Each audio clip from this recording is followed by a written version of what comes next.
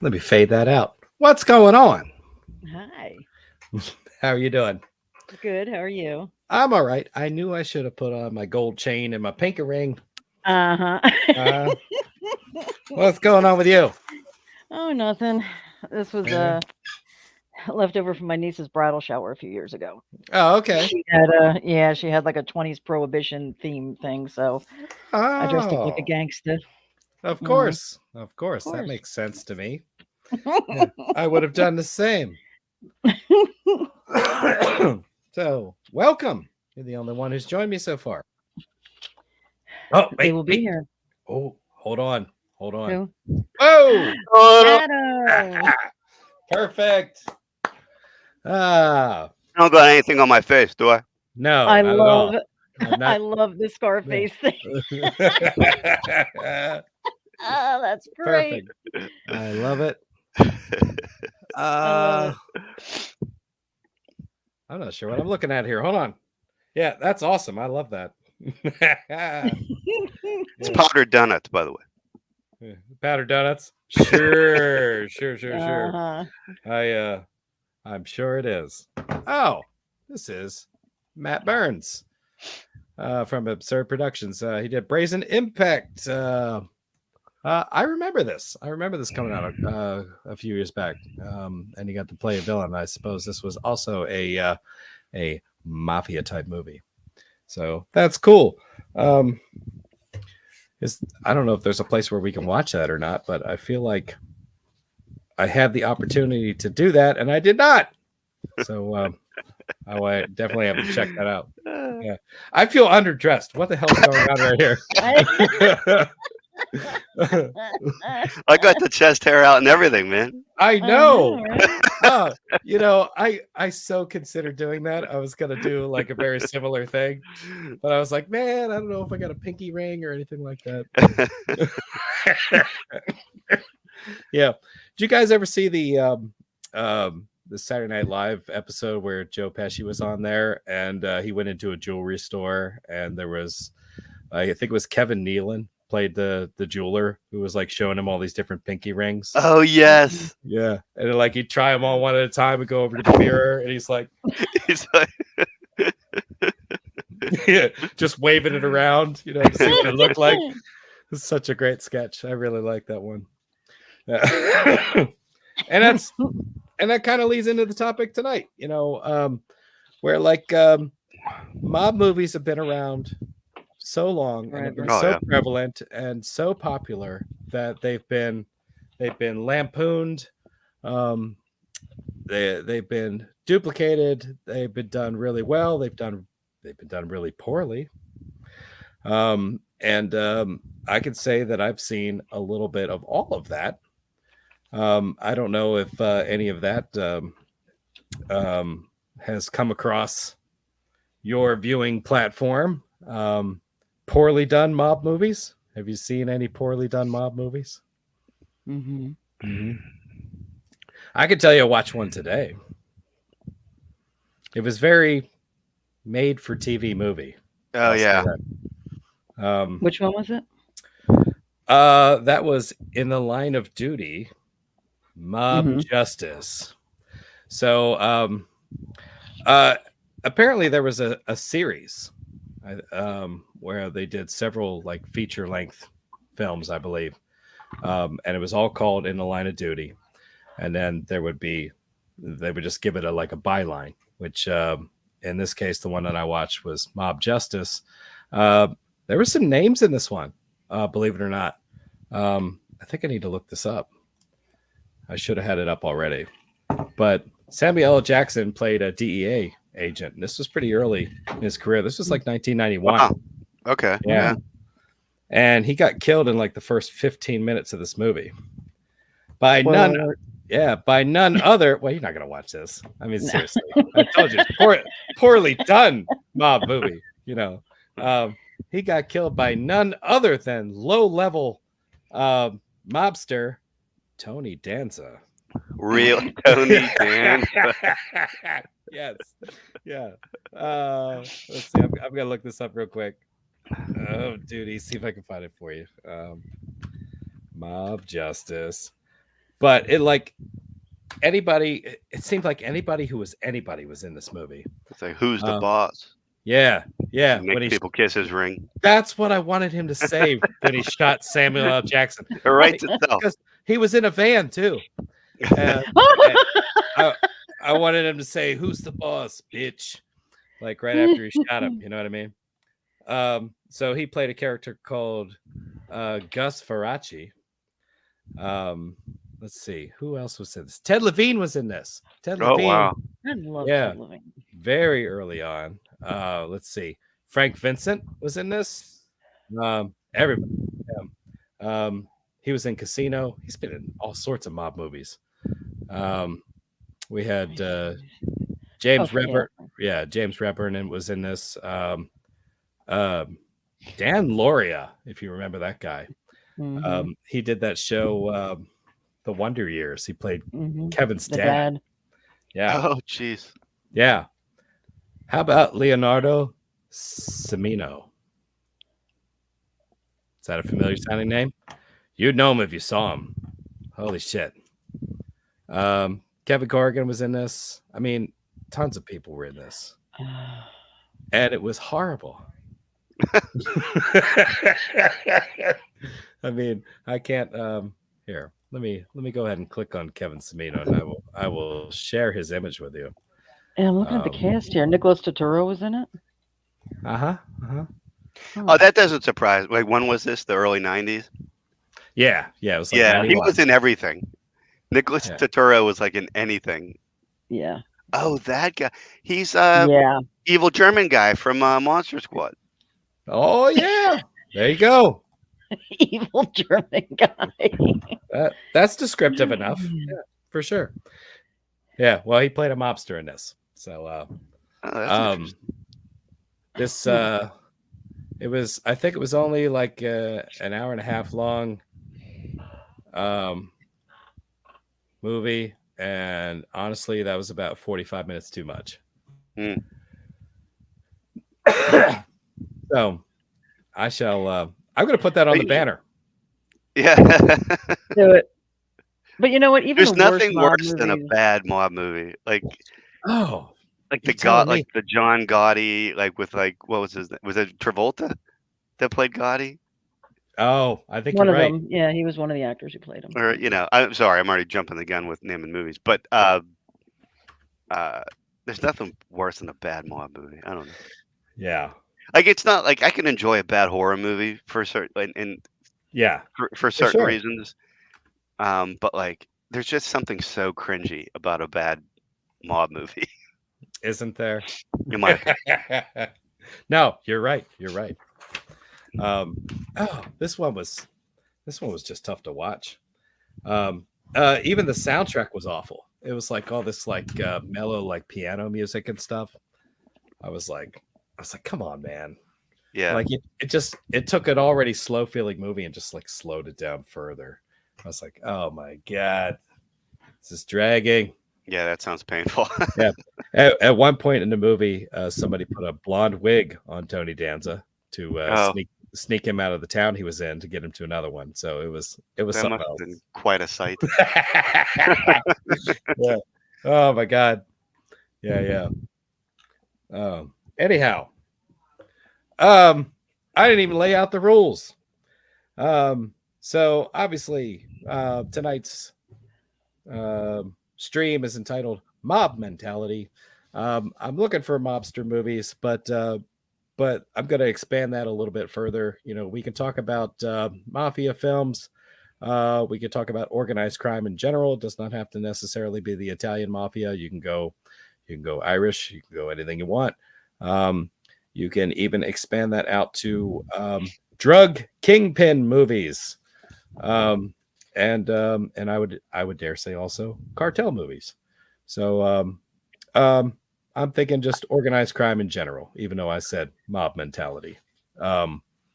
So if you want to crack into it, you can name a favorite. You can name one that you're sorry you ever watched. I don't care. There's some good ones. Nicola Corleone. Yes. That's what my ex-mother-in-law used to call me. Is that right? Nicola. Nicola. Nicola. Nicola. Nicola. Yep. Nicola. All right. I don't even know where to start. This is the longest list I've ever had. Like I said, you can start with something you really love. You can start with something you really hate. Anywhere I'm in going to start between. with one I really love, and it's forgive me, it's got the female aspect to it. I'm going to start with Bella Mafia. Bella Mafia. I don't think I know it. Which I was I made know for you were trying to TV. get us to watch that in the Poconos. I remember that. Yes. It's basically about and now I can't even remember her name. Jesus Christ. Ha! Bette Miller. Is that her name? Jesus Christ? No. Okay. Natasha Kinsky. Um, she plays this girl who is the very beginning. You see her; she's secretly dating um, this boy who is the son of a very powerful family in Italy, and she gets pregnant. She has to give the baby up, and she goes to their house to talk to his father about getting money. This is before she gave it up, about getting money for the baby. Um, and she accidentally gets hit by a car from one of the other sons. Meanwhile, the father of the baby gets killed, which starts a war between this family and the Corolla family.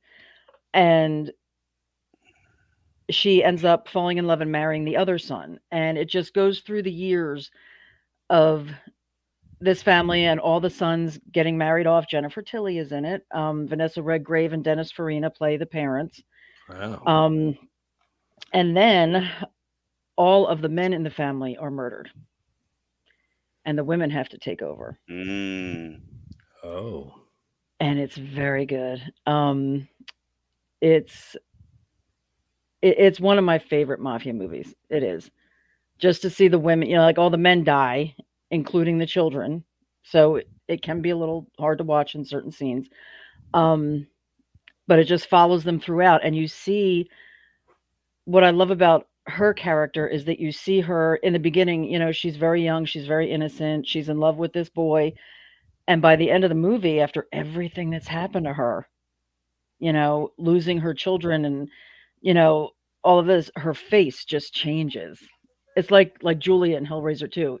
She starts off very innocent, but by the end of the movie, she's got like what they said in the movie, she has the devil in her eyes, And it is a very, I don't want to give away too much if anybody's going to watch it, but James Marsden's in it. Ileana Douglas is in it. It's got a huge cast, and it's just a great, great mafia movie with a female element to it.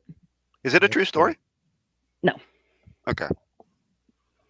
So did she have to? I've never seen it, obviously, but like, does she have to like deal with like other, like mafia families? And Oh yeah. is part of the story like?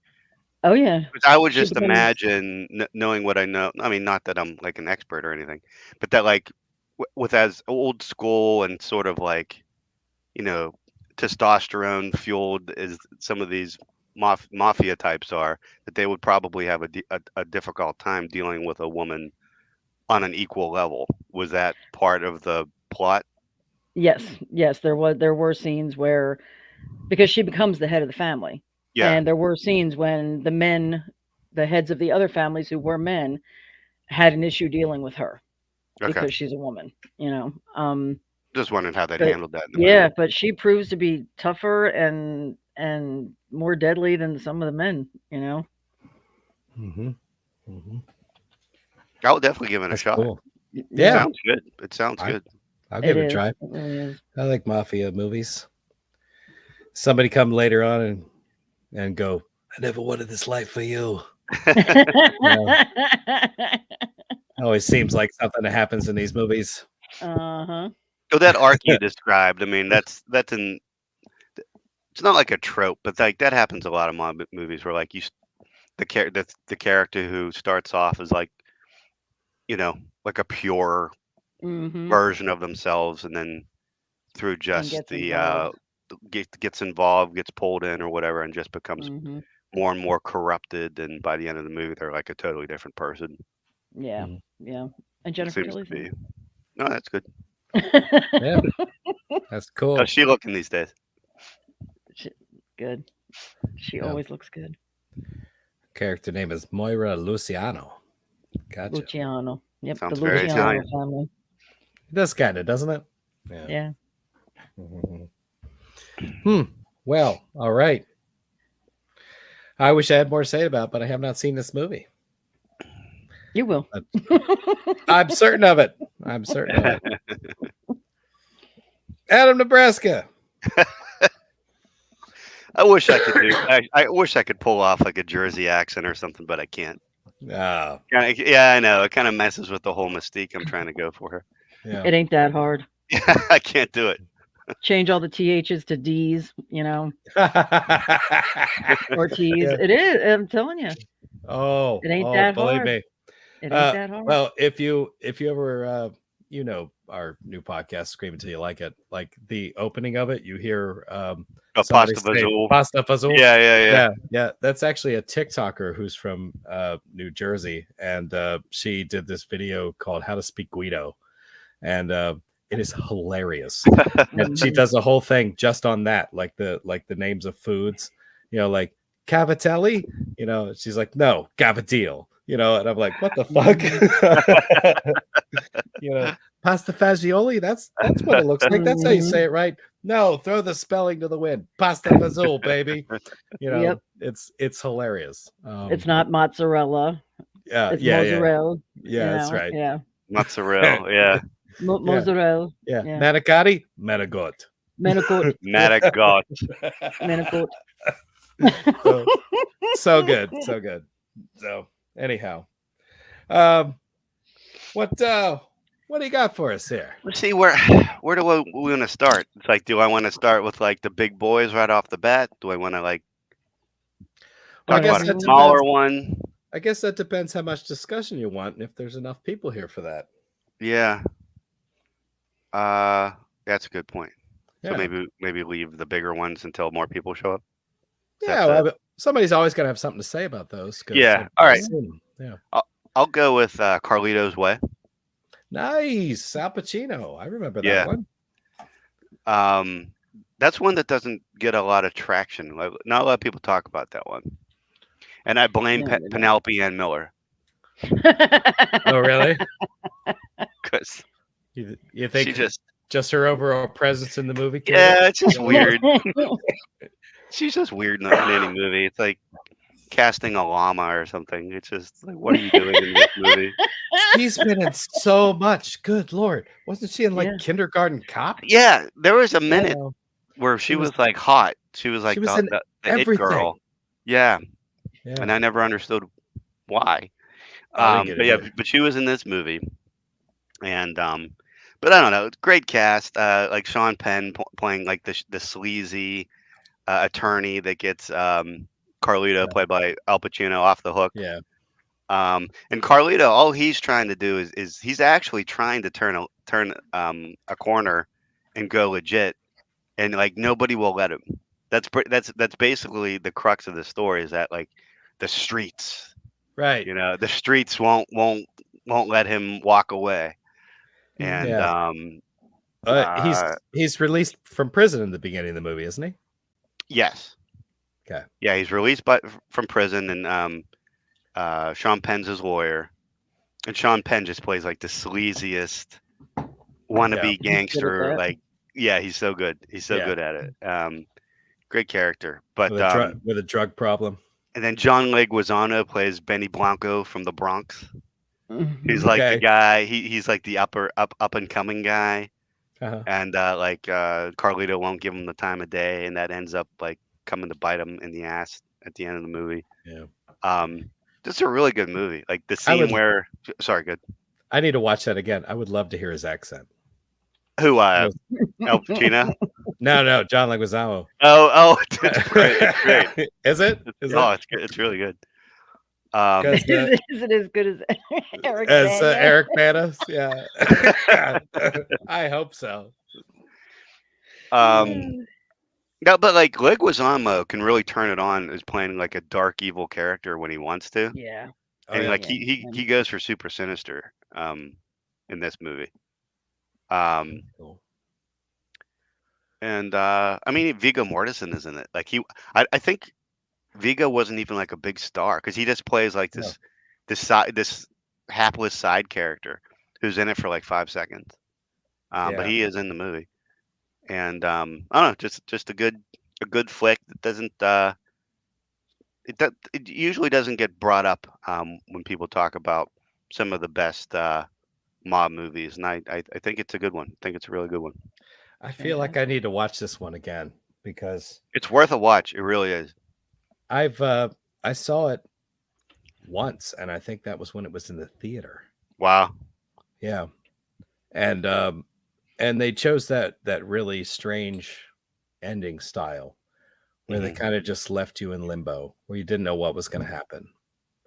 Um, like there's very few movies that I can think of that chose that style. Like just left you guessing. Like, well, maybe this will happen, maybe that'll happen. I don't know. Maybe I'll die.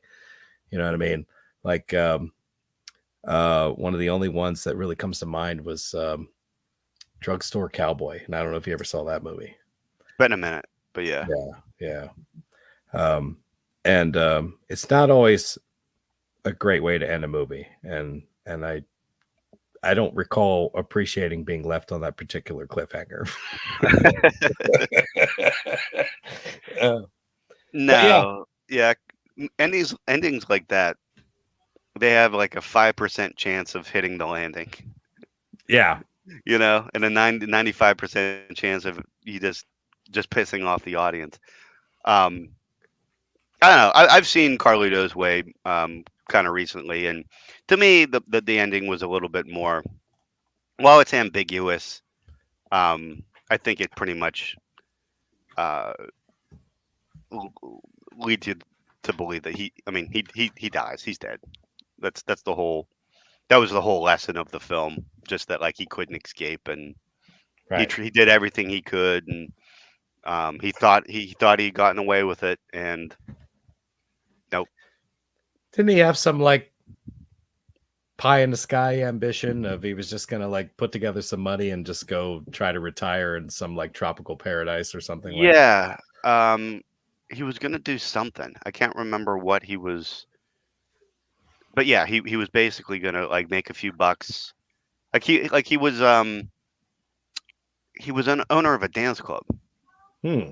or a discotheque, as you were, Okay. as they called them back in the day. It was a discotheque, Discotheque.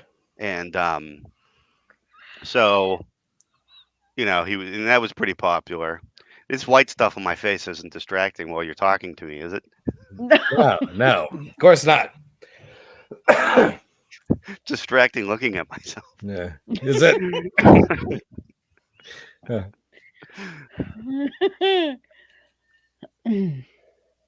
But good flick. It is. yeah. It is Sounds fantastic. awesome. Yeah. No, I do need to go back and watch this one again. And if I would have done my due diligence and watched a few more movies leading up to this, I might have watched this one. Yeah. Um, but this one did not make the list. But I'll have to go back and check it out again. I was just Gonna, curious. gonna be a long winter. You'll have time. That's right. That's right. Watch all the mob movies that I want. I was just curious. Um, since everybody's seen a ton of mob movies, whether they think they did or not, Ryan is of the opinion that he's only ever seen one mob movie in his life, and I'm like, that's not possible. That's Yeah. not possible. You No. you cannot have been on this earth for longer than 30 years and say that you've only ever seen one mob movie. That's not possible. Mhm. Yeah. Do you recall what your first mob movie was?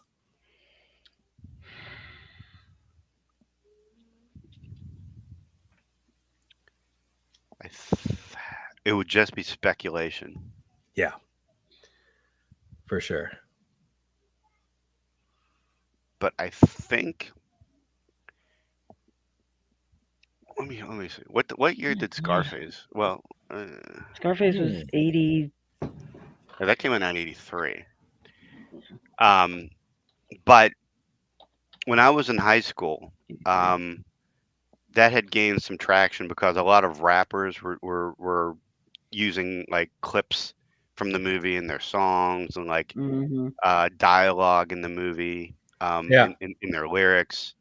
So that became like really popular in my high school. So that actually, it was either for me, it was either the Godfather, the original Godfather, or Scarface. Okay. And I don't know which one I saw first. Okay. But it was one of those two. I'm in the same. I can't think of. I mean, I was young. If I, going back so far, I can't remember. Probably either like Adam, the original Godfather, or Angels with Dirty Faces was probably one of the first gangster movies I ever saw. Gotcha. That's a good one. Yep. That's James Cagney, right? Yep. I don't remember what the first mob movie was that I saw like the whole way through, but like growing up, I remember occasionally there'd be like TV cuts of different things come on, and you catch little bits and pieces of movies like The Godfather. I think the one that sticks out to me the most is to where I felt a good portion of it was Once Upon a Time in America. Yeah, that was definitely one of the. That movie's so long. Yeah, which is why I don't think I ever like really honestly finished it. The good ones are always at least over 2 hours. Yeah, it's so crazy. Why do they have to be sagas? You know what I mean? Because it's usually telling the story of a family throughout the years, sprawling, and all the details from youth to middle age or old age. They have to show the expanse of their how they got there. Yeah, they have to dig out the rats. They have to take care of the rats. They have to, Sounds like you know what you're talking about here. I do. No, Ryan. Hi, Ryan. I feel woefully underdressed. Yeah, right. Me too. Same thing. Suspenders do not work. We're all naked underneath our clothes. Yeah, that's right. That's right. And none of us are wearing pants. But I actually am not. You guys just have that in your closets? Like, what's that? You guys just have those outfits in your closets? Yeah. I had this whole thing. My niece's bridal shower, like 5 years ago, was a like 20s prohibition theme. So I went as a gangster. So that's the only reason this is the first time I've had this stuff on since then. So. And Adam just does a lot of cocaine, so. Yeah. Adam just stuffed his face right in a mountain of coke, He eats a lot of battered donuts. Just change the THs to Ds and you'll be fine. Yeah. It ain't that hard. Oh, Jesus Christ. Like you're from South Philly, You want that whiz? I feel like he needs to be like slumped back. Like like defeated and just like all the guys are breaking into his house. So you guys, sorry to just jump in and interrupt. I'm holding Max up. Say hello to my little friend. Hello, my little friend. I actually have a fake Tommy gun that I got with this. So yeah. Fantastic. Well, Ryan, welcome. Hello. We have not progressed full circle back to me yet, so I mean, if you'd like to hop in here with a mob movie or a drug kingpin movie, or we'll say organized crime, just in general. I wonder what he'll bring up. You know what? No. I wonder. Gee, I wonder what an argument for Carnosaur 3, but no. But you know what? I did realize I have seen another. You said drug movie? Sure. Drug cartel movie. Blow. Johnny Depp. It's a good one. It's a real good one. I remember nothing about it. I saw it when it first came out. I just remember there was a really cool scene set to Ram Jam's Black Betty. Oh yeah. Okay. For about 8 seconds. Well, someone's got to fill me in because I'm going to blow your mind. I've not seen Blow. I haven't either. You haven't? Whoa! Are we serious? Is all we got me talking about Black Betty for I've the 8 seen it. seconds of that movie? Might be. Well, Adam, we might have to rely on you because the rest of us are kind of useless. Yeah. I'll take a stab since it was whatever. I mean, it's like a rags to riches. Like he's just a. Did you kind of watch the Yes, once? He's just like a loser dad kind of thing, or not a dad at the beginning. I don't think. Either way, he's a loser that gets into like small time, crime, petty theft, stuff like that, and works as it's basically Scarface with Johnny Depp. Yeah. Except he doesn't die at the end. He goes to jail. It's a true story. Yeah.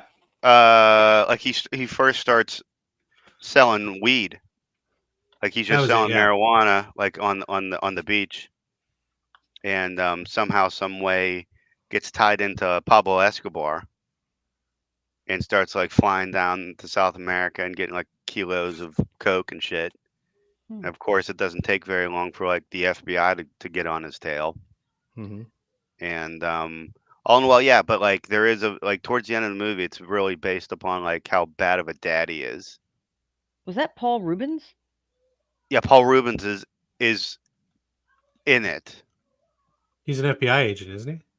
No, he's a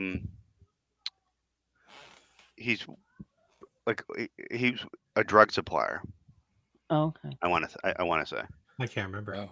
Ray Liotta's in it. Yeah. I'm gonna have to put this on my list. Yeah. It's really, from what I remember, it was really good. It was, yeah. It's really obviously not good enough for me to ever watch it again, but yeah, or to commit the events to memory. Yeah, but I mean, I watched it. So for me to actually watch a mob movie.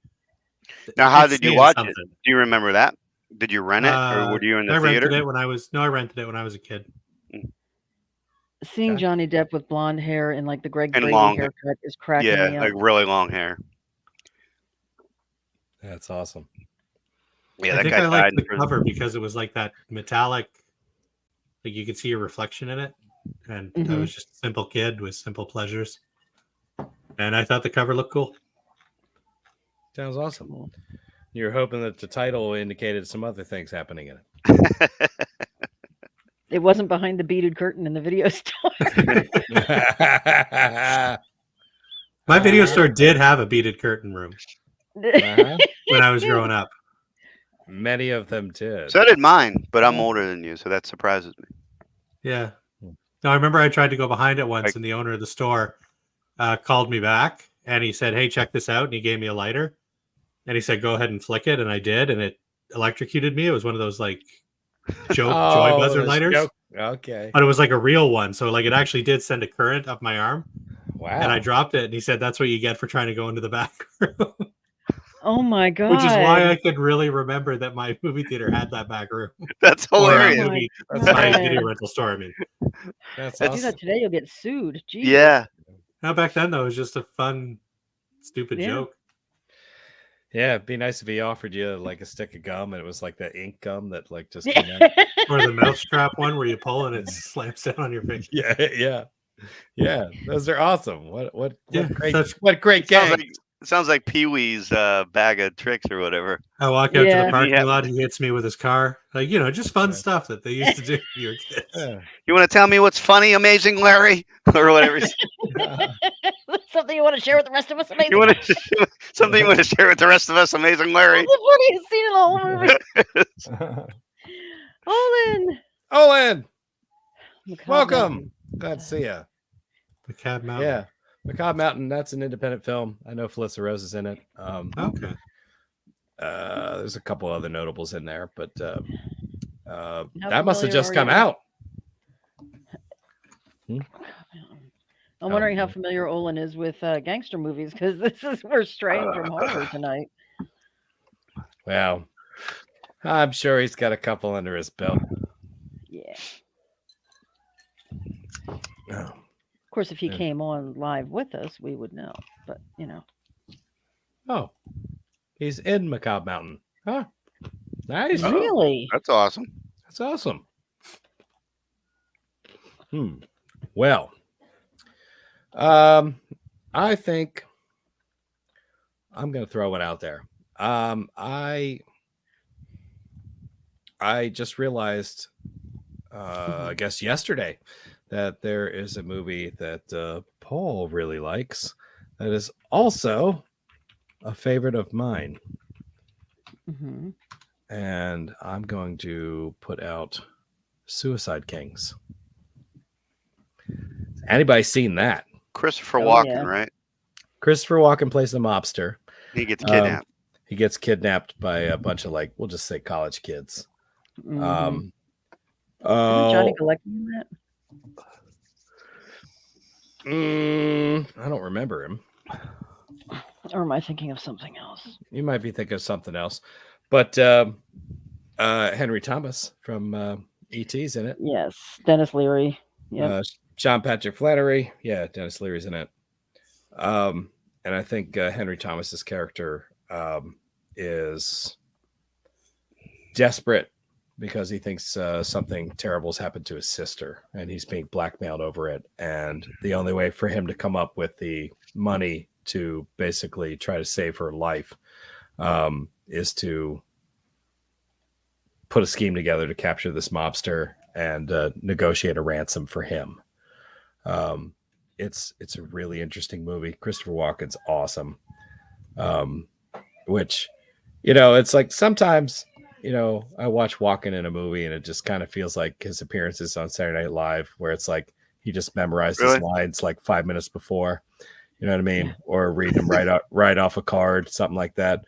But he was pretty awesome in this one, especially when he had the realization that they had taken one of his fingers off, and he just lost his shit and like wanted to murder them, even though he was. Oh, he didn't know. He did it when they did it when he was passed out. Yeah. And they put it on ice. And they're like, "Hey, you help us out, we'll make sure you get to a hospital." And they put this back on. And he's like, "You motherfuckers, you fuck with the wrong guy." Yeah. All that stuff. Yeah. I only saw it one time, but I remember liking it. Yeah. It was. No, Johnny Galecki is in it. Okay. Oh, is he? I missed him. What a character he played. But like, oh yeah, Dennis Leary's character is pretty funny, as per usual. Dennis Leary's in it. Okay. Yeah. He just plays a guy who has a serious temper problem, which is fitting for him because of all the rants that he's gone on in his comedy and so forth. It's really easy for him to just like be angry. But he's pretty violent in this movie. Like at one point he like beats the shit out of somebody with a golf club. He's one of these guys that doesn't do a lot of like fancy stuff for himself. And like, he makes a point of talking about these new boots that he bought himself, that they're made out of stingray. And like everybody who hears that, they're like, fish boots. And like, it's just, Eddie like gets all upset, like personally offended that no, they're not fish boots, that type of shit, but yeah, I enjoyed it quite a bit. One character is like a med student. I think that's Jeremy Sisko's character.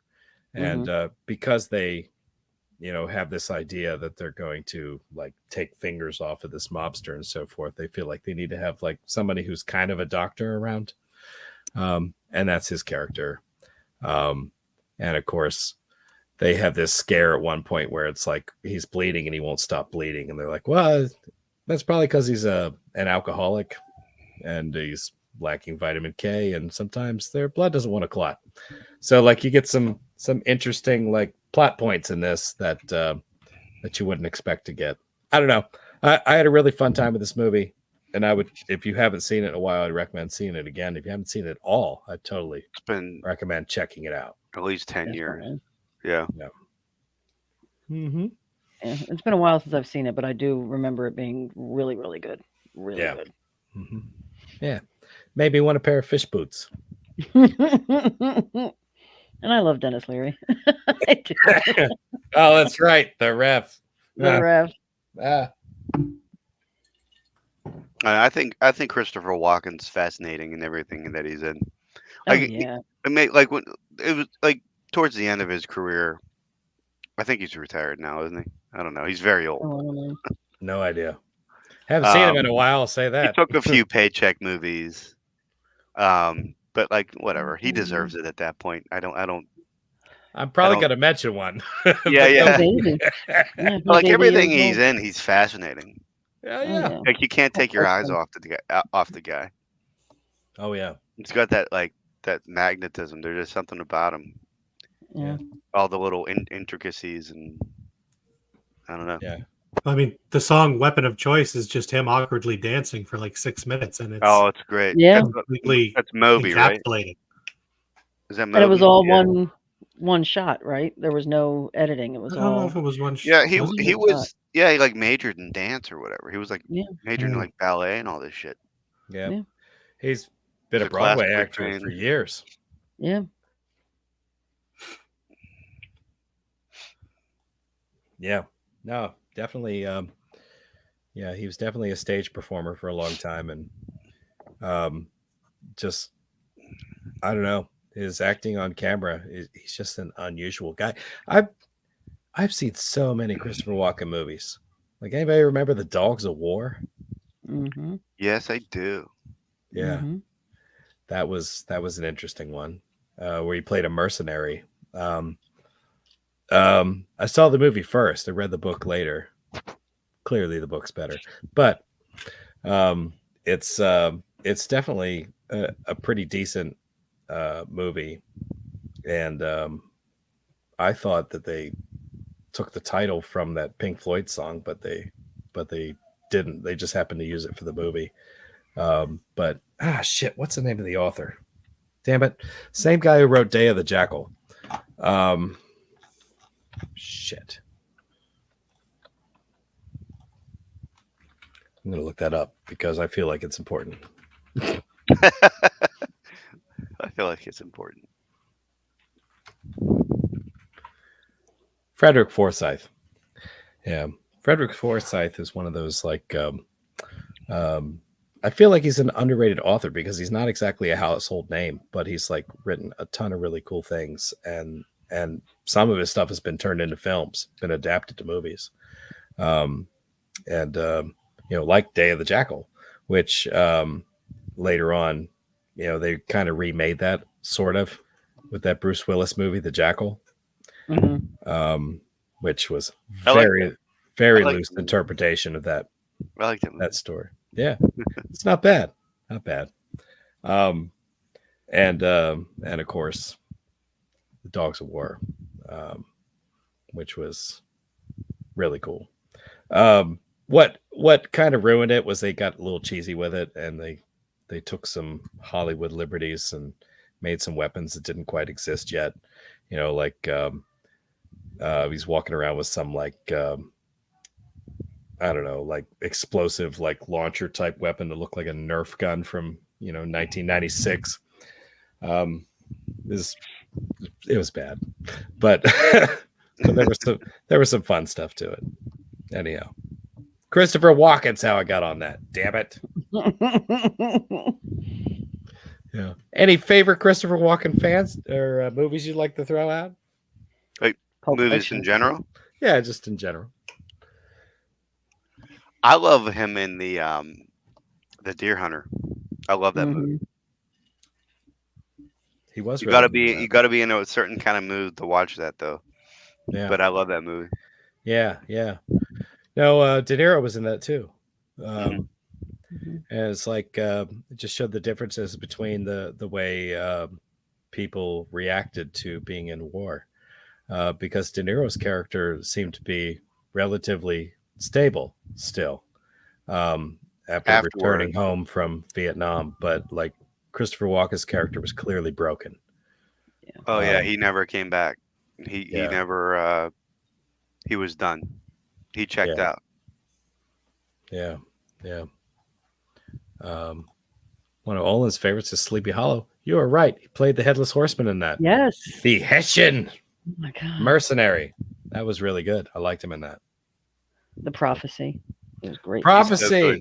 He's so good in The Prophecy. It's Gabriel. That's a movie that needed another $5 million in the budget to do something with it. You could tell they were struggling. They were struggling with the effects and trying to like tell this epic story with like 50 cents. Yeah.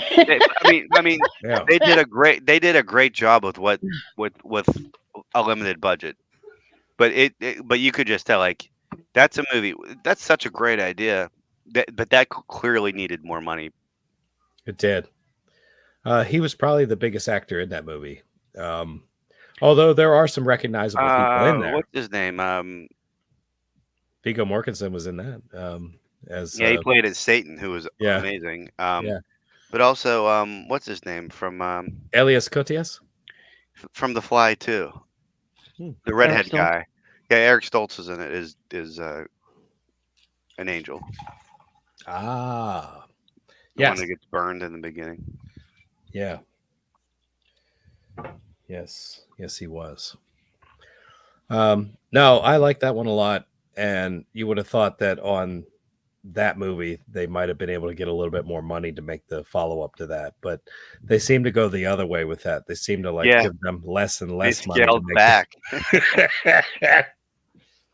Although we did manage to get Tony Todd in one of those. I don't remember if it was the third one or it was the fourth one. I can't remember, but there's 4 prophecy movies. Yeah, at least at some point they flip it to where Christopher Walken is the good guy. Yeah.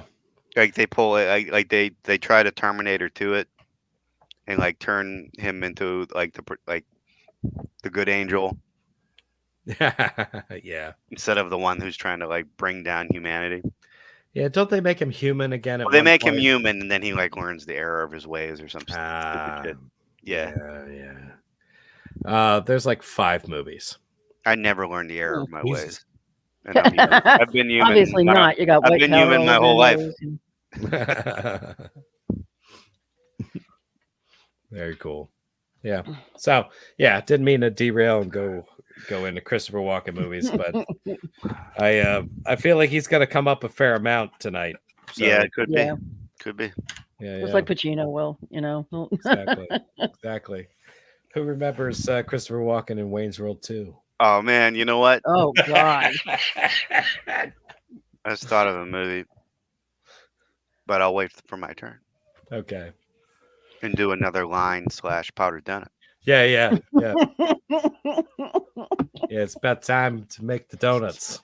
I might have to fix my makeup here in a second. Yeah. I feel like I should be sitting here with some sausage and peppers, Yeah. All right. Nicola. I got your sausage right here. Oh, Jesus. Oh. Never a fan of the Guidos. Sorry. He was in the Dead Zone. Yes, good call. Owen. What a great movie. Yeah, that was a good Nobody's mentioned the Country Bears. Country Bears? We literally named every Christopher Walken movie except for Country Bears. Maybe there's a reason for that. I don't know. I've never heard of it. Go watch it and then come back and tell me it's not the most batshit insane thing you've ever seen. Okay. Well, most of your recommendations are from 2002. He plays like a ranger, doesn't he?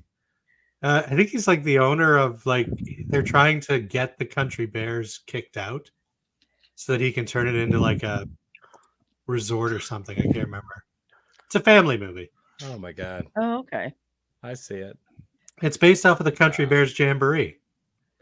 I got you. Like that Chuck E. Cheese kind of thing, like with the animatronics. Okay. Yeah. Yeah. They always scared me.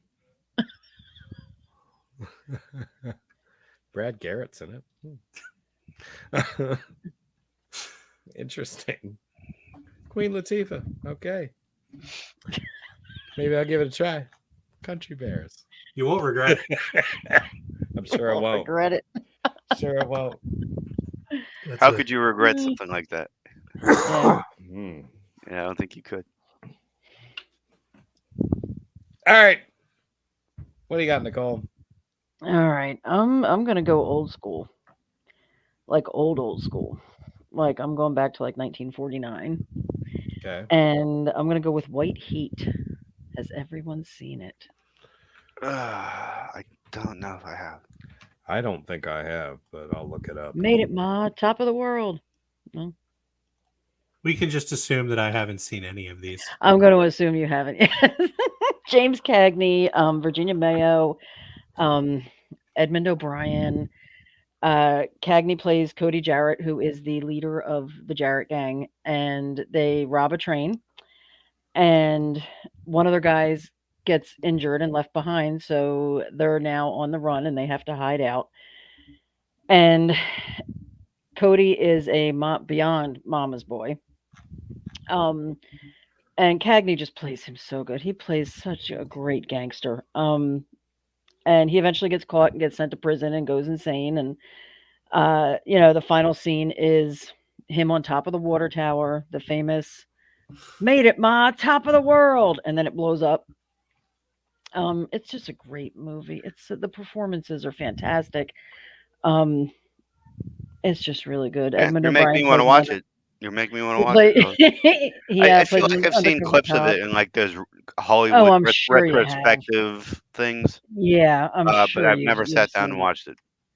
It's one of my favorite Cagney movies. And I'm a diehard Cagney fan. And he was such a great improv actor too. He would like in this movie, he would have like little side conversations with his co-stars and not tell the directors or anybody what he was going to do. And this one, Virginia Mayo plays his wife, and he comes into the room. She's standing on a chair, modeling, looking at herself in her new fur coat. And he asks her where his mother is. And she's like, "You like strawberries, don't you?" Well, she just had to go get some strawberries for her boy. And he had pulled her aside before the scene was going to happen. And he said, "If I push you down, can you land on the couch?" And she's like, "Yeah." So after she says that line, he turns around and just shoves her off the chair. And she flies off and lands on the couch. And it's just such a great famous scene that was just completely on a whim. And that's hilarious. Yeah, it's it's black and white, old school gangster that I love so much, and it's really a fantastic movie. If you haven't seen it, please do. Huh. Well, I will write it down, because looking at it on IMDb, I can tell you honestly, I have not seen this. Not even 5 seconds of it. Thinking about this, it's kind of like neo-noir and like gangster movies are like, are they the same genre all the time?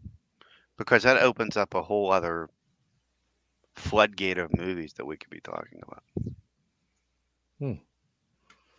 Possibly. I mean, I have all the Humphrey Bogart stuff, and yeah. I don't know. Well, Casablanca and like Maltese Casablanca was a Falcon Nazi and stuff. movie, wasn't it? Like there's criminals. Yeah. That's why I mean, this was a gang, leader of the gang. Yeah. That's why I figured this one would fit in. Yeah, it makes sense. Oh, definitely does. Yeah. Not disputing that at all. Definitely falls into organized crime. Anything with Cagney, I mean, anything. And like we were talking about, like you said, Christopher Walken took ballet. Cagney was originally, he's a song and dance man. He loved doing I would Yankee never Doodle have guessed Dandy that. and the Seven I never Little would have Boys. guessed that. Yeah, he did not like doing gangster movies at all. He did it a to typecast, I guess. He shouldn't have done them so well then. I know. Yeah. He was a boxer. He was a boxer in Hell's Kitchen growing up. And I mean, like, and he basically played the same character in all these movies. Yeah, it was a lot of gangsters. Yep. Yeah. Did he have any like dirty rat lines in this movie? You dang dirty rat. Just that one. "Made it, Ma, top of the world." Because she would, throughout the movie, she would say to him, "You're going to be at the top of the world one day, son." And she dies, eventually. And after he escapes from prison, and he's got the undercover cop held hostage, and then he makes his way up on top of the oil tower or whatever it was. And he's up there screaming, "Made it, Ma, top of the world." Yeah. Just before the end. Just before it blows up. Yeah. And then he blows up. Sweet. Awesome. Yeah. Feels appropriate. Feels like an appropriate way to end a Kingpin type movie. Yeah. Just kill him at the height of their. He died in a lot of his movies. Yes. Sure. Well, of course. Why not? Yeah. How else you got to end it? Put him in jail? Yeah. That's so anticlimactic. It is. You know, you got to have a shootout at the end. Yeah. Yeah. Well, okay. White Heat. Adam. Haven't seen it, but will. I'll definitely track that one down. Yeah. What are you feeling, Adam? True Romance. Oh, I have seen this one. Good one. And See, like we were just Ryan, that one wasn't even on my radar until we started talking about Walken. But and then I know maybe possibly opinions differ on this film, but I fucking love this movie. I think it's fantastic. Written by Quentin Tarantino, sold. He used the money that he made from selling the script to make Reservoir Dogs. Okay. Oh, really? So that means it's a twofer. But like what it's just an awesome cast. I mean, like what's his name? What an awesome cast, and I can't remember the guy's name. Christopher, yeah, Gary Christian Oldman. Slater.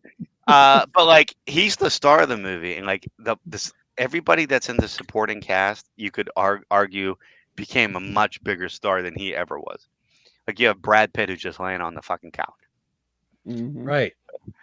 James Gandolfini. Who's just like in the background. Yeah. Yeah, he's the best. Samuel L. Jackson. Was Tom Sizemore in it too? He played one of the cops? It wouldn't surprise me if he was in it. Oh, yeah, he was in that. Yeah, you're right. He was one of the cops. I totally forgot about that.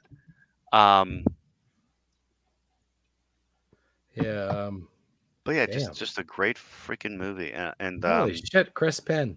Val Kilmer. Chris Penn was also in Reservoir Dogs. Chris Penn was in this movie? Yeah. Nicky Dimes. I don't remember. Chris Penn played a great mobster.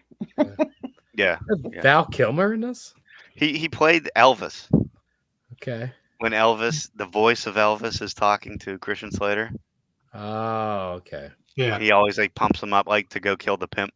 And like Drexel, who is what's his name? Gary Oldman. Gary Oldman. Like Gary Oldman has never been more terrifying than this wannabe Rasta guy with the dreads and like the one bad eye and like a scar on his he looks absolutely terrifying. And he's he beats him down and he's like, "You must have thought it was White Boy Day." It's not White Boy Day, is it? Gary Oldman dying 20 minutes into that movie is like the biggest offense I've ever seen in the history of movies. Wow. I mean, it would have been, but you still had Walken as the main baddie. And Gary Oldman was so fucking good in that. Yeah, he was really good. Gary Oldman is good in everything. But he was just a pimp. Like he was just a pimp. Like that was his part. He was just the pimp. Yeah. I remember you recommended me to watch it, and I'm sitting there watching, and all I can think of, because you had mentioned you don't like it. Tarantino. No, I didn't. It's not that I hated it. I just thought it was mid. I'm watching it, and I'm like, wow, this feels like if Tony Scott was directing a movie based off of a Quentin Tarantino script. And then I looked up the information on the movie, and I was like, holy shit, this is a Tony Scott. Oh, that's spot on. Yeah, it totally does. You almost wonder, like, what would that movie have looked like if Quentin Tarantino had just done it? Like, who hasn't had that thought before? But I still love it. I think it's a great movie. Soundtrack rocks. It's got some great scenes, like Gordon Pinchot. Yeah, Bronson Pinchot. Oh yeah, Bronson Pinchot. Thank you. Balky Bartakos. When he gets pulled over and he's just got the coke all over his face. Honestly, every time I hear his name, the first thing that comes to mind is the Langoliers. Oh, yeah. Yeah. Not Beverly Hills Cop? I think a Beverly Hills Cop. Yeah. Yeah. There's another one I think of of those the coming out. Langoliers too.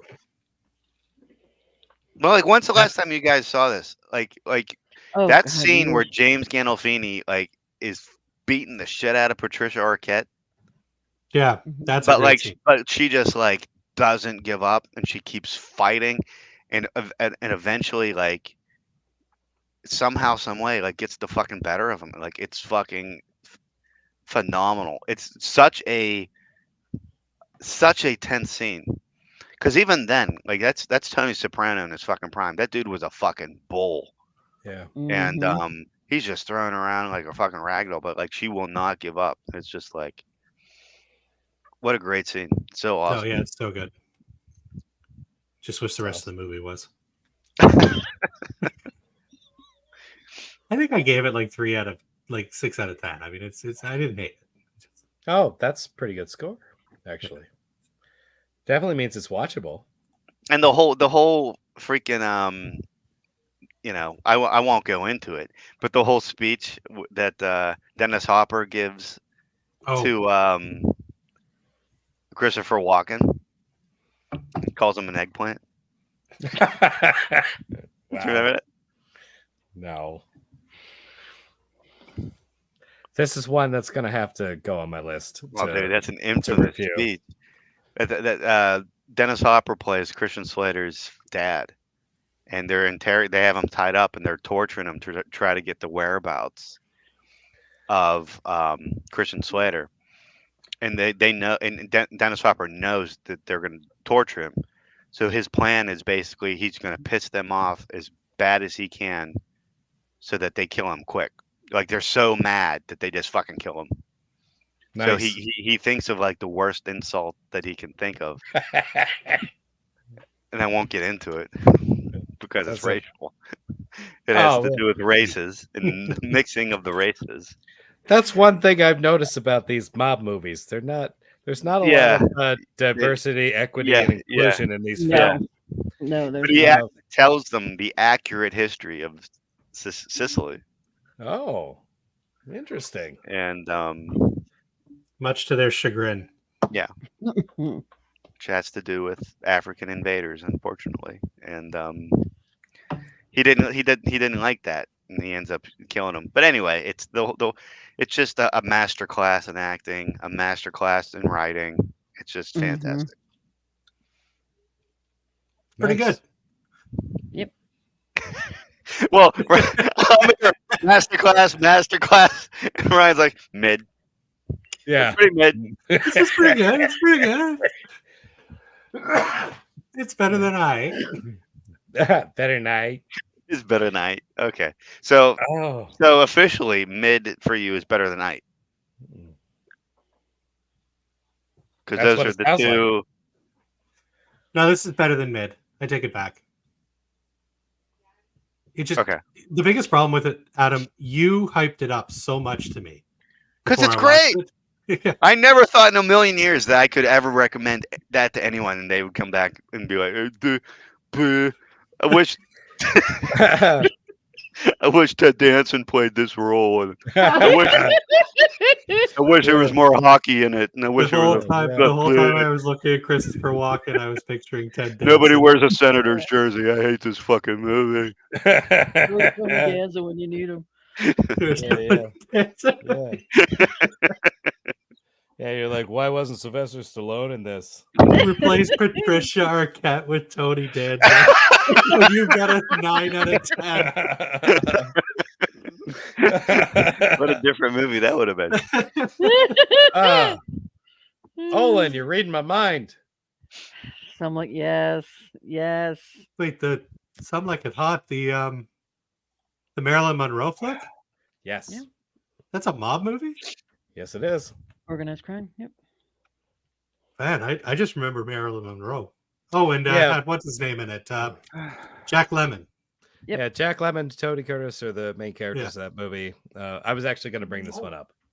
That's right. They were running from the mob. They were running from the mob because they witnessed something that very closely resembles the St. Valentine's Day Massacre. Mm-hmm. That's right. They have musicians, and It's all coming back to me. They cross-dress and they come up with this plan to leave town. So, yeah, they pretend to be women. They pretend to be women in the movie, and they escape. Olin has great taste. I love it. I love that we're going back to the old gangster movies. You know, I'm very happy about that. Yeah, that's a good one, definitely. That's a really good one. And he mentioned The Irishman, which I also have on my list. Yeah. Yes. Yeah. Adam just powdered his nose. Literally.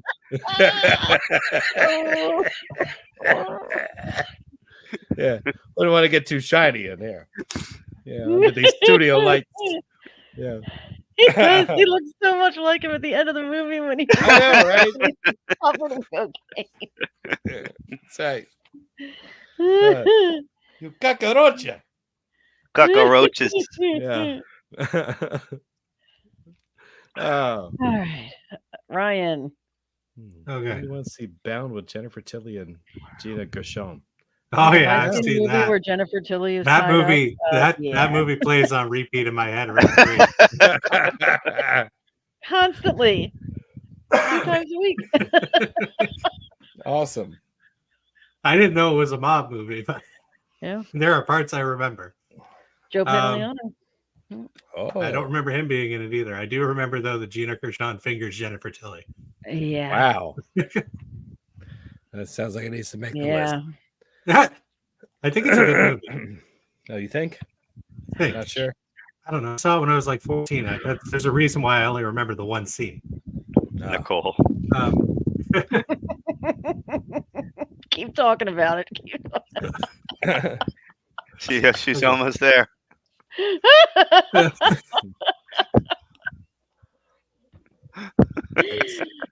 Great movie. Great movie. Sounds awesome. Tough ex-con Corky and her lover Violet concoct a scheme to steal millions of stashed mob money and pin the blame on Violet's crooked boyfriend Caesar. Sounds great. I'm going to write it down. Have you never seen it, Clint? No, 1996. You kidding me? Oh. Shit, I was 14. Yeah. Because I saw it. Go ahead. I would have been going to see Beavis and Butthead Do America at this time. Go for it. Yeah. Anything with Jennifer Tilly tied up. Go ahead, Ryan. What were you saying? I was just going to say I was surprised. I remembered I was 14. So just apparently it did have a very big impact on me. Sweet. It would have. It would have. All right. Well, I got to drop out at 8:30, so I better bring up the movie that I was going to bring up. Okay. So I think we're all aware of this movie, Rags to Riches story. Ends with the classic. Excuse me, sorry. Classic. The king is lost. The world is yours. Above it there. Yeah. Of course, talking about the 1932 movie Scarface, about a bootlegger.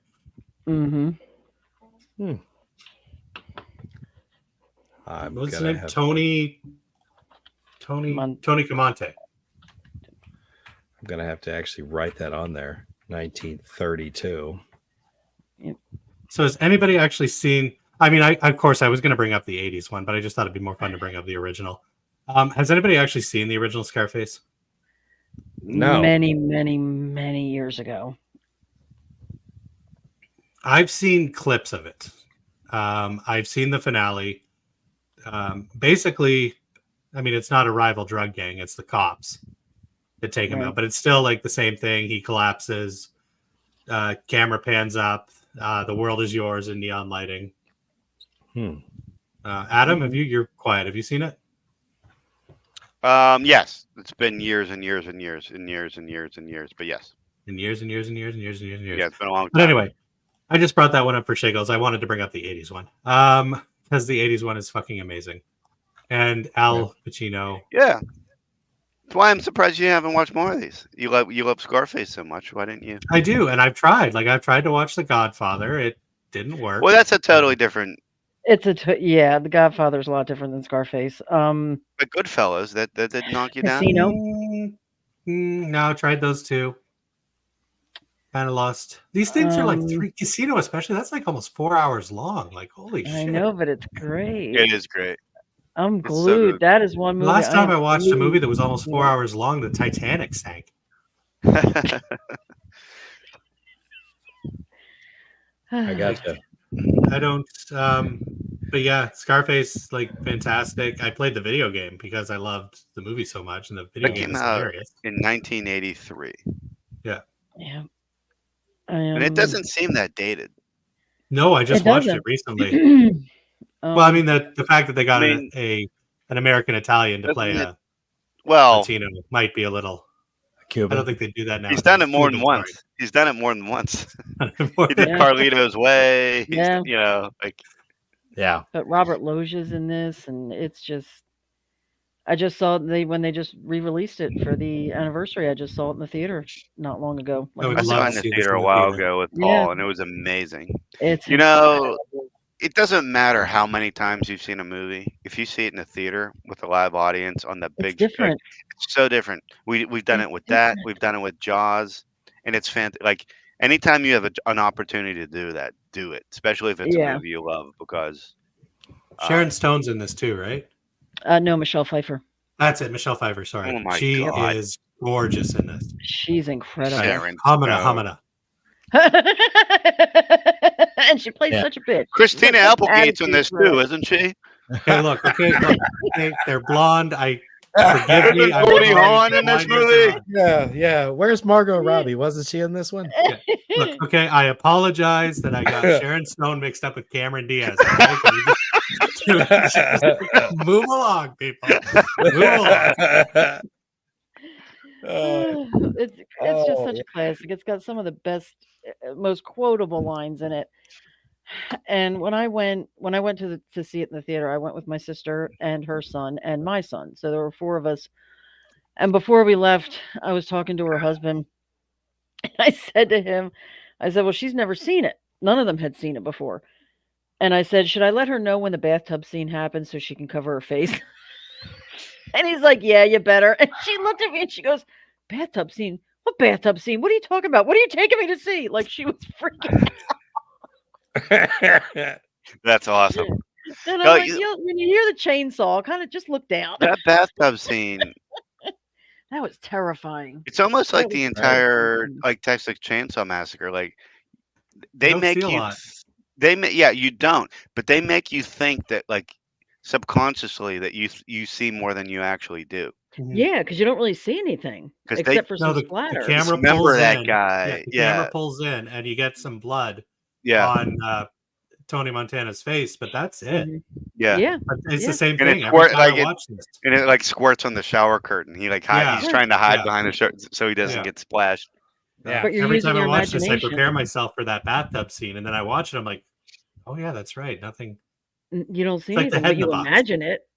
Yeah. Your imagination is what scares you in that movie. It's no matter how many times I watch that scene, that lady that has the fucking machine gun hidden under the pillow, who just jumps up and she's like, "Gotcha!" or whatever the fuck she says. It scares the fuck out of me every time. I'm always like, I know it's coming. I know it's coming. I know it's coming. And I'm like, oh shit. She got me again. It's like the Exorcist 3 jump scare. It's like, wow. Yeah. Quick note about the video game too. I don't know if anybody has actually played it. It's very similar to Grand Theft Auto. It holds. Sounds amazing. It holds my absolute favorite. Scarface. In a lot of these open world games, they don't let you go in the water because they don't want you to go off the map, right? Scarface, the video game, has the best reason why you can't go in the water. If you go swimming, after about 10 seconds, a shark pops up and eats you. And then you're game over, and you start back on land. Wow. I'm like, that makes sense. I won't go in the water because there's fucking sharks. Right. Makes sense. So not just a very smart movie, it's So also much a for very the smart beach video industry. game. Yeah. And then Mayor Vaughn comes out. We got to keep these beaches open. Yeah. They could have got him with gators. Yeah. Yeah. Yeah. Yeah. No, Scarface is one of the few. Or like a narwhal. A narwhal just impales them. Narwhal, sure. Coming up and Nailed by a narwhal. piercing them. Yeah. Python comes up with and their gets unicorn horn. Yeah. I can't believe a narwhal is actually a real thing. It sounds like something. Sounds like weird? Sounds like a Pokemon. Yeah. Real life unicorn. Yeah. Like Adam said, like, or I think maybe it was Nicole. One of you said, "I can't believe you haven't watched more of these because you love Scarface so much." Yeah. I haven't found. Nothing feels like Scarface. Have you seen Carlito's Way? But nothing No, ever I will. don't even know what that is. It's Al Pacino, also playing another Hispanic gangster. I don't think that was what I liked about it. That's what it was.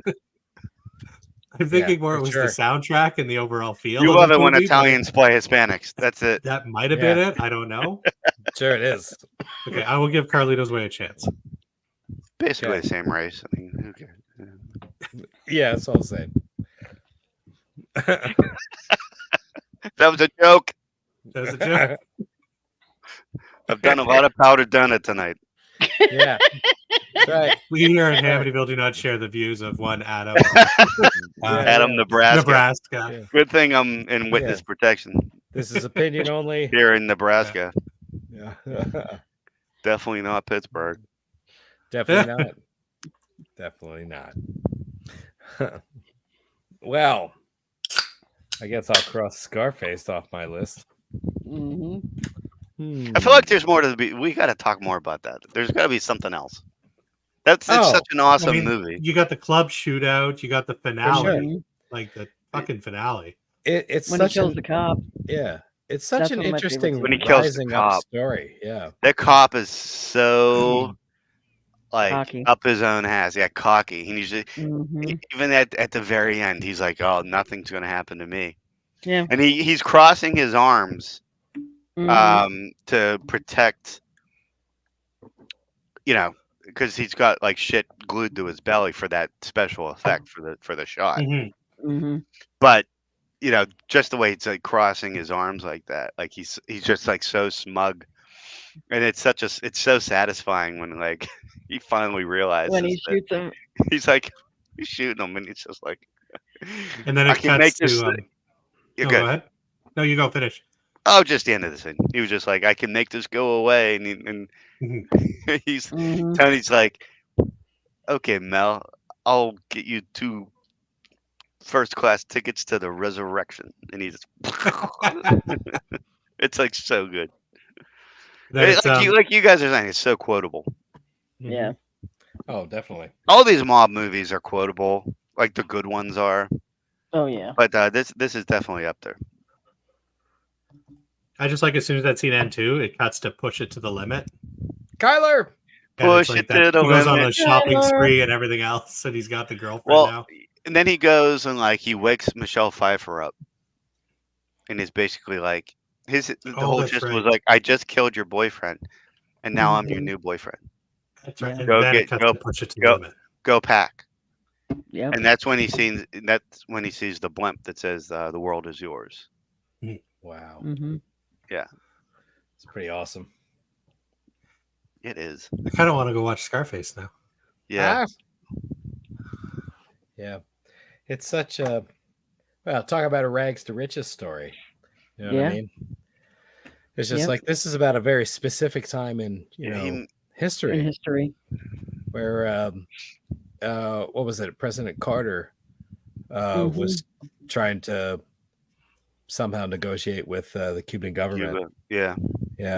And like I guess they had a lot of people they were just going to kill, and they're like, "Oh, you want to help? Sure, we'll send you some refugees." Yeah. They just turned out everybody in their prisons and sent them to America. Yep. So it's like That would be the interesting part. There is to basically get the backstory of Scarface. What the fuck was he doing in prison in the first place? Yeah. Then he got turned out and sent to America. Did he want to fuck his sister? Yes, I don't know. 100%. Okay. This is a little weird. Because well, it is. But like he would get insanely murderously jealous whenever Gina would like be with another guy. I mean, He killed his He best just- friend over it. granted, if I saw some dude taking my sister to the men's room in a fucking stall to make out, I'd stab him with a Make out? screwdriver. But Yeah, he didn't take her there to make out. well, you know what I mean. Yeah. Yeah. But like his best friend. Like Yeah. if you don't want your best friend with your sister, why is he your best friend? Sure. He doesn't want anybody with her. I think because he was away for so long and he missed her growing up. And he always thought of her as a little girl. So So when he you sees didn't her catch dancing any- around in like nothing and You didn't catch He any gets nuts. incestual thing then? You just think it was straight up a big brother trying Just to an protect his little sister? overprotective big brother, maybe. overprotective, yeah. Yeah. I got incest vibes. I got incest vibes. Yeah, that Okay. says a lot. This is interesting.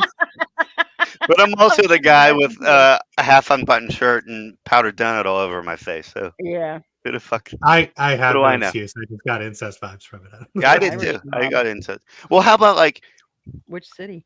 because she comes into the room and she's like in lingerie and she's like, "Isn't this what you want, Tony? Yeah. You want me to yourself?" Yeah. So like even she was picking up on it. You want to fuck me, Tony, or something like Yeah, that. like even she was picking up on it. Like He wow. was so friggin' stoned. Oh yeah. Well, he had his face in a fucking pile of Oh, donuts. Yeah. donuts. Yeah. Yeah. That's right. Powdered donuts, man. Downfall of Oh. humanity. Really, last thing about the video game. So at the end of the movie when he's like, I'm Tony fucking Montana, and the guy's sneaking up behind him to basically the coup de grace. It's the finale. He gets shot in the back, falls into the fountain. In the video game, you realize that guy's coming from behind, and that's how the game starts: is you turning around and blowing him away and escaping through that window. And that's why the video game is a sequel to the movie. It's an alternate reality where Tony Montana lived. Awesome. I'll play it just for that. Nice.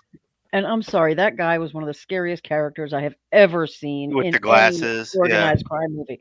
He was terrifying. Yeah. Like all these mob movies have that henchman, that one henchman. Who Like just Michael never said Corleone anything. had that. Yeah. Like Gary Busey in Lethal Weapon. Just does whatever Right. you tell him like a robot. That's right. Mr. Joshua. The first thing I thought of was the lighter on the arm thing. That's right. Oh, right. Anyway, I got to sign off, guys. Great chatting Okay. with y'all. And Bye, Adam, Ryan. Good to see Keep you. up Thanks the- for coming. keep up the powdered look. It's working for you. I got cinnamon next. It'll be a little. Going to the hard stuff. Yeah. That's right. That's right. All It's right. gonna get crazy. It is. Bye, guys. Bye. Good night, Yeah. Ryan. Love you. Yeah. Well, fantastic. Your turn. My turn. Your turn. All right. Keep talking. I'm gonna pee. Bye. Okay. Fantastic. Good to see you. Thanks for coming.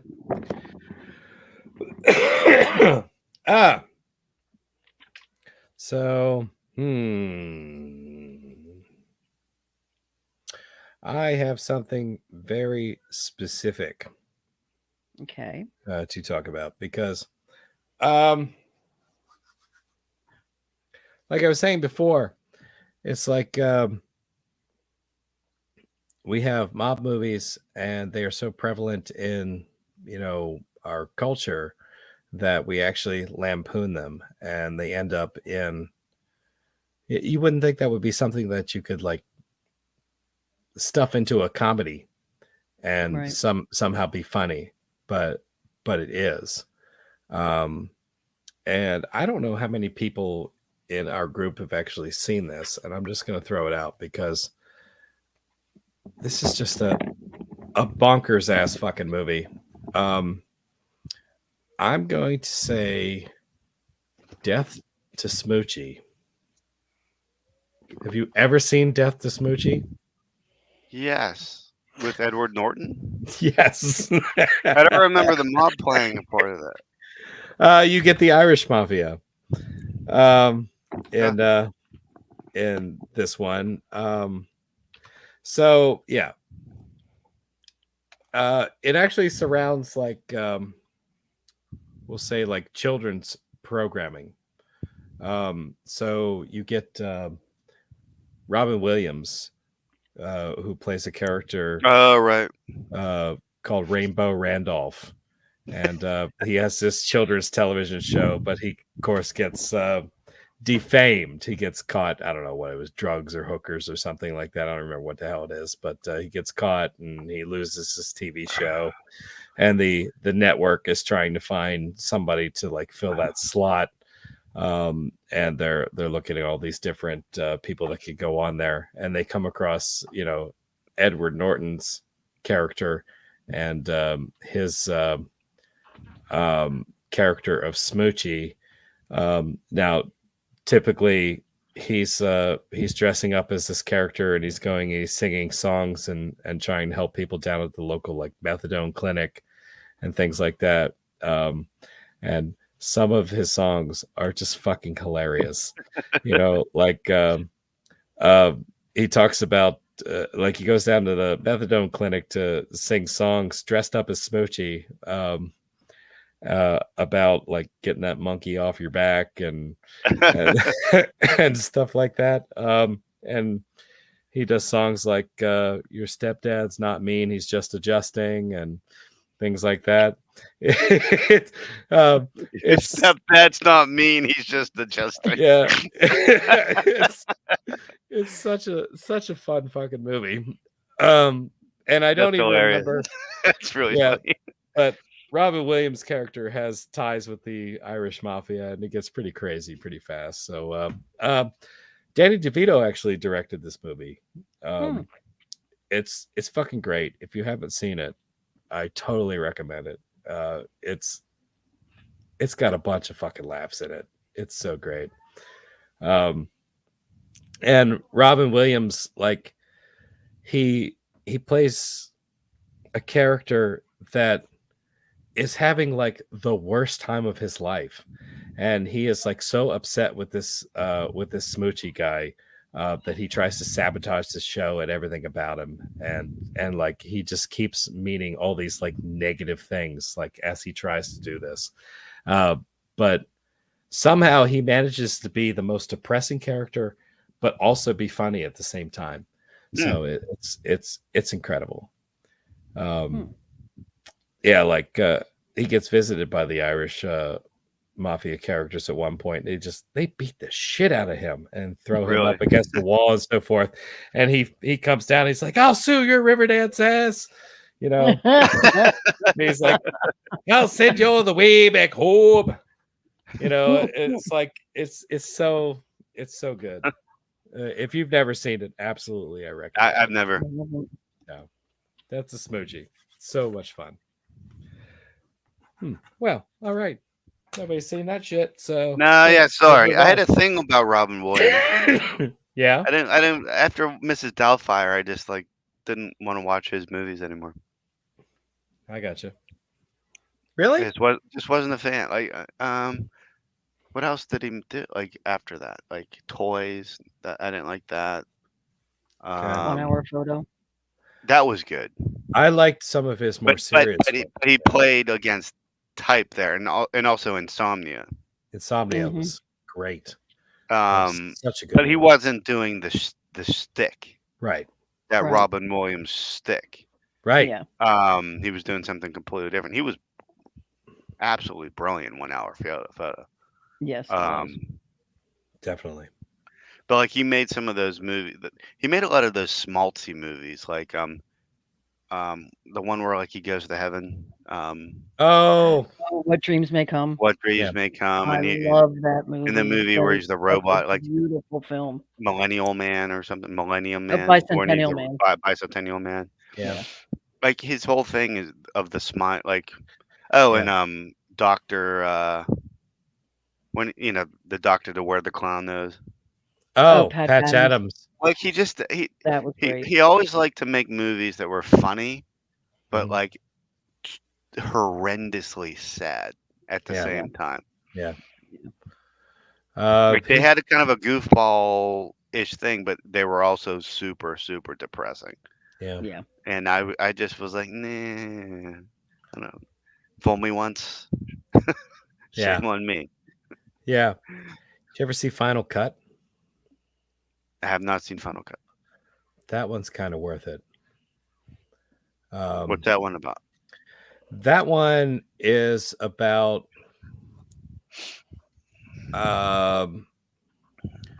when people die, creating memorial videos based on their memories.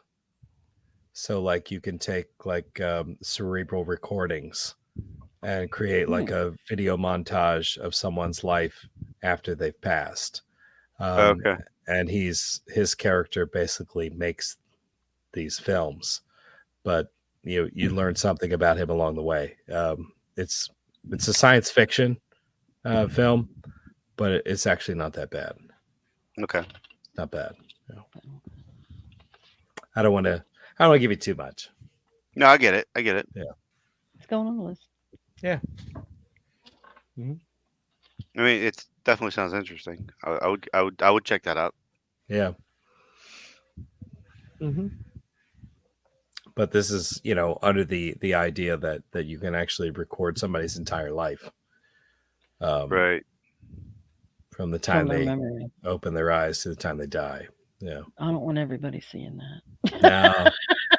No. There's a lot in there. I don't want anybody. Yeah. Well, that's kind of his job. He's an editor. To just show you the highlights. Yeah. Like no Not one me is sitting allowed here to see watching what I down, do in my private moments. I'm That's right. weird. I'm so fucking weird. Yeah. That's right. That's right. You don't want them to see you. I'm weird enough in front of people. Can you imagine what I do when no one's around? Yeah. You don't want anybody to know I how try many not powdered to. donuts I don't you have. want to, yeah. Fend off the nightmares. Yep. If anybody knew the sheer number of powdered donuts in your side room right now, they'd be like, "Son of a bitch! Somebody needs to commit this guy." When you would buy that stack of the donuts, though, and they came in the powdered cinnamon and the plain. Yeah, mm-hmm. The plain was the best one. If you dunked, I it would in crush coffee. the plain. I love those plain donuts. They were sweet. They were delicious. They didn't need anything on them.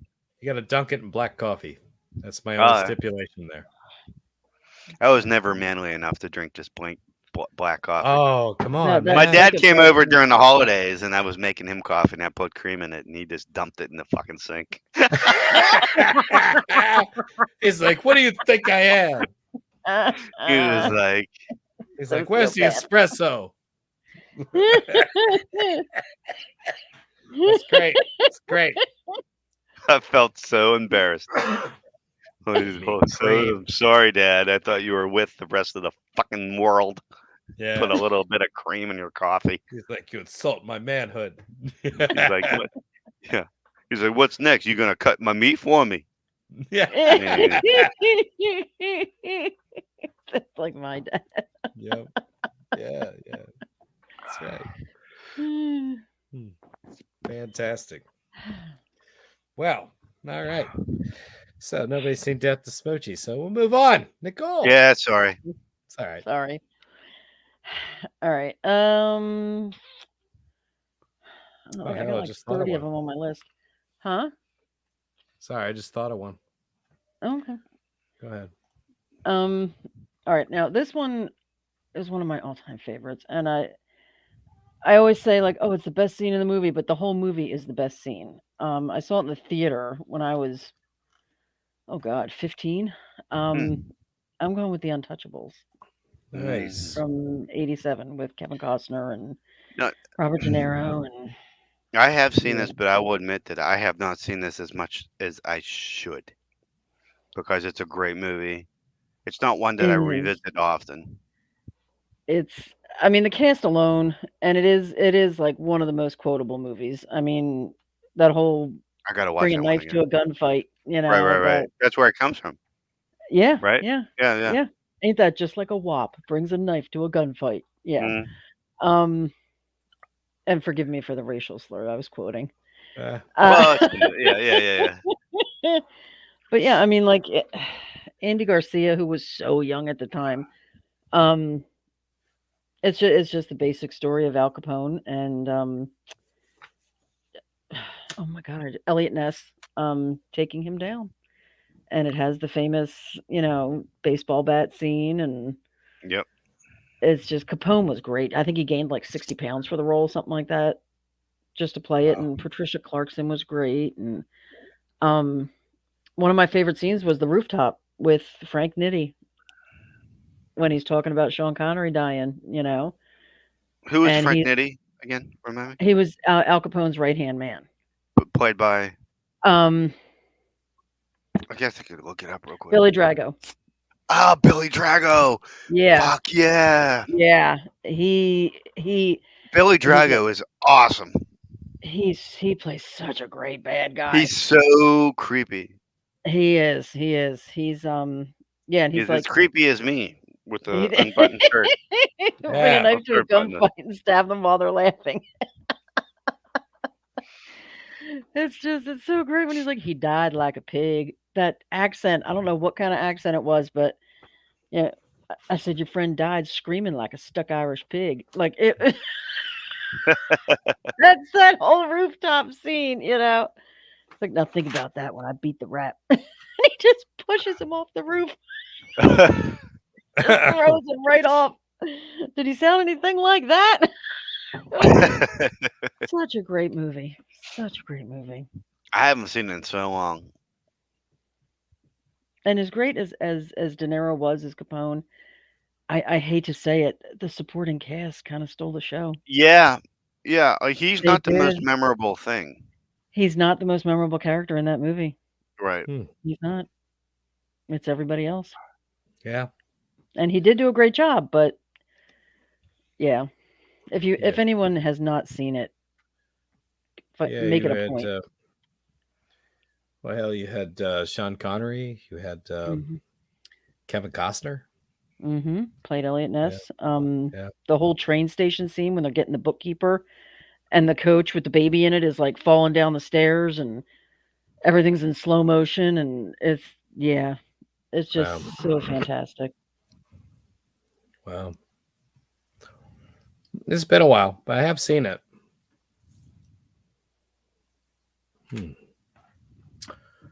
Interesting. Interesting.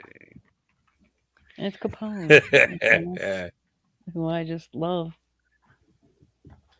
And I know Mike, if Mike is watching this, he's probably getting pissed off because apparently Mike ain't watching this shit. I idolize gangsters too much. He's not watching this. I know. He's like, oh, you got to talk mob movies? I'm out. Yeah, he's watching X-Men.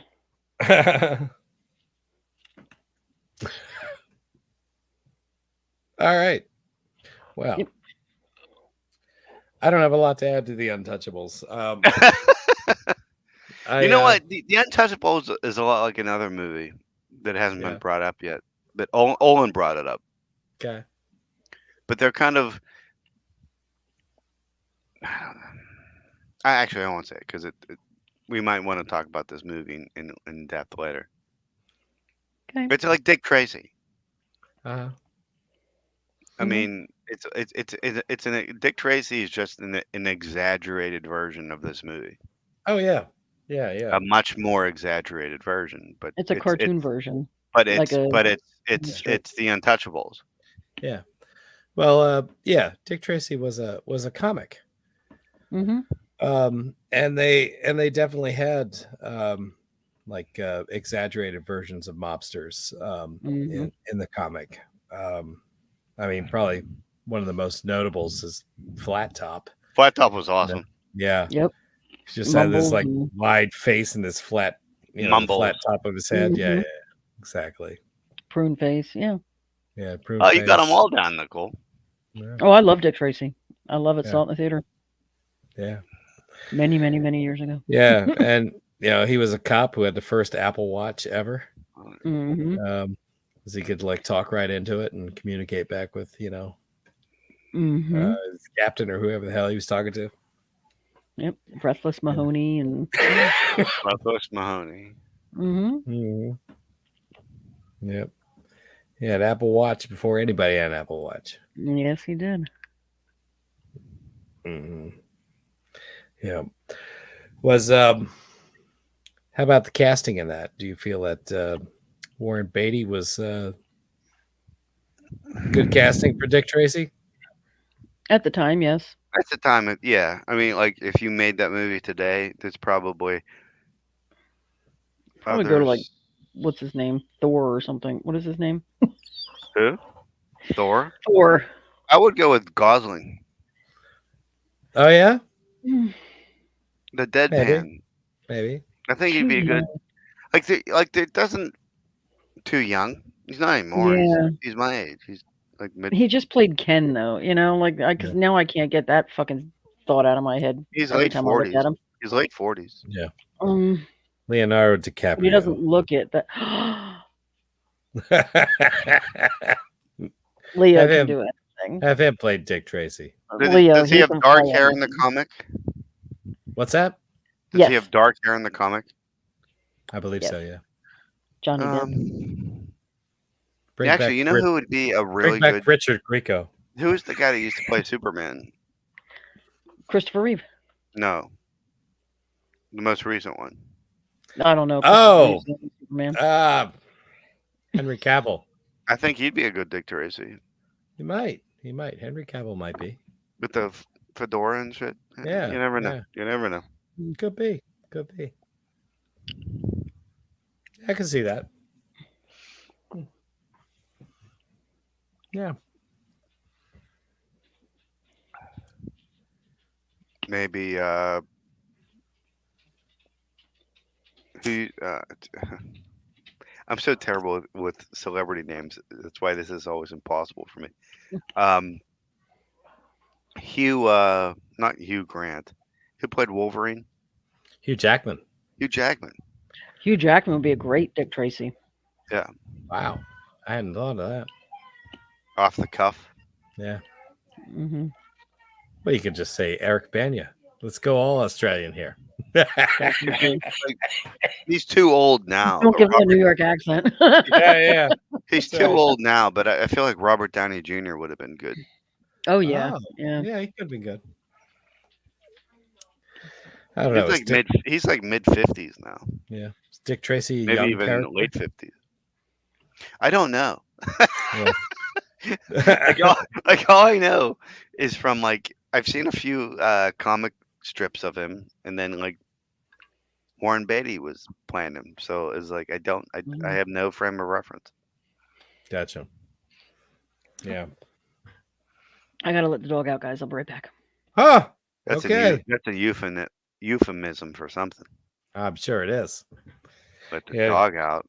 Yeah. She's going to go have some powdered donuts of her own. Ah. Okay. Well, we may as well get another selection from you because I think we left off at the Untouchables. We kind of went in this weird direction of Dick Tracy. Which I mean still applies, I think. But yeah, It does. like I want to get on. I guess we should just assume at this point it's going to be S3, right? I think so. This isn't quite as popular as I thought it was. Which is a fucking shame. It is. Where the hell's Abby? Damn it. She said she didn't know about it. She says, what? Yeah, she didn't get like a notification or something. Get at it, Ted. She doesn't get updates from my group. I posted it right in the group. But I'm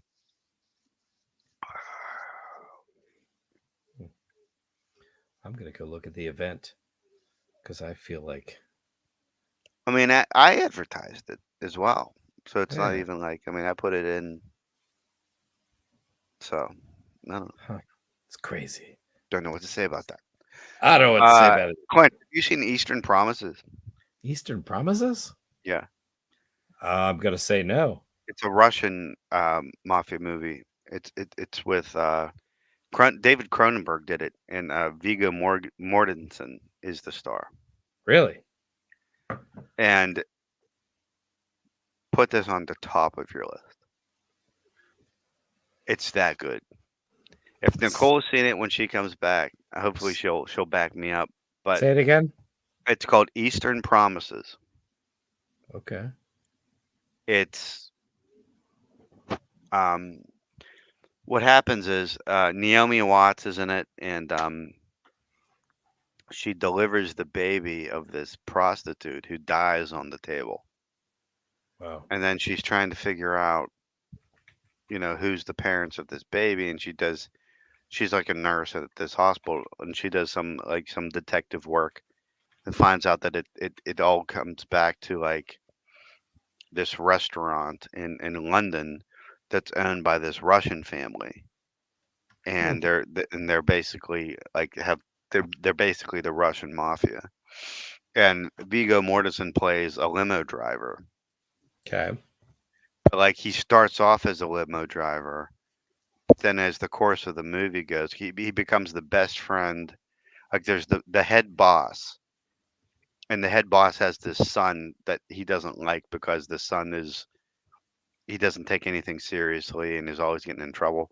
Well, the limo driver becomes like good friends with him, and like through the course of the movie, he like rises through the ranks of the Russian mob. Like that seems to be a prevailing thing in these movies. It's watching Yeah. somebody start from nothing and reach like a certain point, Yeah.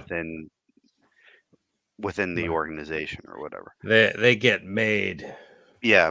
Now there's more to it. Like there's some twists and turns, and Mhm.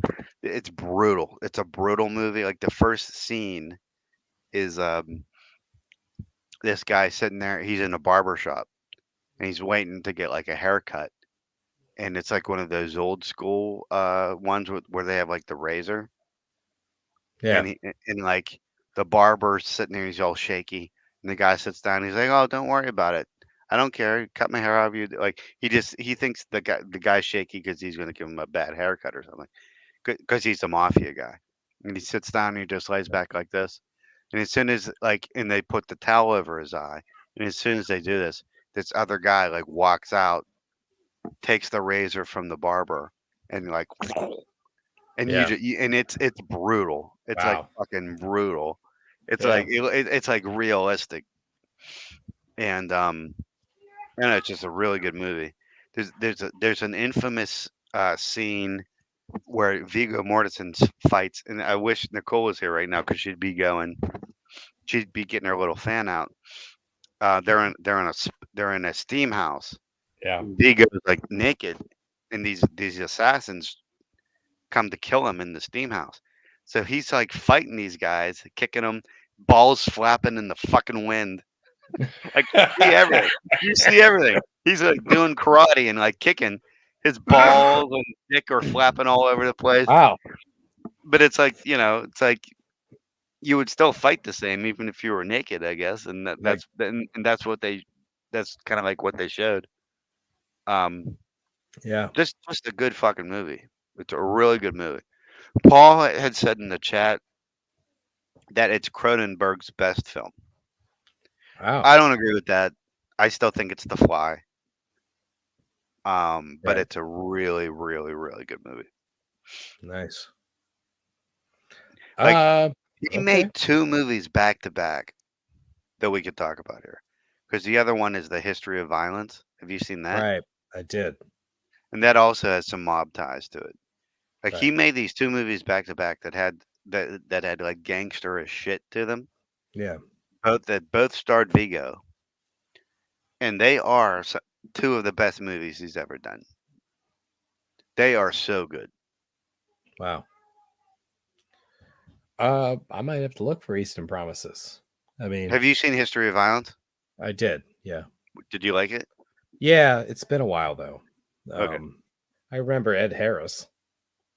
He's great in everything. Yeah, for sure. Now, Eastern Promises is you need to watch that, dude. You will. Okay. You will. I really think I really think you liked it. Okay. Yeah, no, definitely. I'll give it a shot. That sounds awesome. They're actually making a sequel to it too. So Are they really? Yeah. So it'd be a good time to Yeah, check that one out before the next one comes up. that's cool. Yeah. I might just wear this all the time now. Yeah. It's a good look. I think you ought to go for that. For sure. Like a job interview. Yeah. Walk around with powdered donuts all the time. You gotta, like the be like an Entenmann's vendor. Yeah. But and you just say things like "Say hello to my little friend," and you start chucking donuts at people around you. That'd be amazing. Yeah, that's your way of selling them. They just try them after you chuck them at them. Eat this or else. Yeah, it's like, how many you want to buy? Yeah, you cacarocha. You cacarocha. Yeah, for sure. Yeah, I'm disappointed. According to Olin, Facebook did not post a notification about my event, which is crazy. I got it. You got it, yeah. So I don't know. But I guess not everybody did. Ryan and Abby had no idea.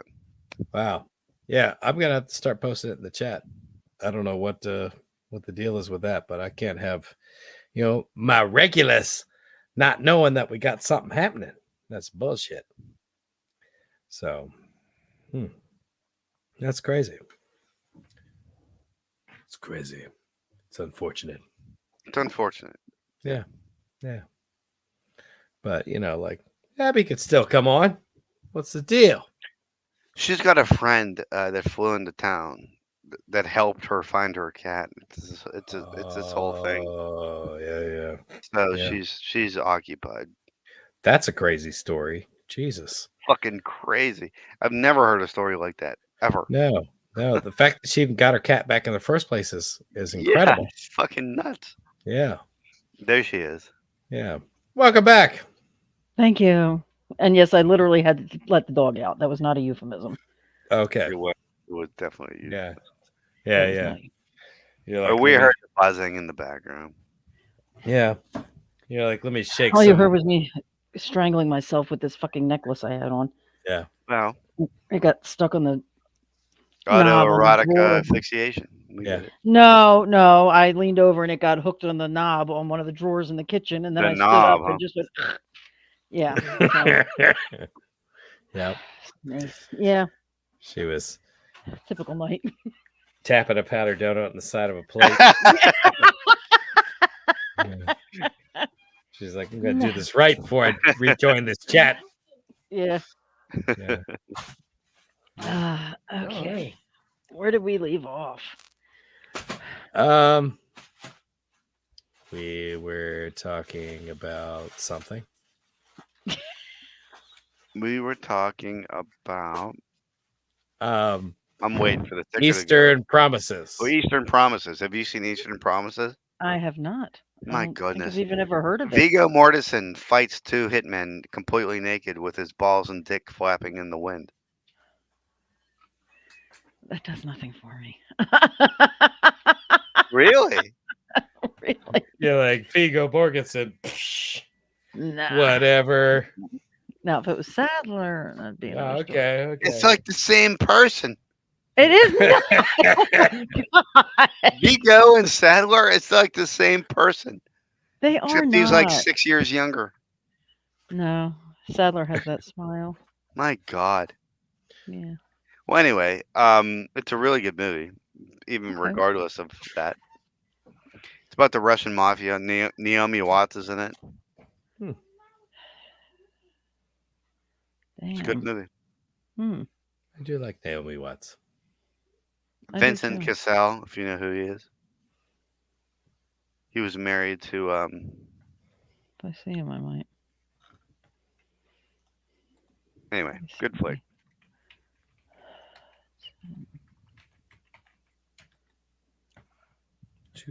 Oh, I know who he is. Yeah. Okay. You guys would like this movie. I'm telling you. Does he? Does he really have a nude scene? Vincent who? Viggo Mortensen. No, Viggo.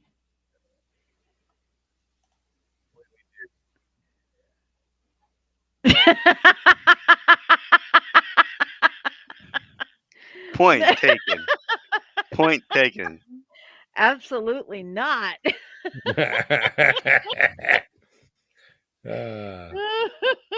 I would, if Sadler could show the bottom of his foot and I'd start drooling, please. Yeah. Sorry. Okay. Yeah. Well, but this is about Viggo. Yeah, Viggo. No, Viggo's a good-looking guy. He's just not my type. Gotcha. Okay. The fuck's your type? Sadler. Fuck. Jesus Christ. Very specific, apparently. Yeah, very specific. Yeah. He's got to look like he's got to look like a melted candle. Yeah. or Jeffrey Dean Morgan. Not Jeffrey Dean Morgan. Negan. Oh, okay. Just only when he's got to be a character. Yeah. Not when he's governor. The comedian, for example, in Watchmen. Yeah, no. Only when he's Negan, and the governor is my type. Okay. Someone that would bash someone's head in with a baseball bat. Yeah. All right. Okay. Fantastic. Yeah.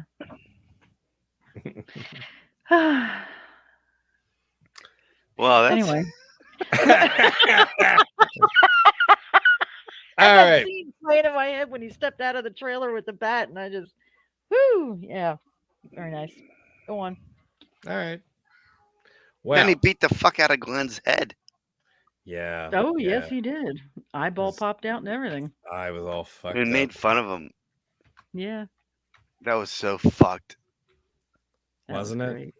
That was great. They did it just like the comic book. I loved it. Tell you what, but the show never got better than when it was with those original characters.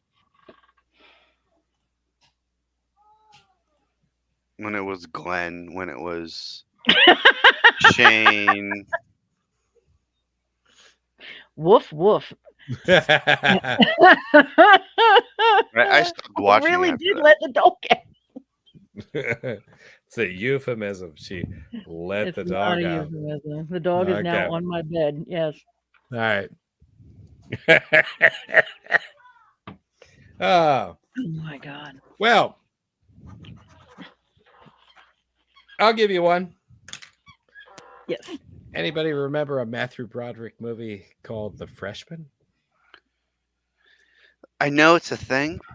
Yeah. And I know it's him and Marlon Brando. Yeah. Yeah. It was kind of the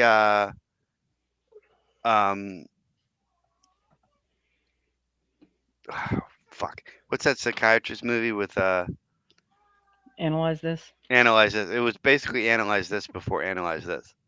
Sure. Something like that. I mean, similar or I don't know. Matthew Broderick's character went off to film school, and I think he was having trouble paying for his classes and his tuition, things like that, and he ended up getting connected with Marlon Brando's character through somebody else, and basically Marlon Brando revived his Godfather role, playing a character known as Jimmy the Toucan. Yeah, it's so weird. And it's a comedy. So like he goes on kind of like this roller coaster ride where he doesn't know what he's doing, and he feels like he's constantly going to get in trouble with the law. The FBI is following him and stuff like that. And ultimately he thinks that he's going to be breaking some laws with some endangered animal, because he has to go to the airport and like pick up this Komodo dragon with his buddy, and they ultimately take it to this private like get together where all these like high rollers like gave a whole bunch of money to be there to basically eat an exotic animal. And it turns out to be like a big ruse, like a fake. Okay. Yeah. And they make a whole bunch of money, and the people like who attended this event and paid all this money per plate ended up eating like roast turkey or something like that. It was Scrapple. It's a fun time. Maybe one watch is worth it. You know what I mean? Okay. It's pretty good. I would give it a shot. I mean, I love Matthew Broderick. Oh, another one with Penelope Ann Miller. Penelope Ann Miller, yeah. That's right. Yeah, I would just turn off the scenes that she was on it and just YouTube Bruno Llama, Kirby, YouTube her. Llama, and watch Llama on the fucking screen. Yeah. Holy shit, she was in everything. She really was. Yeah. And there's like no reason for it. Exactly. Like who the fuck was she fucking? That's what I want to know. Right. Yeah. Oh, good Lord. Wasn't she in like the gun in Betty Lou's handbag? And I mean, she wasn't a horrible actress, but she wasn't like anything to write home about. You know what I mean? Yeah. She was in The Relic. The Relic was her best movie. Yeah. She was in that movie about that teacher who had an affair with her like 12-year-old student and then married him. She had like 2 kids with him and then married him. That was her life story. It was a biography. Sounds like I don't know why I said that. I'm defaming Penelope. I can't remember the name of it, but it was one of those. Yeah. Well, if anything, we are reviving her memory because no one remembers her. Certainly are. Yeah. She had a topless scene in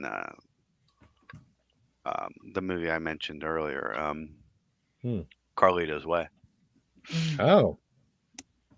Okay. That sounds anticlimactic. It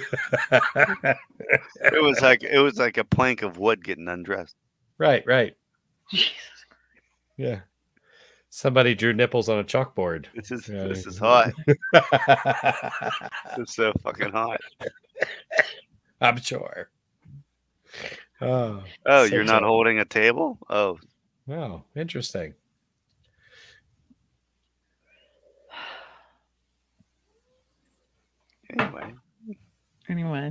Anyway. The freshman.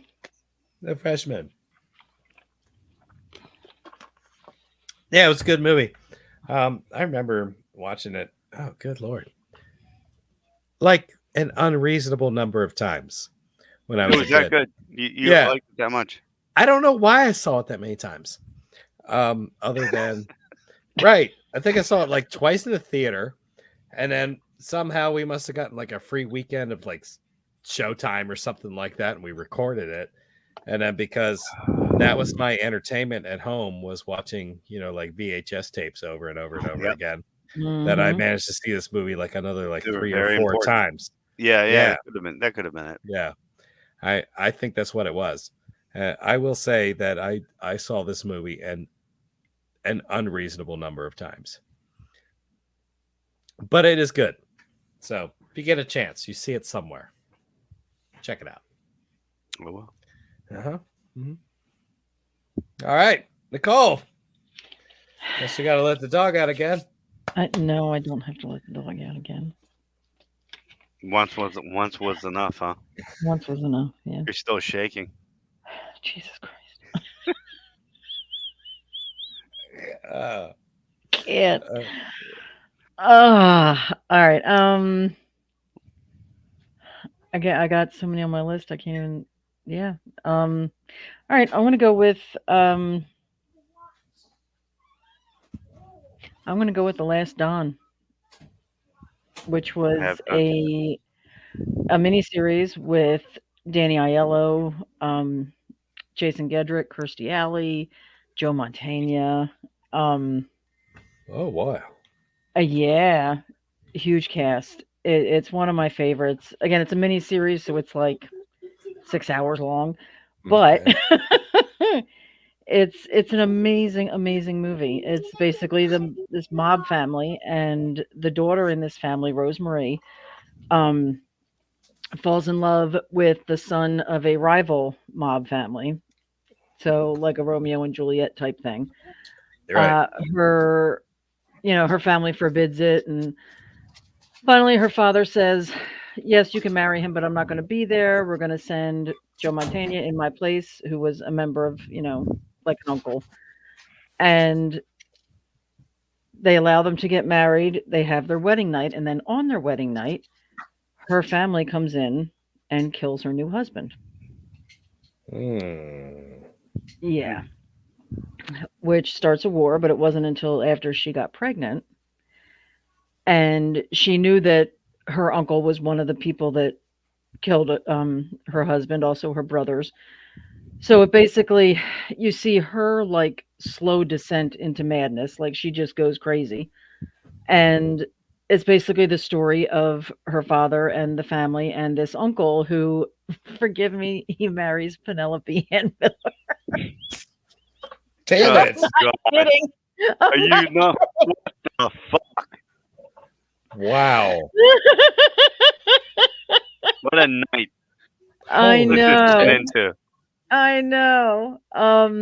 But it's really great. Kirstie Alley was great in it, and it's basically the story of her son and her uncle's son growing up together. They basically are the same age, and they grew up like brothers.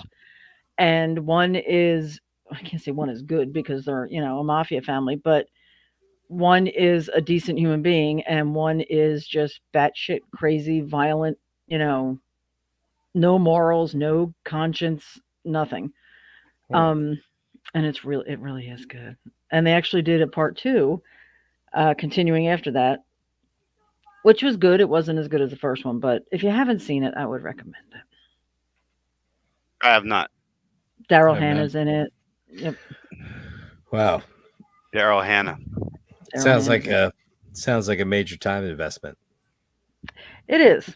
It is. Like I said, it was a mini series. I don't know exactly how long it is, but it's probably 2 or 3 episodes at 2 hours apiece. Let me see. It's crazy. From 97. 4 hours and 18 minutes. 4? Oh, okay. Well, that's not that bad. 4 hours and 18 minutes. So it's one of those, it might take you a couple days to watch it, but it's worth it to me. That's just like watching a Martin Scorsese film, so it's fine. Pretty much, yeah. Yeah. It is. But yeah, it's a great Mafia movie. Abby! Abby. We miss you. So, well, yeah, I know nothing about that. So there you go. Yeah. The Last Don. Mm-hmm. Mm-hmm. Oh, even Olin misses Abby. Miss you too. So, all right. Well, Adam, unless you got something amazing to say about The Last Don, we'll give you a chance. I have not seen it. I'm the only person. I'm not either. This is kind of weird. We might have to. But it was so good. Try to find some more common ground here. This is getting crazy. Yeah, I'm just gonna rip the Band-Aid off. The Godfather. Yeah. There we go. There you go. And the original. Part 1. Yes. This spurs another topic of conversation, but why don't you tell us what you like about The Godfather and what it means to you? Um, The Godfather is there's a handful of movies on this planet that can be considered a perfect movie. It's in that tier, Mhm. and it's just it's such a well-made movie. Um, where do I even begin? So many career-making iconic performances. Mhm. Mhm. Marlon Brando, Al Pacino, James Caan. You could keep going on and on. Yeah. Mhm. With the cast in this movie. Um, I like, there's in the other movie might come out along the way. There's always some debate about which is better, this one or part two. That's where I was going with that. Mhm. To me, it's this one. Um, I love the simplicity of the story. I love how it's just about the family. Yeah. I love Marlon Brando's character in it. Um, I love the depiction of like all the families, New York during this time period. Yeah, Diane Keaton. Yeah. Mhm. Yeah. Um, I love the character arc of Michael. Mhm. Just off the boat from the war. He's always rejected the family business, and by all indication, the Don didn't want him in the business either. He wanted him. Mhm. He Sure. had he had some higher things in store for him.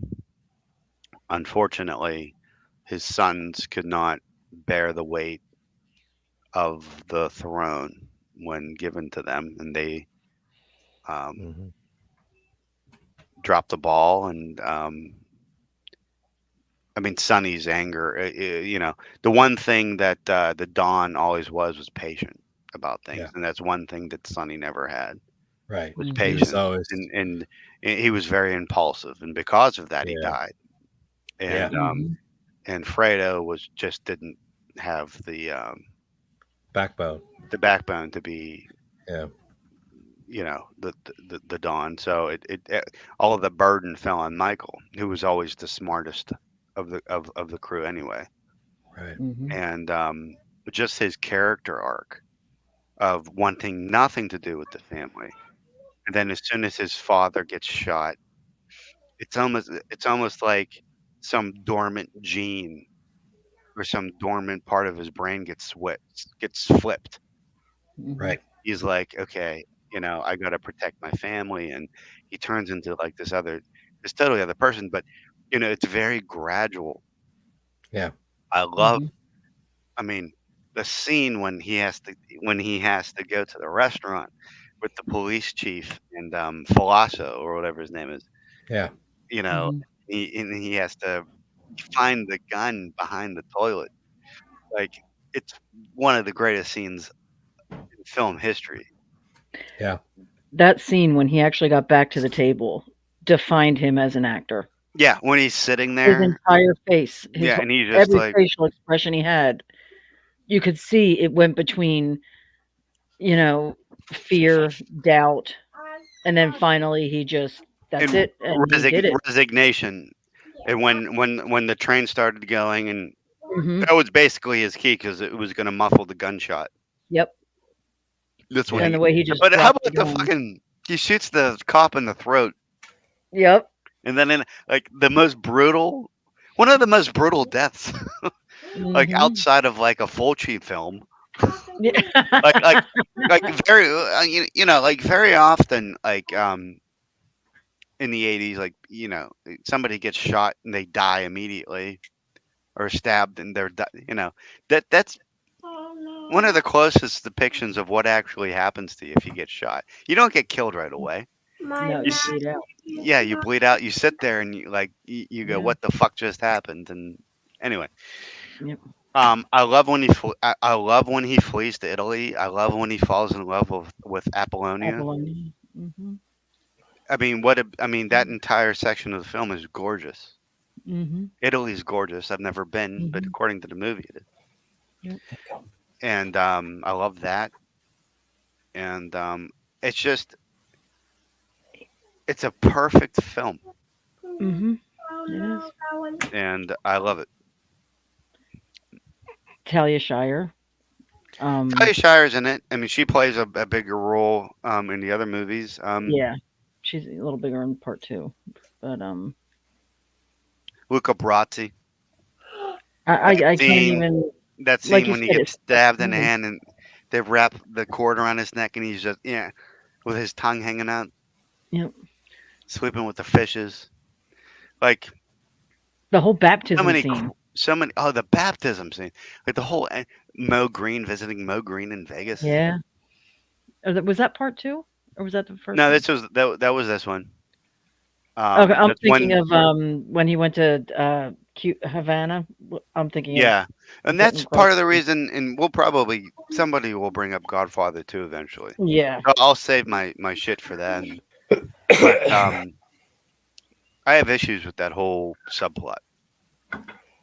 I don't think it's bad necessarily. It's very confusing to me. The Godfather is, like you said, it is the perfect movie, but it also holds tradition as well because, like my sister-in-law, her Thanksgiving tradition is eating dinner and then watching The Godfather every year Yeah. without fail. Like it's become such a part of culture as we know it. And, I mean, well, they everybody can quote at they least did it one right line. though. They did it right with Italians too, because like Yeah, they didn't Hollywood it. They didn't like exactly. they actually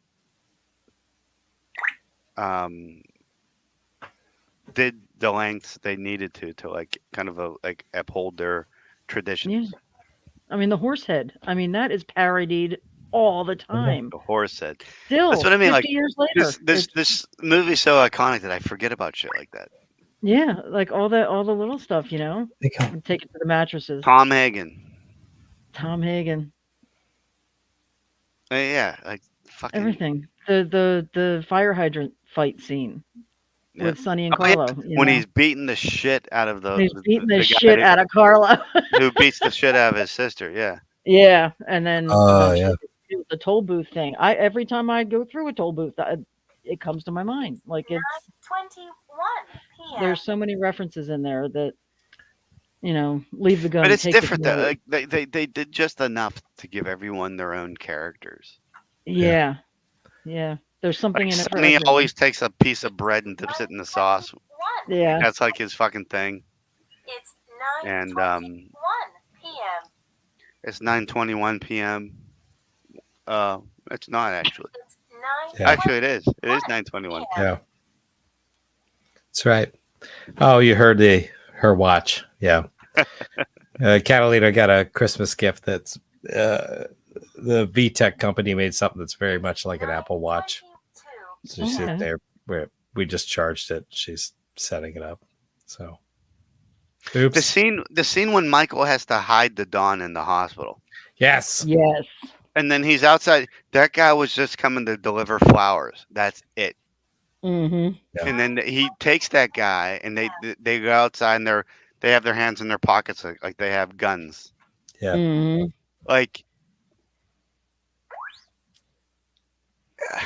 I could literally talk about this movie forever. Yeah. No, I agree with your assessment. There is a big debate on whether or not the first movie or the second movie is better. There's a lot of people in the second movie camp. But me, I'm all about the first one. For the same reasons that you say. It's a simpler story. It's got a great character arc for Michael. Yeah. There isn't a donkey show in it. No. They definitely not. literally go to a donkey show in part 2. Yeah. Yeah. Do you know that? Like, Yes. why? Why is that even a thing?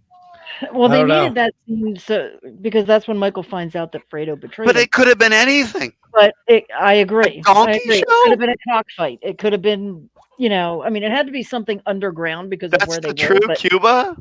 Like, that what? I don't know. I've never been to Cuba. I probably will never go to Cuba. What happens But to the donkeys? Like, what a weird fucking thing. yeah, Why would Michael show himself there? what Why because that would wasn't Michael him. agree to do that? And I that's don't something know. that I loved about his character, Michael's character. He wasn't, I don't want to say a typical mafia guy, but he didn't have a girlfriend in an apartment somewhere. He didn't do anything sleazy. No, that wasn't He was an honest, his. good man. But neither did the Don. Neither did the Don didn't have Exactly. The Don a. didn't do any of that either. But Sonny is fucking one of the bridesmaids at what's her Yeah, name's wedding Sonny in the will put beginning. his dick in anything. Yeah, exactly. Fredo obviously goes to donkey shows. You know, Gumar, like that's Michael what it's never called, did right? any of that. Gumar. Yeah, Gumar, neither yeah. neither of them had a Gumar. Neither of them had a Gumar. Well, the And Don and Michael were just about money and the family. yes, they were all about It's family. it was All about business family. first. Well, it was family first, and then in business, Right. and that's what it was all about. Yeah, And there the was Don would no never disrespect his wife never. by doing that kind of shit. Never. Well, I mean, Yeah, that's one of the first rules when you're in the mafia is always respect the wife.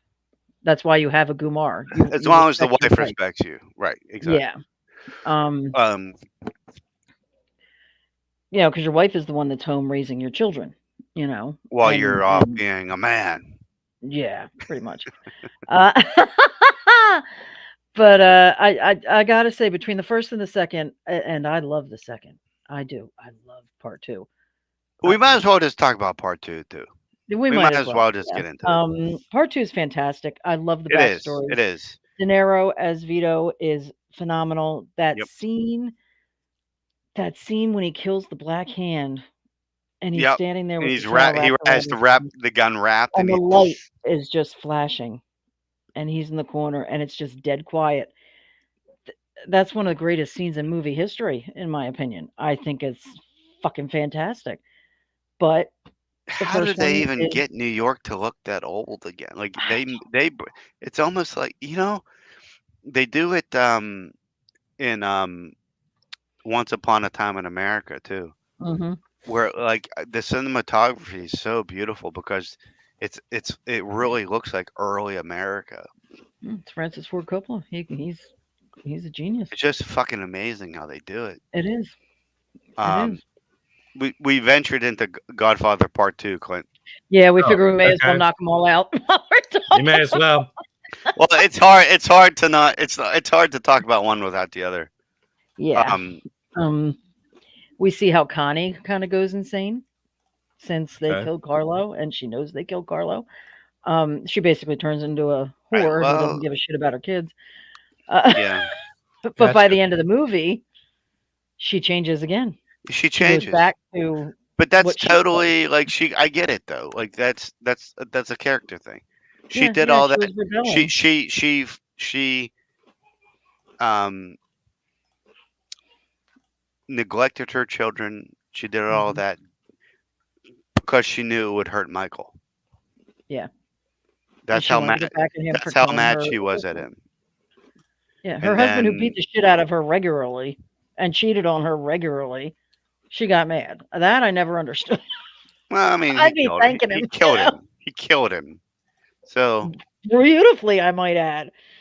Kicked out the windshield and everything. It was great. it's a great scene, and Carlo deserved it.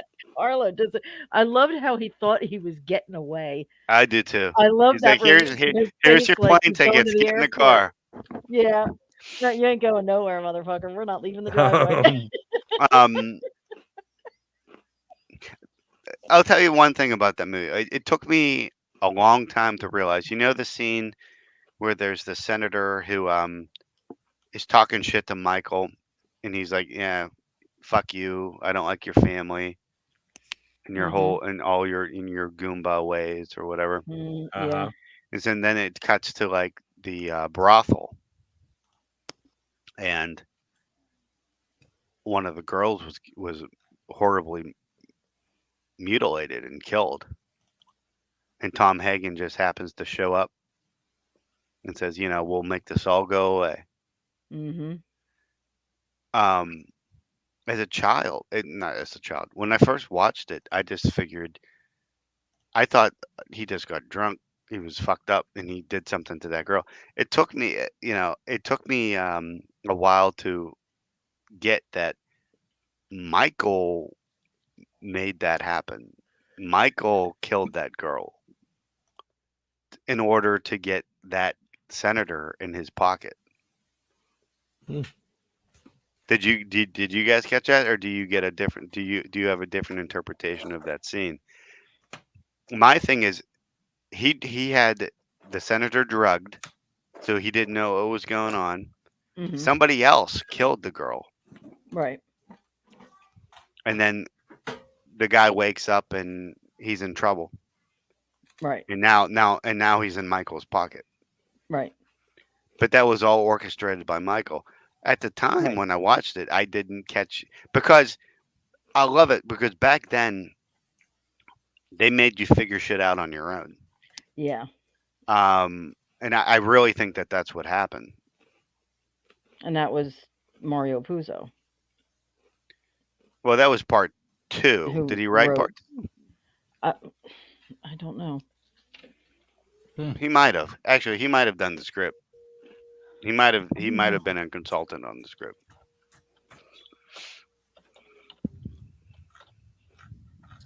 Other part 2 was. It was only 2 years later. Writer, yeah, Mario Puzo did part 2 as well, with Francis Ford Coppola. So, yeah, The other things I don't like about it, like, it was topical at the time. I don't want to get into it. topical. But they got the whole weird, like, abortion thing. Like, I That aborted your scene. baby.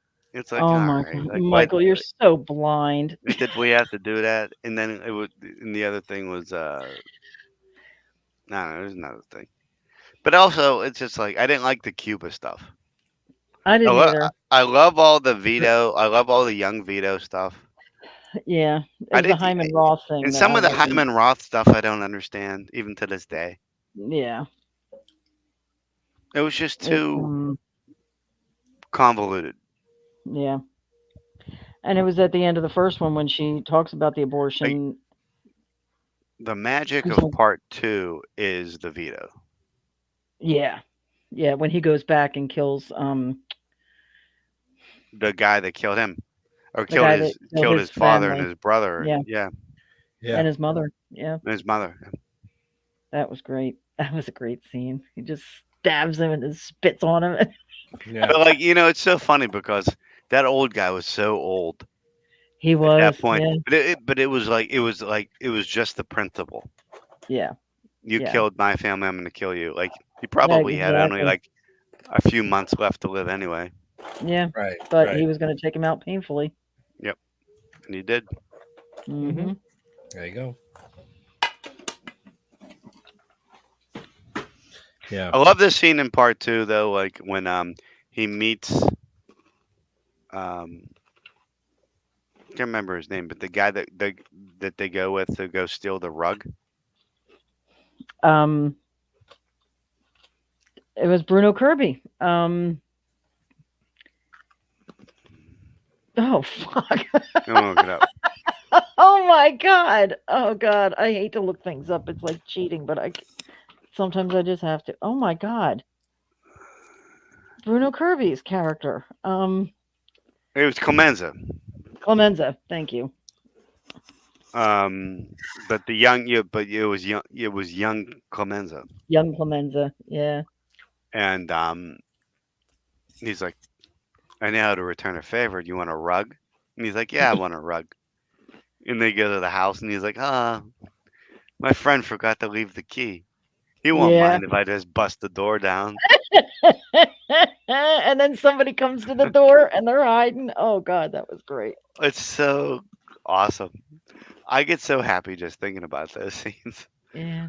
Oh, what a good movie. What a good movie. Should we talk about part 3 or no? We can. I've actually got it's still not even close to the first two.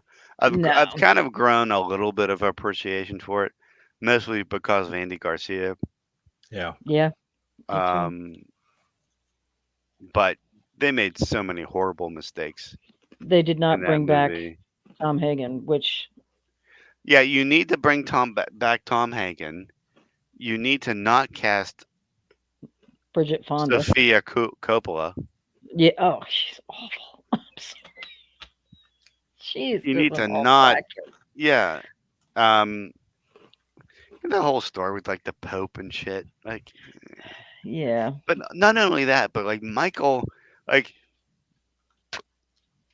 when we last saw him in part 2, he was this cold, calculating, almost unfeeling monster. Mm-hmm. He had his own brother killed. So like, and I get that a long like span of time had passed, Mm-hmm. but like we don't see it, and so the next time you see him, he's He's like this jovial, kind old man. But he And did it's have like regret. we need to see what happened. Like that, it didn't feel earned. Like It's the last time you showed us this character, he was this way, and now it's this way. And I get that a long time has passed, but like you need to show us a little bit more about his journey of getting there. Like how did he clearly had forgiven himself if he's that happy. he didn't forgive himself because there was a scene when he was talking. I don't know if he was in confession or something.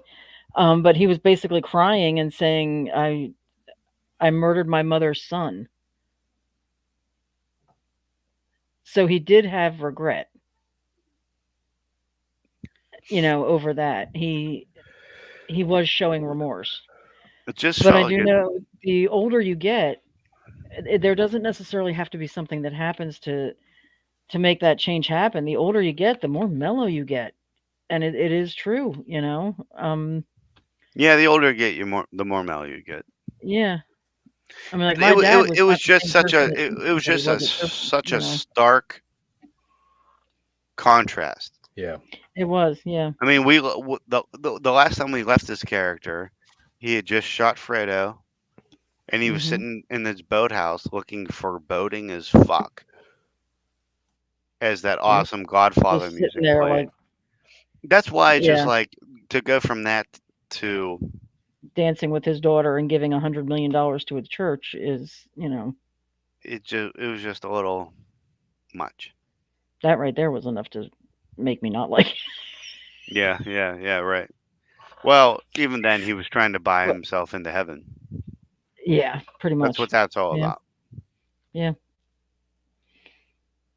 It wasn't the best. It was not the best. But like you said, Not the I best at there's an all. appreciation for it. It doesn't come close to holding the candle to the first two. Not even close. Right. But the more I watch it, it's not the absolute train wreck I thought it was. Right. The end scene alone is worth it. The Casting steps with the opera decisions house. destroyed it. Yeah. Like Yeah. like you said, not Sophia bringing Coppola Tom should not Hagen have. back, and Yeah. instead it being what's that tan guy? Tan guy. What tan guy? He's the lawyer of the family.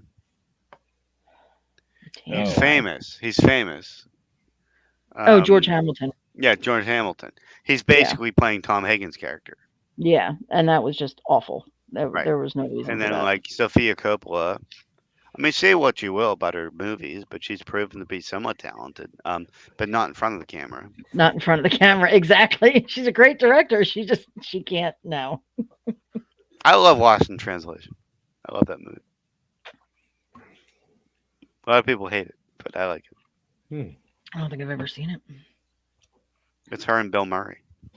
It's Scarlett Okay. Johansson and Bill Murray having a romance in Tokyo. Okay. It's only a 40-year age difference there. Is that all? Is that all? Maybe more. That's nothing. That's nothing. Age is just a number. That's right. All right, so he did all the Godfathers. Yeah, we pretty much did all the Yeah. Godfather. Yeah. That's awesome. Well, I'm gonna make it a little bit more serious. Yeah.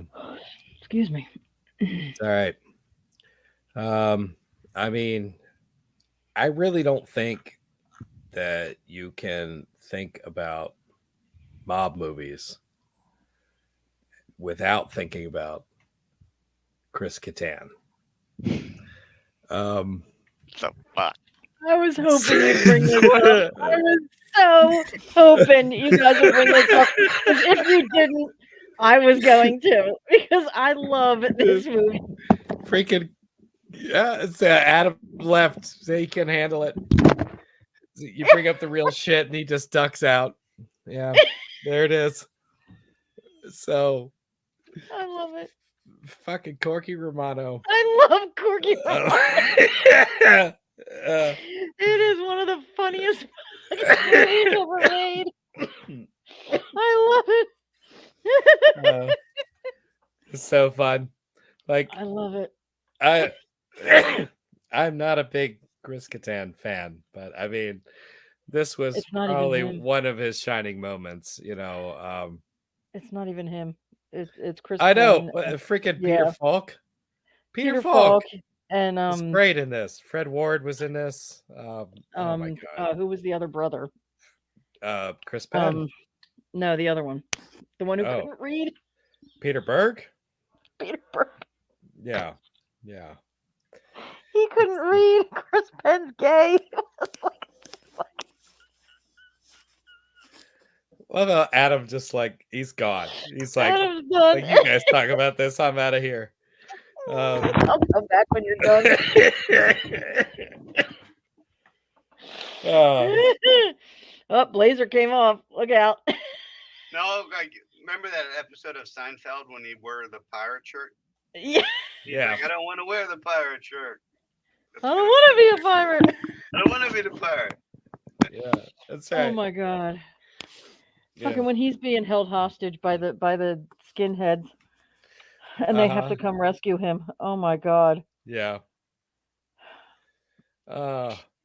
It's just a great comedy. It's got everything. It's got Vanessa Shaw dressed like a naughty nurse. I mean, come on. Yeah. And he highlighted that song, Take on Me by Aha in this movie, which was awesome. Oh man. I don't know, man. The opening scene when he's working on the animals is fucking hysterical. Yeah. It's so great. Yeah. What was that dynamic? Was he wanted to be a veterinarian or something like that? Yeah. He wanted to be a vet, and he was like a vet assistant at the time, and yeah. Get the cat that was so fucking big in the carrier. Right. Yeah, a naive, bumbling veterinarian named Corky Romano, the outcast son of Mafia boss, is recruited by his family to infiltrate the FBI and steal any and all evidence that will put his cranky father, Francis A. Pops Romano, in jail. But he's in way over his head. It's when he's made out to be a super agent. How about that? Yeah. Passant. It's amazing. Remember when he went undercover as a Girl Scout? Yes. You guys want some cookies? It's so funny. It's such a great movie. It's fucking, and the one what was his name who played the FBI agent who hated him? I don't know. Was it? I mean, Dave Sheridan was in this as Agent Terrence Darnell. No, it was Wasn't him? Okay. Where is he? Matthew Glave. He was in The Wedding Singer. Oh, okay. He played what's her name's fiance? Gotcha. Julia. Julia. Right. Julia. Yeah, this was just a great fucking movie. Yeah. Adam, your microphone is like straight up and down. Oh, sorry. That's all right. There you go. That's better. Oh my god. You sounded like you were like far off in the distance. Yeah. I guess that's why. Sorry about that. Trying to distance yourself from this movie. You're like, okay, Corky Romano, I'm out of here. Stepping onto the crime scene. Oh, Corky, I definitely didn't think that movie would get dropped tonight. That's ridiculous. I had it on my list. I was hoping somebody Corky Romano? Yes. Yeah. Definitely. Fantastic. Definitely. When he's working on the animals and the bird gets out.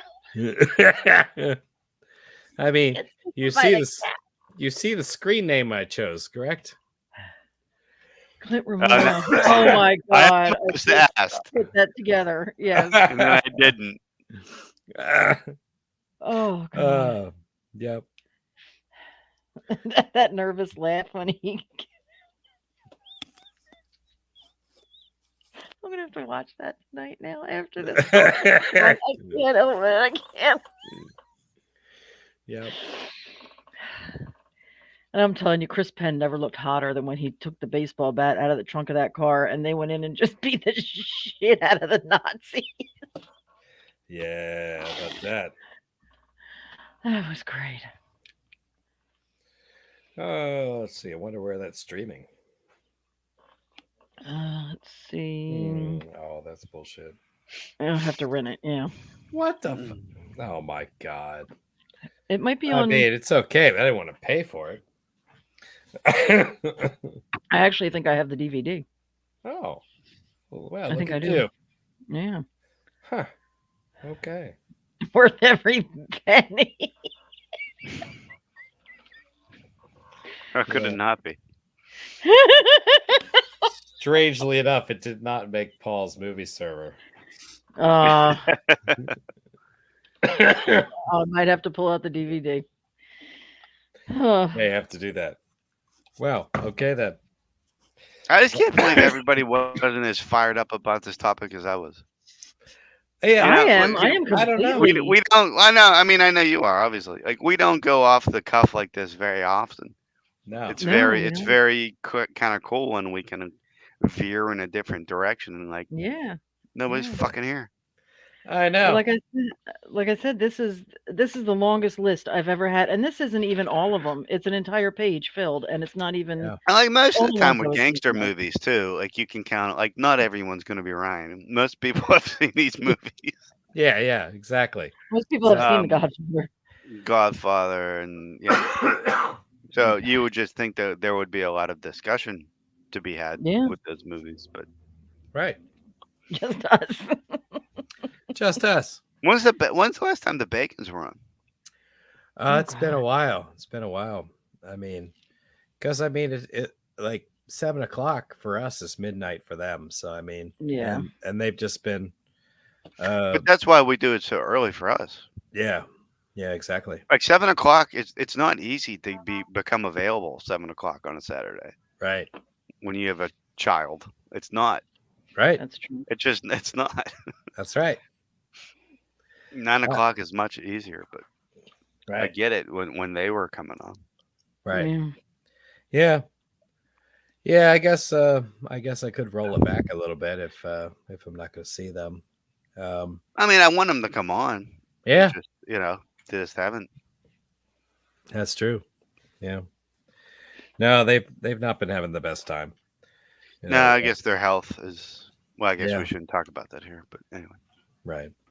Yeah, a lot of sickness going around, but they're also dealing with aging family members and things like that. So they've got a lot of stuff behind the scenes that makes them not have a lot of spare time. So even at midnight. Yeah, exactly. Yeah, no, I can totally understand it. Even at midnight, they gotta. Busy. I get it. Dealing with a lot of stress and so forth. I'd be ready to go to bed early. I can tell you. I would. Yeah. So, yep. Nicole's giving herself a pearl necklace. Yeah.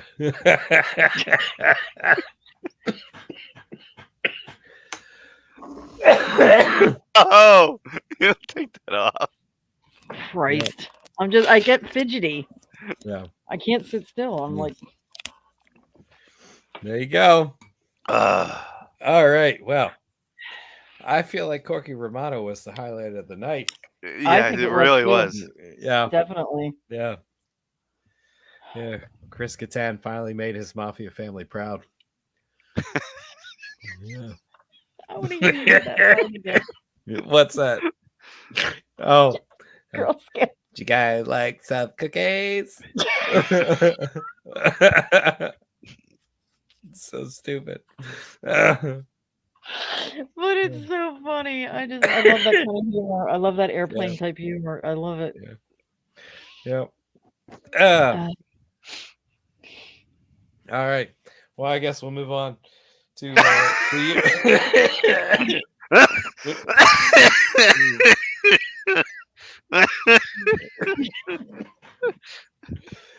Guess we'll move on. Yeah.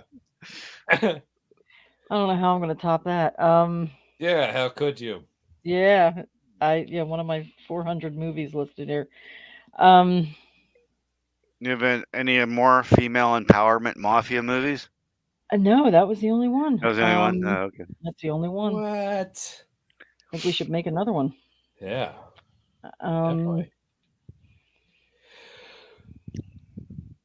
Actually, there is, but it hasn't even been released yet, so I haven't seen it yet. But I'm looking forward to it. What is it called? Griselda, with it's coming out on Netflix in January with Jesus Christ, Modern Family. Okay. Sophia. Joe, what's his name? Ex-wife. Vergara. Sophia. All right, I'm just gonna look up Modern. Anyway, Family. Hold on. Yeah, she plays this Latino kingpin. Vergara. Yeah. Sophia Looking Vergara. forward Yeah. to it very much. It's coming out on Netflix because I've never seen her play that kind of character. So. Like an evil, not evil, but like. Oh, she plays like a murdering drug dealer. Yeah, I've never seen that. That's terrifying, actually. It is, considering like her comedic. Yeah. Character. It's somewhat intimidating. 25th, something like that. January 25th. It's going to be on Netflix. But I am looking very much forward to that. All right. All right. My next pick, I'm going to go with one of my favorite actors of all time, Michael Shannon, who played the Iceman. Oh. Has anybody seen this? I have seen the Iceman. Yeah, I've seen it. Oh, awesome. I have also read the book. I've also seen the interviews with the actual guy. Me too. Yep. I love Michael Shannon. He's another one. He can do anything. Yeah. And the real life Iceman, those interviews were terrifying. Yeah. Like chilling, make the hair on the back of your neck stand up. They said that they fabricated some of them. Yeah. But I feel like that to a lot, and some of it was like stuff he couldn't even possibly have done. Yeah. Like I think there was a pathological liar part to it, but he definitely killed a bunch of people. Oh yeah. Yeah. Yes, and Mafia Mama is one that I haven't seen. I'm dying to see it though. But yeah, Winona Ryder was great. She really was really good in this. Was that his wife? And his wife. Yeah, and how you can live with someone and have children with someone for so long and not know. How do you not know your husband's a contract killer? Like, yeah. Yeah, when I read the book before I saw the movie, it felt over the top. It felt pretentious. It felt like a bunch of lies. But when you really think about the way they describe the character in the book and in the movie, he was truly a sociopath. I mean, he's somebody who was almost completely devoid of emotion, who could do unthinkable things without really having it register on an emotional level. And many sociopaths are pathological liars. So it's, I feel that some of the stuff was probably true and some of it was just made up, to sound good. And we may never know, where that line is, where the truth and fiction are separate. Well, it prolonged stuff for him. The more he, I mean, he already knew he was never getting out. Right. The more he confessed, the I more mean, he time gets out of the bought prison. him. Yeah. They go to the grounds. He's supposed to point where the bodies are. Like, it's a whole thing. Right. It's a whole break in monotony. Yeah. I don't know. He watching these interviews, like you said, he was completely devoid of emotion until he started talking about his family. And Like there his was a immediate scene, family. yeah, his wife and his daughters. And there was a scene in the movie when Winona Ryder says to him, it's late at night, they're arguing, and she says, oh, I don't even think you care about us anymore. And he just snaps and just rips the kitchen apart. Like, don't ever say, I don't care about you. Everything I do is for you. You're the only people in my life that I love. And, so he did have emotion. It just didn't come out often, and he didn't have it for a lot, only his wife and his kids. And that was it. Right. And there was only so many ways he was able to express that. And exactly. Came out as explosive anger. Yeah. But yeah, those interviews with the real Richard Kaminsky. Sounds right. Kalinsky. Kalinsky. When he was talking about, oh, I did this hit, it was Christmas Eve. I had to do this hit and that hit, and I shot him and I did this to him. And then I went home and put together the toys for the kids. I'm like, yeah. In just one straight sentence. Like it wasn't, Yeah. Yeah. Some of it was pretty believable. I don't remember how much of the stuff that they did in the movie that was the same as the book. In the book, he would take some of his hits into Pennsylvania and basically take them into these I don't know, I want to say old coal mines, and tie them up in there and let rats get at them and things like that while they were still living. I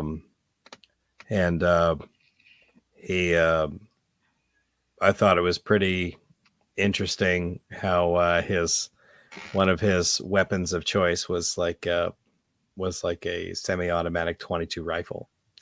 That seems like a pretty reasonable thing to choose if you're doing an up close hit and you don't want there to be a lot of sound. I mean, it's some of the things did make sense and didn't seem like outright fabrications and lies.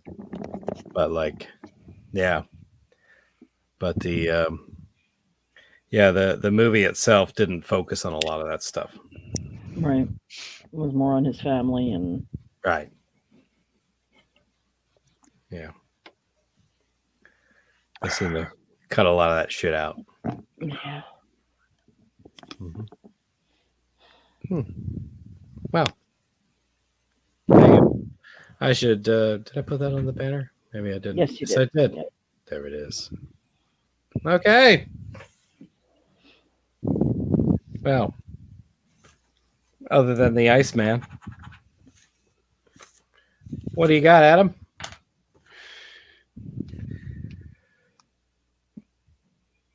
I think this counts. It's after 9. Yeah. The Professional. Ooh. Yeah. I mean, he takes his hits from Danny Aiello, who is part of the mob. Mm-hmm. He's an Italian hitman. Mm-hmm. Leo. And it's a great fucking movie. Leon.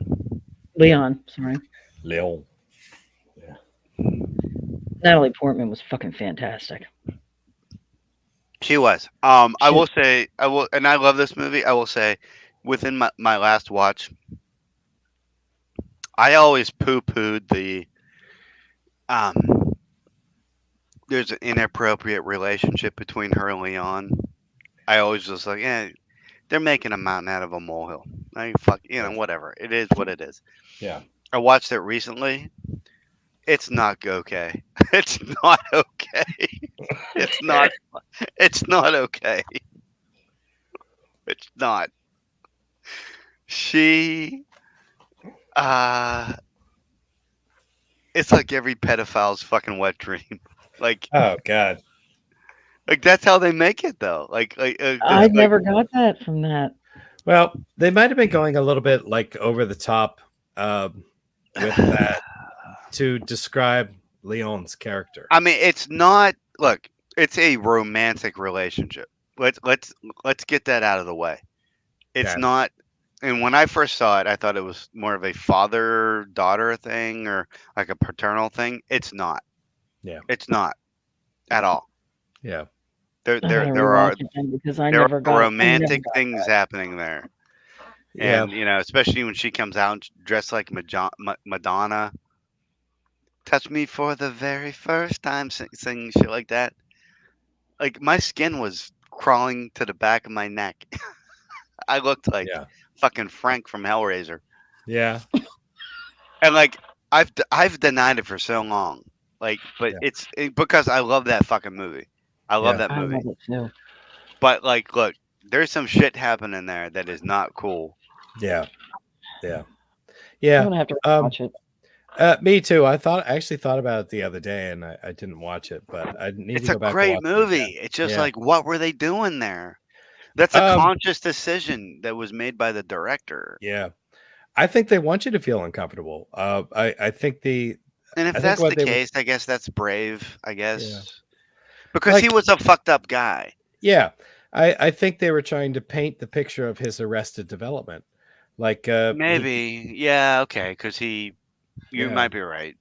He got into he this was lifestyle definitely of performing hits, but he never really like emotionally matured. Yeah, he was still kind of a child. Right. Okay. Right. Okay. So I mean, maybe from that standpoint, but I mean, it is disturbing, for sure. Like a normal. I mean, like, I always poo-pooed developed adult. Like get over it. What the fuck is happening here? Like get over it. Blah blah. And then I watched it recently, and it's just amazed by like what was considered okay. She was like leering at him. Like she at one point she says he's like watering his plant. Yeah. And she goes, "You shouldn't be watering that plant. You should be watering me if you want me to grow." And it's just like, oh, like she was asking for a fucking bukkake. Jesus Christ! That's what she was asking for. Look, I'm sorry. I'm sorry I have to bring out the B word. But that is literally what she was asking for. How else do you water a person? I don't know. That's it. I'm telling you. With knowledge? Dude, no. She wanted him life experience to water her with his penis hose. Oh my Jesus Christ! Hey, I'm on record for saying that I don't agree with this. I don't agree with that assessment. They don't either. I don't see it as that's not how I see it. When's the last time you saw it, though? It's been a while, so I do need to rewatch it. I would always read shit like that and be like, they're blowing this out of proportion. I've seen this movie. I love this movie. Yeah. Watch it again. Like they're looking for something that isn't there. But right. I'm gonna.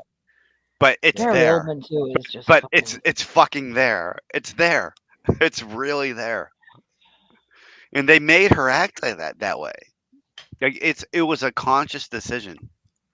And maybe like Clint's right. Like, dude made these probably to make us feel uncomfortable. He didn't know, I don't know, that women's social issues were going to become a thing. I guess. Like he didn't think that would be a thing. So he was just like, I'm safe. I don't know. It was a bad choice. It was a bad choice because that's such a good movie, and you didn't need that romantic subtext. Just him Right. protecting this girl is all that you needed. Right. I And mean, that's all I ever you've saw had last night. countless movies like that. Yeah. Where there's this, the samurai. I think it's called like Yeah. Bear and Little Cub or something, or Wolf and Little Cub, Oh. and like Mandalorian. Like Yeah. there's just things where we're a trained hitman.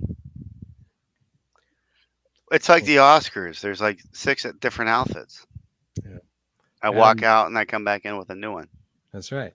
Adam changed outfits when he ran out of donuts. Okay. I changed outfits when I became appalled by the professional. professional. Yeah. And that's the thing is, I still love that movie. It's just I wish that they had made some different decisions. Sorry, good. That was his entire identity, though. His a pedophile. No, as a cleaner. Killing people. So like he couldn't bond with her on a human level. Like when they bonded, he was teaching her how to kill people. Right. Mm-hmm. It's like like he never made it weird. Yeah. She did. She made it weird. Right. She would fucking instigate. But then fucked up. But that Are you just not thinking of Hard Candy? No, dude, if you watch this again, I'm telling you. I will watch it again. I will. Because I'm disagreeing. I disagree with you. From what I remember, I agree. Yeah, when she said, I gotta watch this again. Look, it's a romantic relationship. No. Between a near 40-year-old man and a girl that's like 13. And it's disturbing. It is disturbing, but I don't see it like that. When she says, no, you should be watering me, I see that as you should be teaching me and helping me grow. That's a normal thing for a kid to say, dude. You should be watering me. Well, she's not a normal kid. She just saw her entire family get murdered. That does not make a normal kid. But you don't even see the context when she's weird. Here's how she says it. Here's how she says it. Pretend you're watering a plant. Do the thing. Pretend. You shouldn't be watering that plant. You should be watering me. If you want me to grow. I grow as a professional assassin, not the B word. Yeah, these are all the things. B word. It's not one-sided though. He's just reluctant. I mean, at the end, does he really react to it? No, I really don't feel like he does because like it's such a foreign thing for him. Like he's only known one thing in his life. Yeah, and that's killing people. And he doesn't understand kids, and he doesn't know how to be a parent or, a big brother, or as you think, a creepy uncle. I mean, there's even the part when she goes downstairs and she tells the hotel clerk guy that they're lovers. Oh, that's fucked up. I forgot that. I'm gonna have to rewatch it. Like, dude, like I'll rewatch it. I'm not making this up. I believe you. This isn't out of the top of my head. Like Adam just decided to hate this movie that he's loved for so many years. I'm saying I don't hate it. Even now, I'm still like whatever. I'm Michael Jackson about it. I love Michael Jackson music, even though he did horrible shit. Yeah. I'm not gonna stop I'm not gonna stop listening to fucking Billie Jean. You're right. I'm not gonna stop watching The Professional. I'm not gonna do it. Yeah. Now I just know I can't think of anything but Michael Jackson looking at this hat I'm wearing. Yeah. Jesus Christ. I'm just saying. Yeah. There's some shit that doesn't fly. But that how about Gary Oldman? And Gary Oldman in this movie is the most intense, insane psycho I've ever seen. Yeah. Yes, he is. Gary Oldman can fucking do anything. What was that thing he kept cracking in his mouth? It was drugs.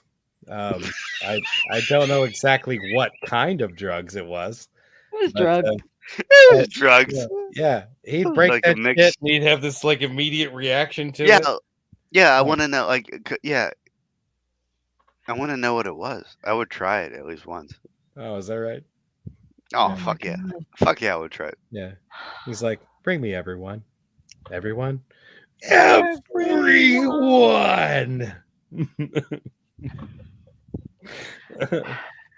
And then everyone in Namblek was running down the street. That's right.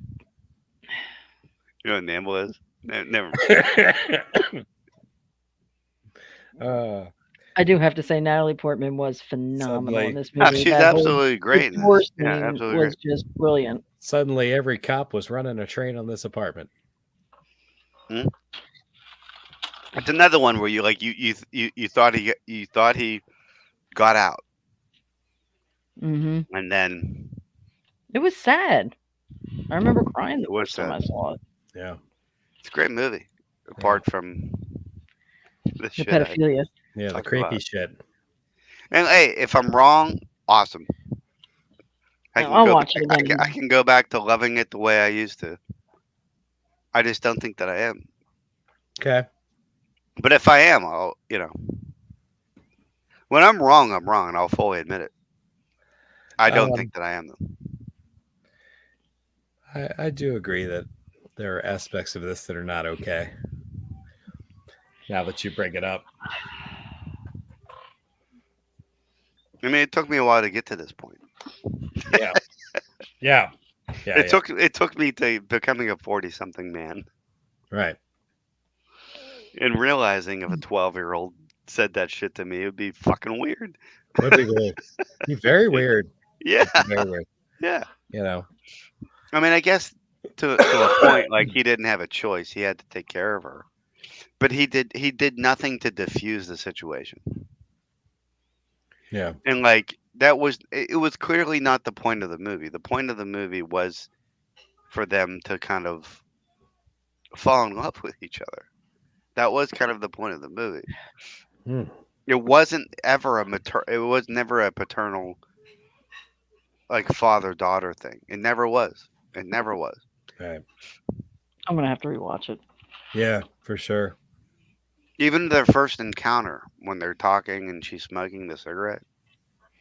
And you think like this is just him. I don't know. Yeah.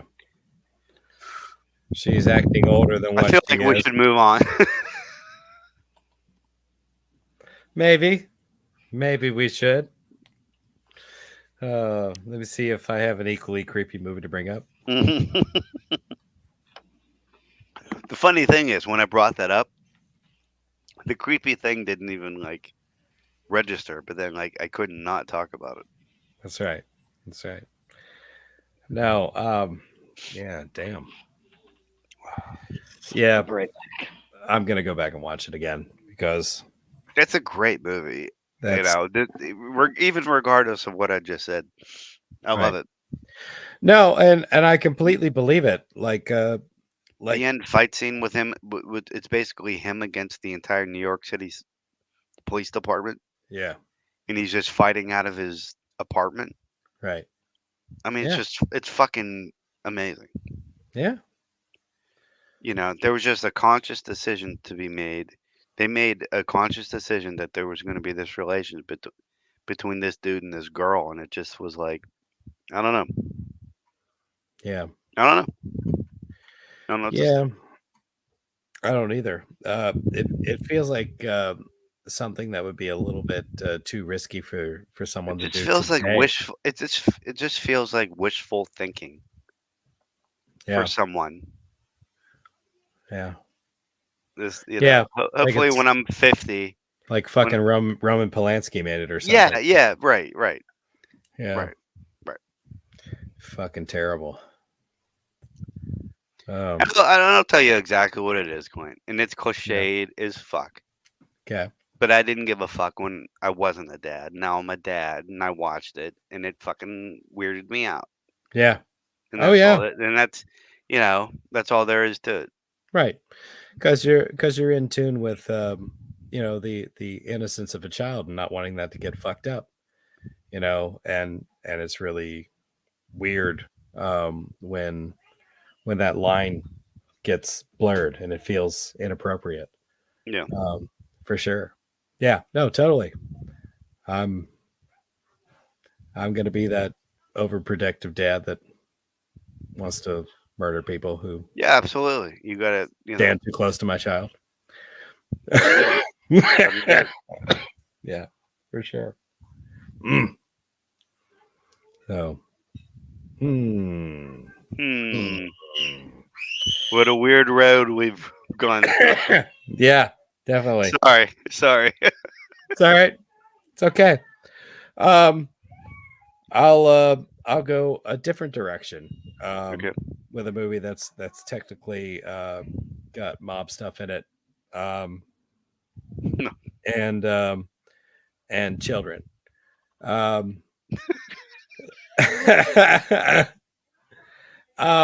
don't know how many. I don't. This is what I come back to. I can't. I don't know how many South Korean movies you guys have seen, but I got to tell you, like, the South Korean movie scene is incredible. There are so many Yes, good it is. ones. There is a movie that I just watched it again today because I was like, I wonder if this fits with the topic, and I really feel like it does. It is a movie called The Man from Nowhere. And I don't know if any of you have even heard of it. I remember you mentioning it before. Yeah. I have not heard of it. I would watch it though. Yeah. You can find it on Amazon. I thought you could watch it on Tubi, but when I searched Tubi, the only version I found was in Spanish. So, this movie is, God, it's so well done. I mean, and you wouldn't think that it would be based on what its subject matter is. This is basically a martial arts film. Okay. It just follows this guy. It's just an apartment building. And it's got this guy who basically has a little space that he keeps a little pawn shop in. It's in the building. And like some of his neighbors, like this little girl in one of the apartments, like just is kind of taking a shine to him, because she doesn't have a father figure in her life, and she talks to him, even though he seems clearly annoyed by her. But because like there's a part of him that feels kind of sad for her, that he allows her to like hang around, and like they'll have like a meal together, or they'll drink tea or something like that, and she'll talk and he'll basically just sit there and listen. But then her mother comes around, and she's just like this, like the worst possible mother for this kid. Like, not that there's anything wrong with being, like an entertainment type dancer, but she's a dancer and she's like a drug addict, and she doesn't have time for her kid. And if she does, What's this one called? I'm sorry. The Man from Nowhere. Okay. Yeah. So like the mother steals something from somebody in the club that she works at. And it's basically just because she wants to get high, and she tries to hide it by selling it to the guy in the pawn shop. So like these drug people trace it back to her because they realize she's the one who stole it. And they end up at the building, and they find out it's in the pawn shop because they kind of torture her a bit, and they try to get it back. And these mafia type people kidnap the mother and the child, and it comes out through the story that he was formerly married, and his wife was pregnant, and something terrible happened to them, so he has this very strange compulsion to save this little girl. So it's actually quite beautiful, the story, even though its subject matter doesn't seem like it would be. And it was great. I almost got weepy while I was watching it earlier. It was really good.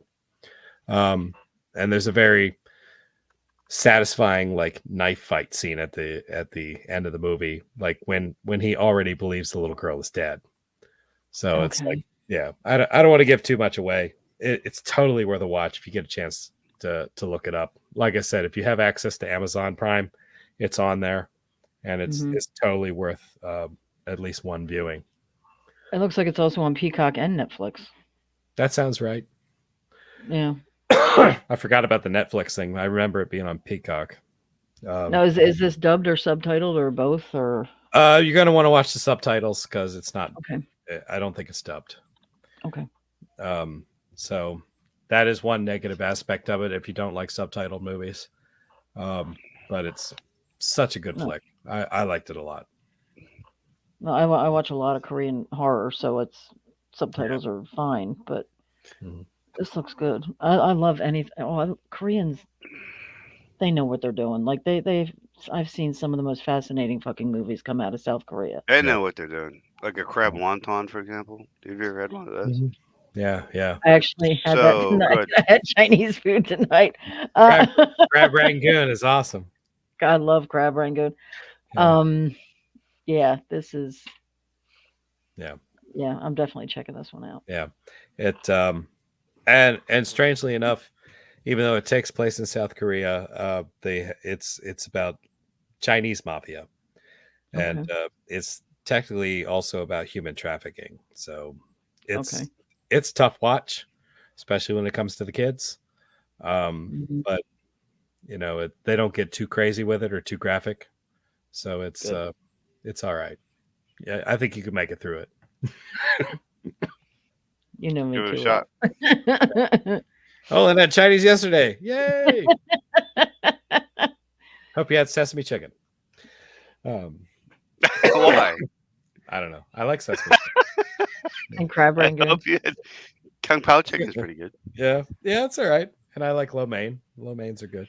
Do you guys like Indian food? A little bit. Depends. Honestly, I've never had it. It's a really good Indian place next to me. I have my drink memorized. Yes, that sounds like me when I go to the Dunkin' near me. All I do is give my order and I hear, "Hi, Nicole, how are you today?" They know me. They know. They know me. Know. How about it?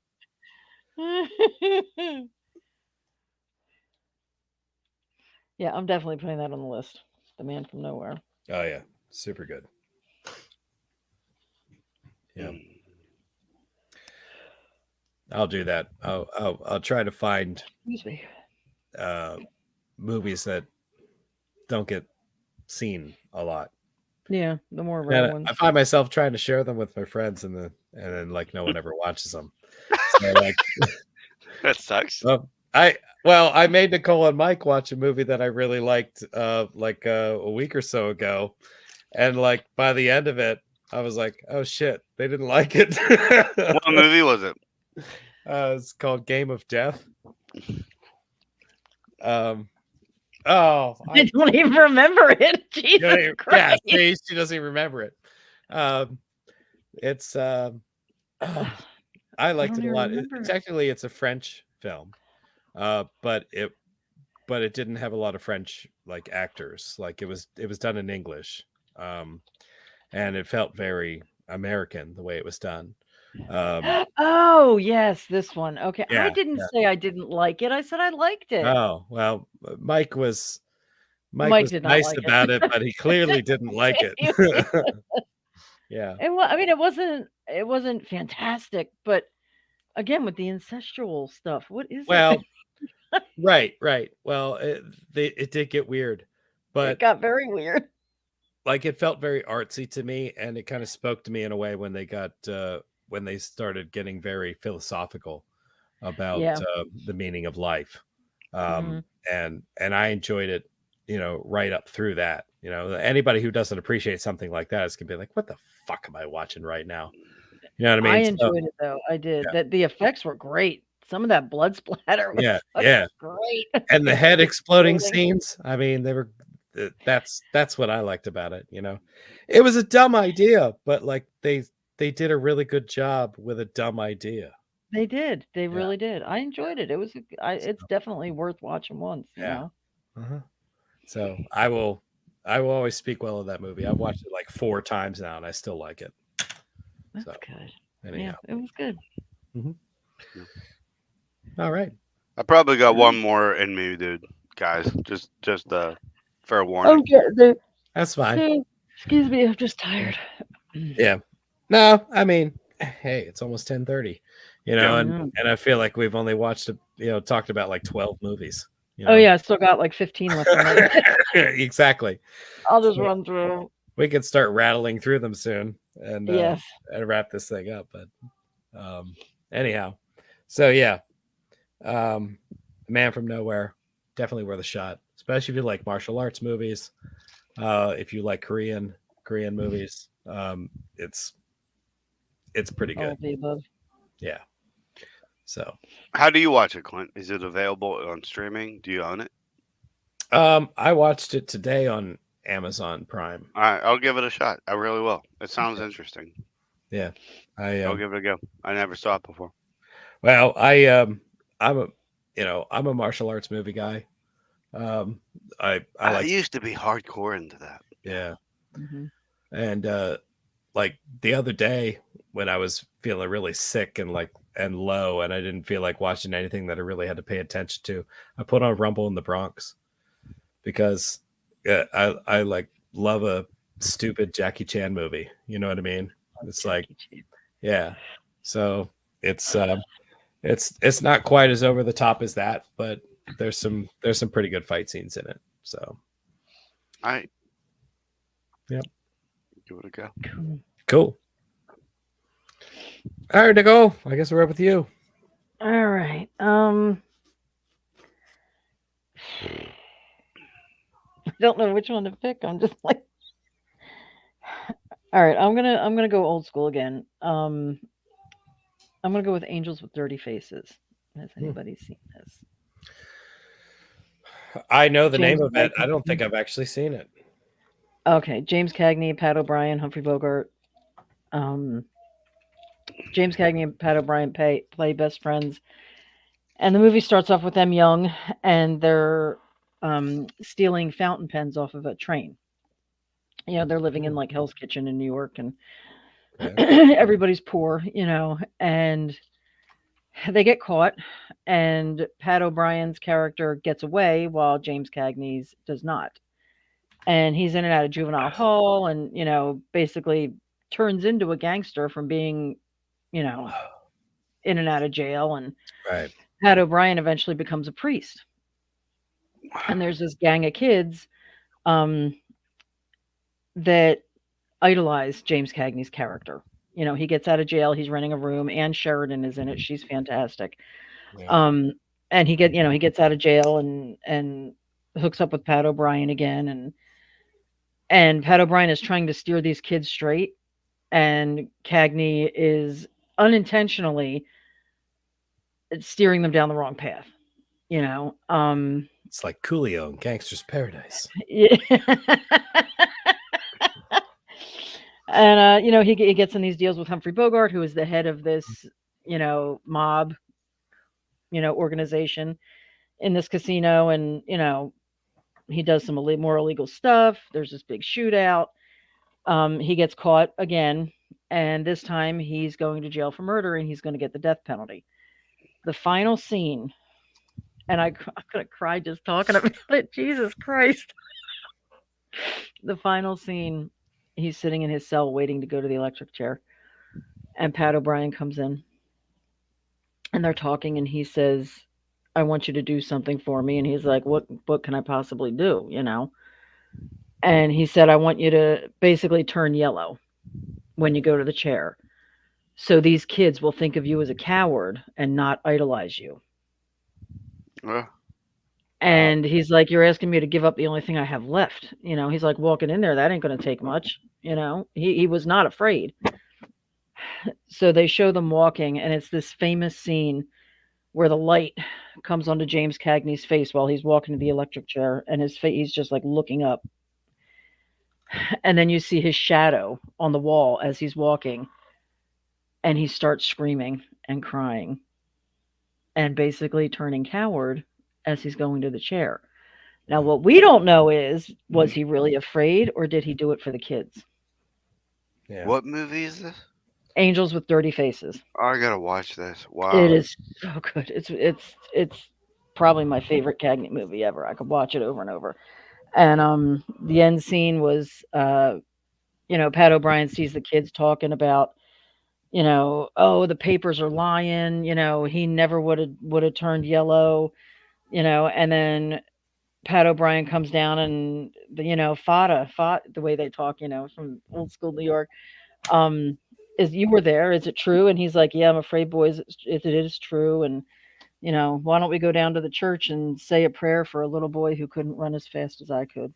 And it's just, I'm getting all choked up.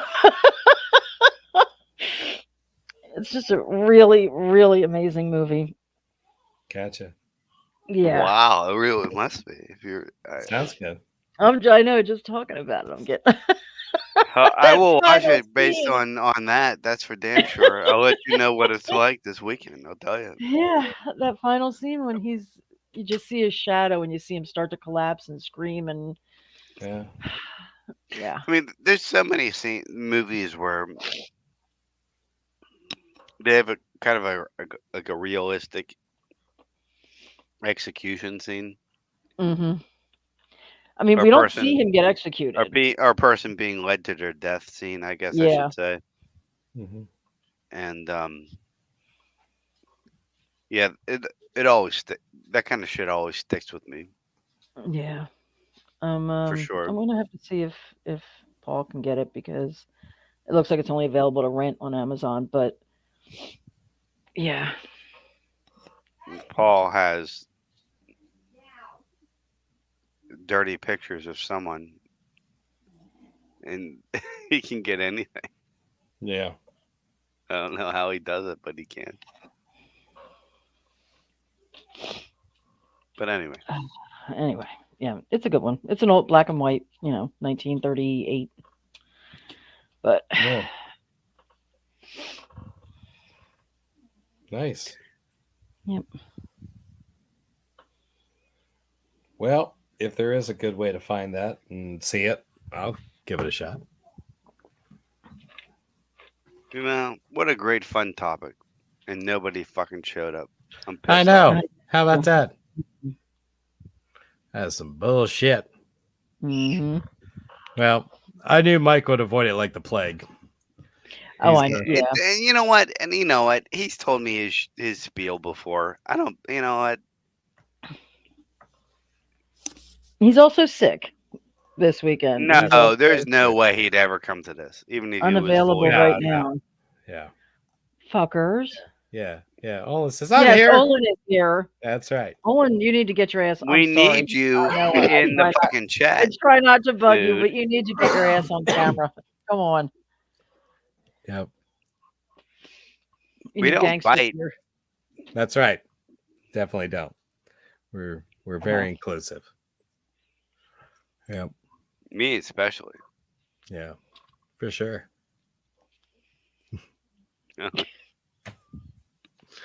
Yep. He'll share your powdered donuts. And my cinnamon. Yeah. Yep. Exactly. I'll bring up my Tommy gun. I thought when we originally brought this up, everyone was gung ho, and then It seemed like that. Well, you know what we're really missing here, Paul.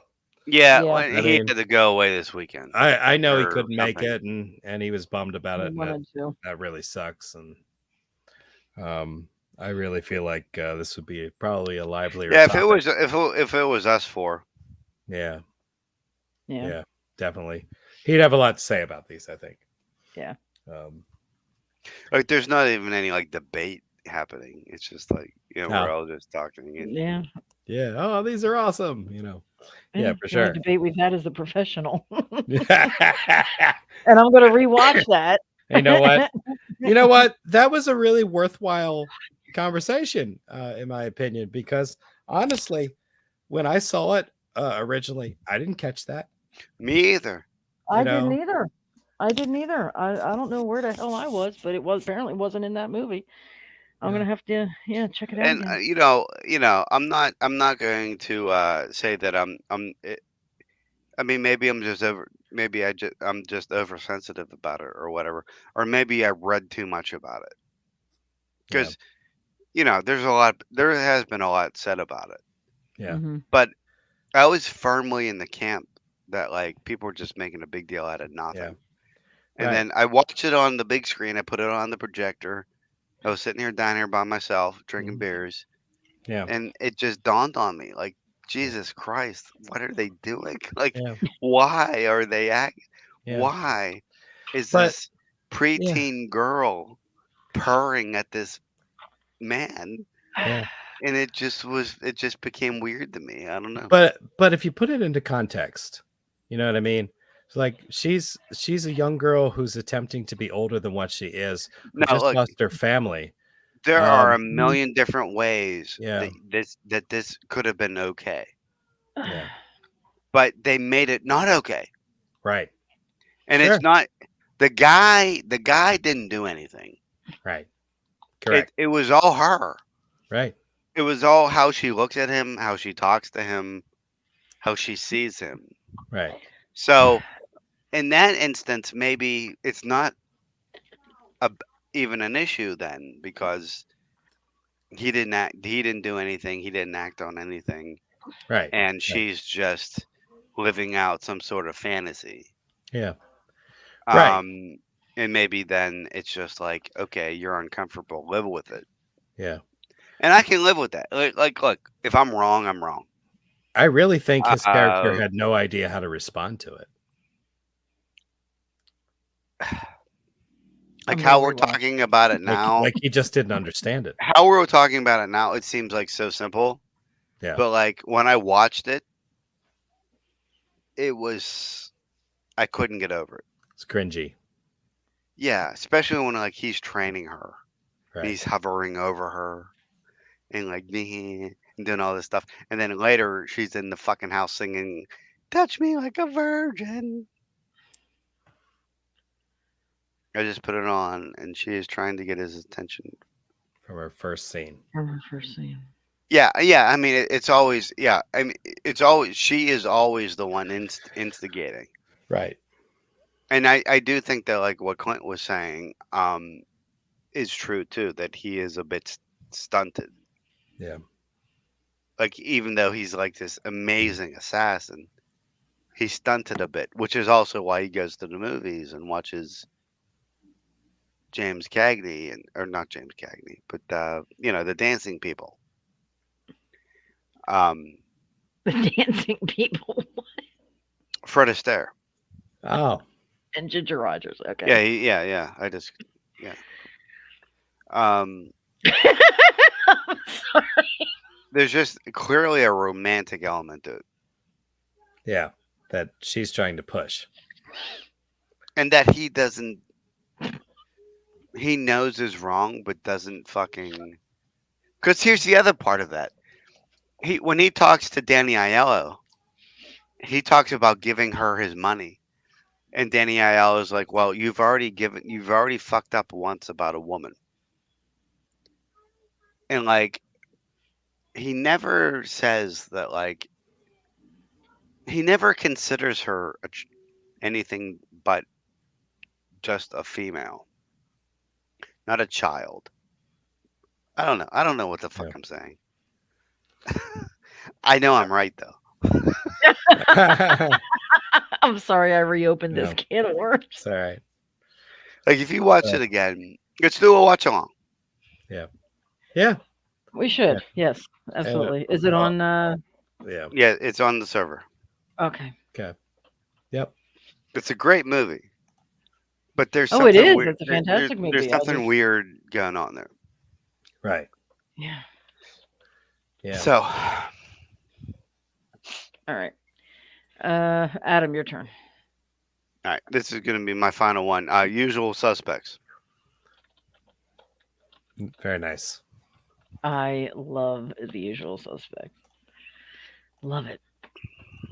I love Chess Palminteri. I love Gabriel Byrne. The cast is great. The story's great. The end is still shocking to me. Yeah. It's still one of the best twist ending. Like, and it's funny because it's like this twist ending and like Sixth Sense. Yeah. I think that happened between like a year of Yeah. each other or something. Like, Benicio del Toro. Love that guy. Yeah. I feel like he's underrated. He's not in enough good stuff. Yeah. No, he's And not. then everything he's in is good, or if not great. Yeah. You ever see Sicario? Yeah. I was watching it today. I love Sicario. Yeah, Sicario was awesome.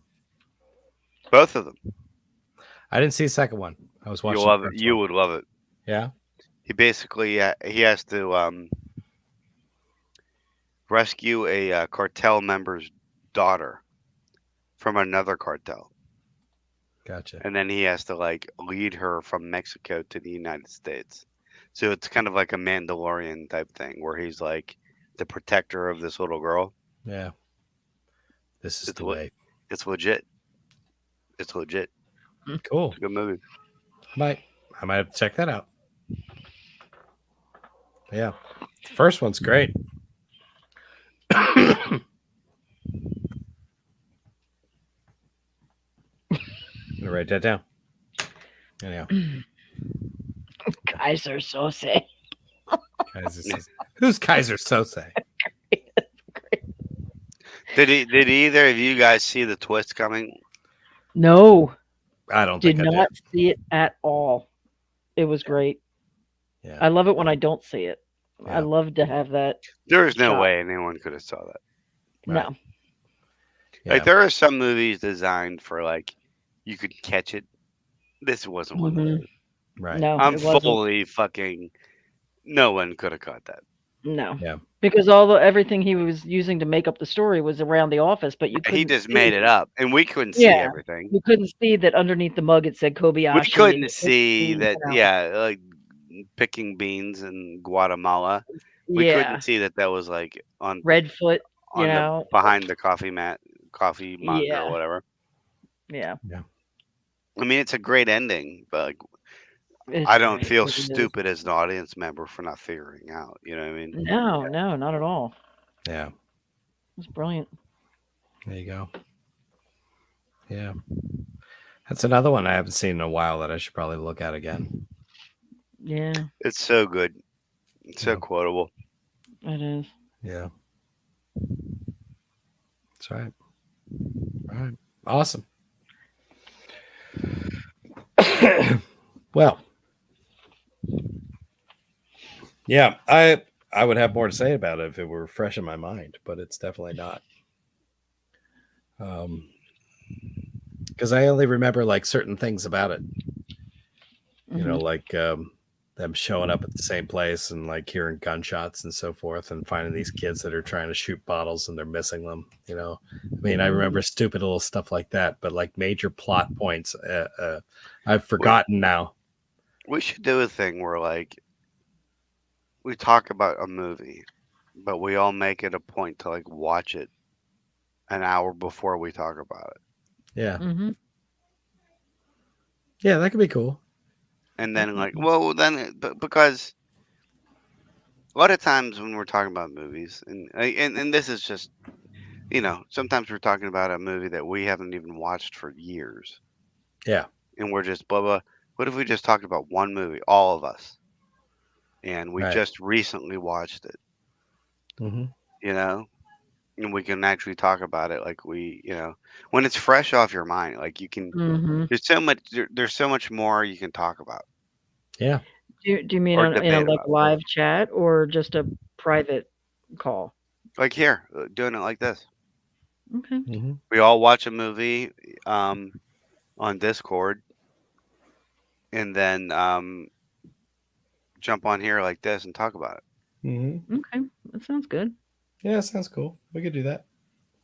I mean, then nobody can say, "Well, I didn't see it," or you know, "I don't know what Yeah. you're talking about." Haven't watched You it in know, 30 years. we can all pick what the movie is, Yeah. Yeah, I think that's watch a good idea. watch it, and then like talk about it, almost like a book of the month club, Yeah. That could be cool. except that like we've actually watched it together. Yeah. Yeah. And just you know, Need to get Olin in on that. Yeah. That's right. Yeah, that's right. Get Olin in. Okay. Well, have we reached the lightning round? I think so. I think we have. Just gonna toss out movies. Okay. Oh, wait a minute. Oh, could be down for that. Awesome. That. That's what I want to hear. Now it almost has to happen. Yeah, well, it is going to happen now. What exactly is Olin down for? Doing the watching a movie and Everything then I talking just about said? it right Yeah. away. Yeah. Yeah, watching the movie. That literally never ever happens for me. So thanks, hopping Olin. on. Yeah. That's Hopping I on. to literally discuss. never ever just make a spiel and someone's like, "Cool." Thanks. I like it. Mhm. There you go. It's great. All right. Sorry. I'm gonna throw out another movie that I know Paul talked about in the chat. I actually really like this movie. It's another walk-in film. King of New York. Anybody see King of New York? I don't think so. Really? I put it on once. The beginning made me not want to watch it. It's a little slow for you. Well, no, like it's what's his name? Lawrence Fishburne,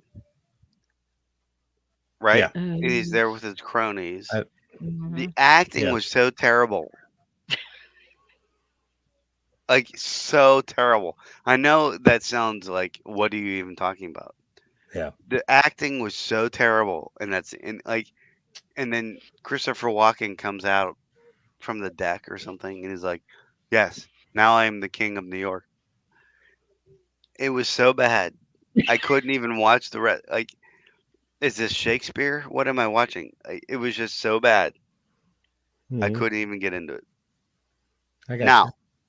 it's a popular mafia. This is a popular movie. Yeah. So I could definitely revisit it. This Mhm. might be ripe for what we were talking about. Sure. But I put it on in the beginning. Just I couldn't get past the first 5 minutes, so I turned it off. Wow. Okay. Yeah.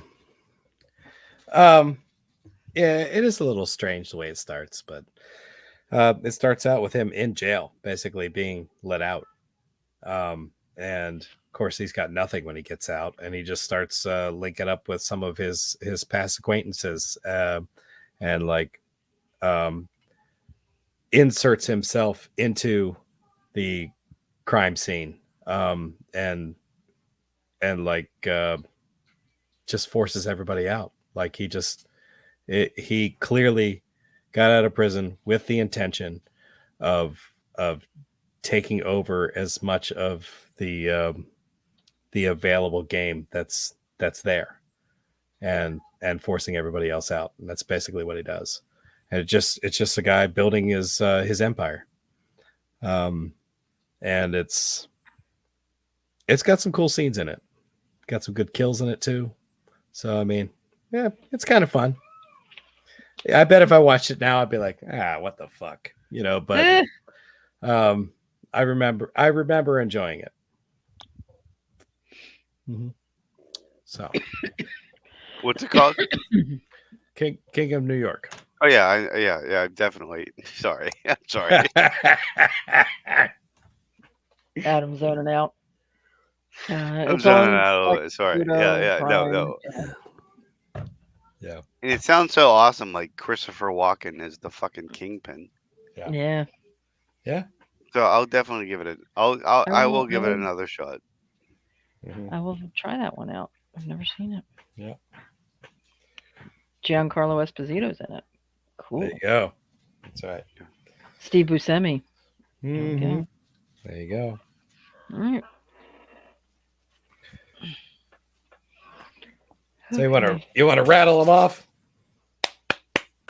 Rattle off the rest of my list. You may as well. See how many are on mine. Okay. Goodfellas, Casino. Of course. Of course. Gotti, 1996 with Armando Sante. Gotti, 2018 with Travolta. Oh. The Irishman. Yeah. Once No, Upon I a Time can't in get through that America. one.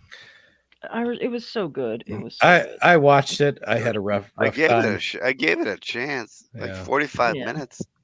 Yeah. Yeah, it's like 27 hours. And like Like when they're calling De Niro a kid yeah. because he's 20, but Yeah. he still looks like he's 80. Yeah, they dyed his hair dark. It was Hey awesome. kid. Hey kid. Yeah. Yeah. I know. Well, and they got this habit with De Niro, like making him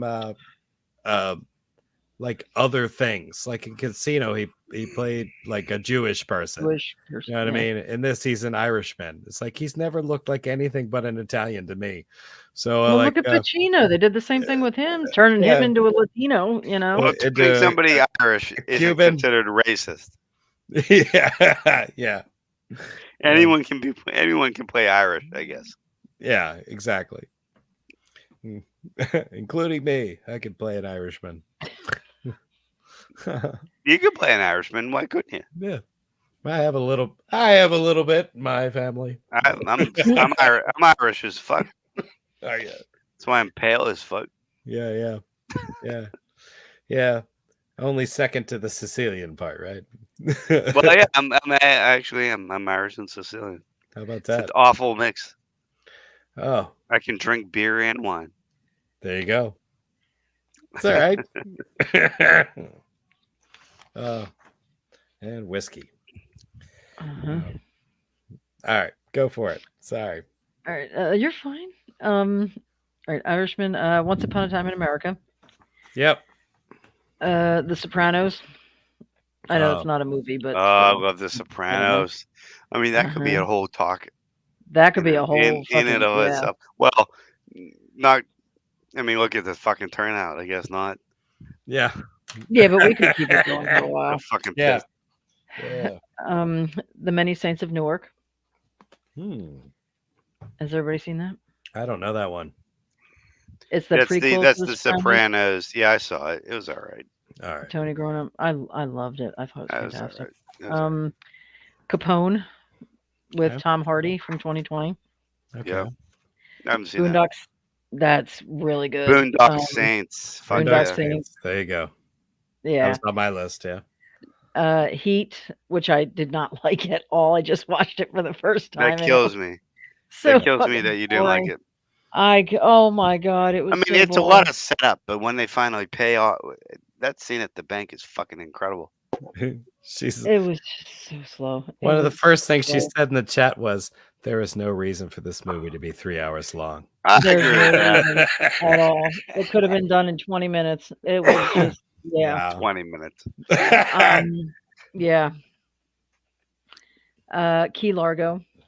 Okay. With Edward G. Robinson Hmm. and Humphrey Bogart. And one of my all-time favorites, A Bronx Tale. Yeah, Bronx Tale was great. I had that on my list. Fantastic. That's a good one. That's a good one. Does that round out the list? That's what I had so far, yeah. Oh, okay. I was gonna say that kind of surprises me. You're missing some things. Oh, I know. Like I said, I didn't want to get too. Yeah. This is a full page, and I knew I wasn't going to get to all of them, and I'm like, well, I might as well Yeah, stop you can't there. write them all down. Yeah, I can't write them all. I couldn't. I'd have a fucking book. Right.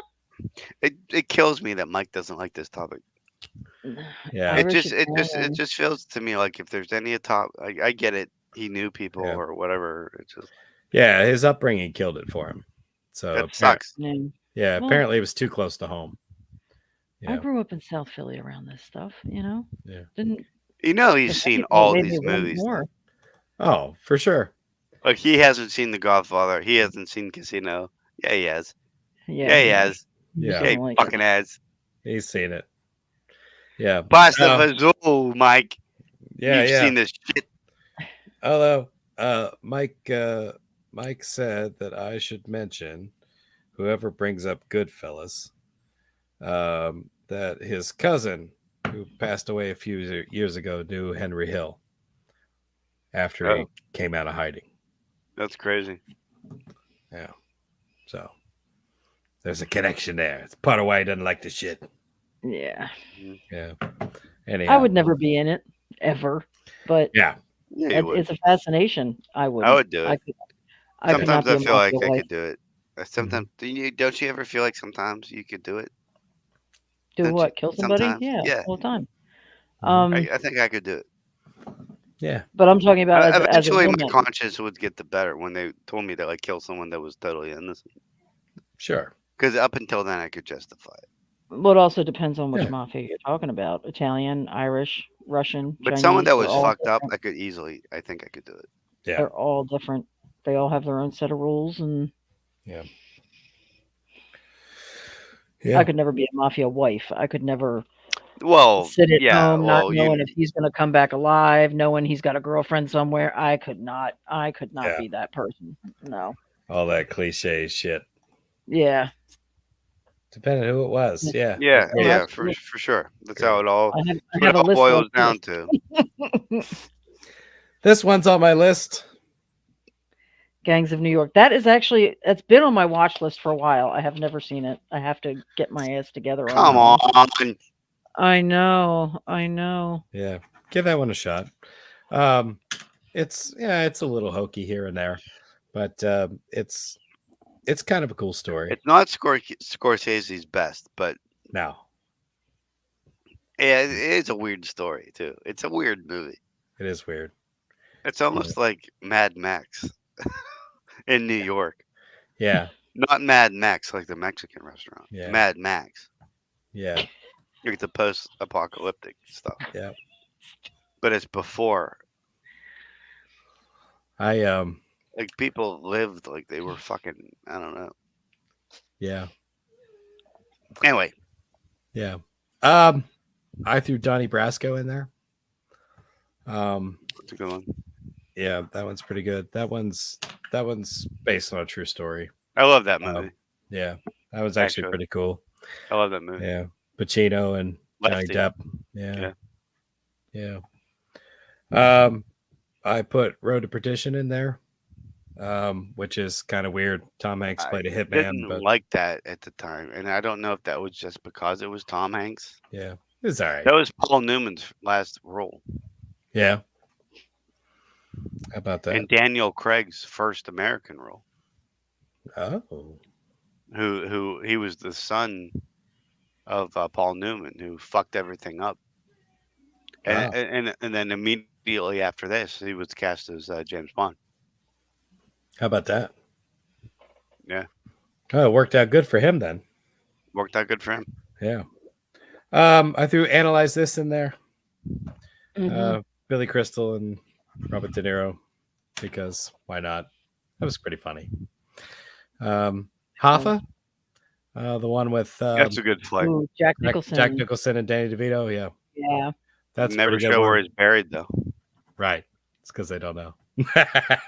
And that's the whole point of watching the movie. Yeah, exactly. Funny how many different times that story's been told. You know what I mean? Didn't they basically tell that in The Irishman?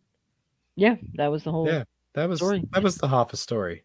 We had Pacino in there as Hoffa. Yeah.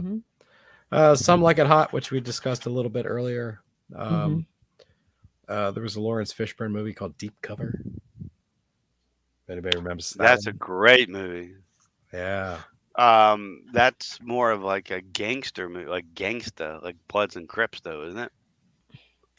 Yeah. It's more of a drug territory gang related movie. Okay. I mean, I just know that. I only know that because I have a song saved on my work playlist. That's Deep Cover from Dr. Dre and Snoop Dogg. Yeah. There you go. We can play it right now. Yeah. Yeah. It's a fucking great song. Yeah. What? Google Deep Cover by Dr. Dre. It's fucking great. Mm-hmm.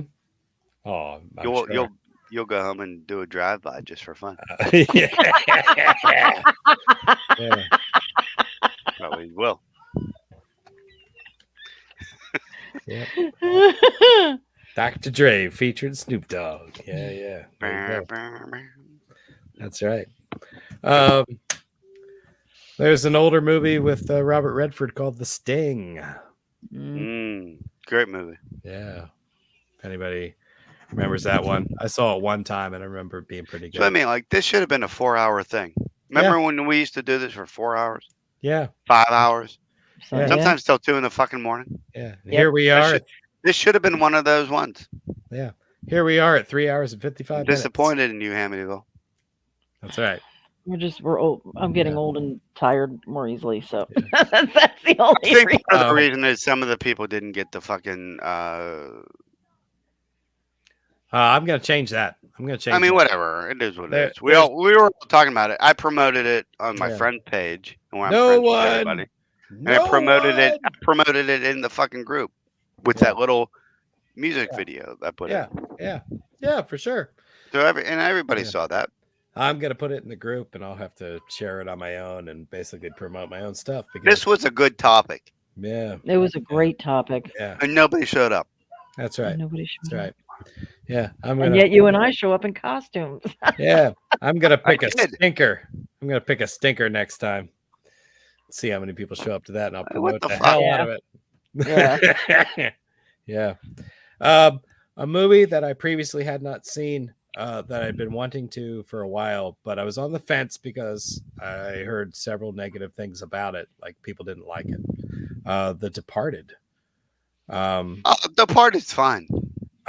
I loved it. Yeah, Departed's fine. Yeah. The only backlash I've ever heard about that movie is that, like, with all the amazing movies that Scorsese ever won, what the fuck's happening? Why is she laughing? Probably because you did this thing with your tongue. You pause. You're like, ah. No. I can't really say anything about The Departed because I'm only about halfway through it. I started watching it tonight.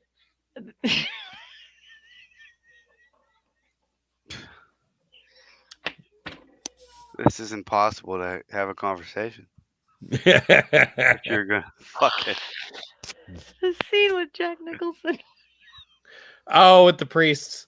Yeah, you were telling me about that. Enjoy your clams, cocksuckers. Oh, yeah. Well, Sister Mary Teresa. Yeah. It's a good movie. It just with his filmography, the fact that this is the movie he won the Oscar for. I broke myself. That was Like, nobody ever talks about The Departed. Right. Like they do The It's great so Godfather far. or Scarface. Nobody ever talks about The Departed. Yeah. I'm No loving one it so ever talks far. about The Departed. Yeah. I don't know how I feel about Matt Damon in this. And that's the other thing. I hate Matt Damon. Okay, I haven't finished it yet, but Marky I'm Mark assuming can he's go working fuck with himself. the bad guy, you know. But Yeah, but that was kind of Marky Mark's the only one with a good Boston accent. but that was kind of the thing. That was kind of the thing. Like they cast them pretty well for what their characters were. So it's like, Right. if you don't like Matt Damon, this is a great role for him. You're because right, Clint. You You're right. absolutely hate If you him. don't like Marky Mark, Yeah. this is the role. Oh. This is the movie to watch. Yeah. Until the end. Yeah, I honestly believe this was probably Mark Wahlberg's best. He kills role. somebody, doesn't he? He kind of like makes it a I haven't happy finished ending. it yet. Yeah. Okay, I'll shut up. I did a good thing. I said somebody. Finished it yet. I said Yeah. somebody. I didn't say. Yeah. who. Has I've never seen him as a bad guy. When yeah. did you stop? So When did you so I start don't watching know. it? Like 2 years Today. ago? No, Oh, okay. tonight is the first time. I'm about an hour into it. Hey, listen, Yeah. Nicole. Yes. I'm poking the screen.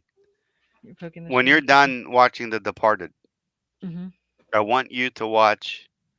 I want us to do a Discord. I want you to watch The Brotherhood. Paul added it. If you like The Departed, it's basically The Departed as a show, Okay. but better. It takes place in New England. It's the one brother is a mafia boss, the other brother is a politician, and they help each other out. Oh. Ooh. That sounds good. And it What's was called? made Brotherhood? for Showtime. And the one brother is you'll know him. Hold on. Where is it? Is it recent? No. Nobody watched it. It's amazing. 'Cause Oh, there was a lot of- Jason Isaacs Jason. Ooh. is one of the brothers.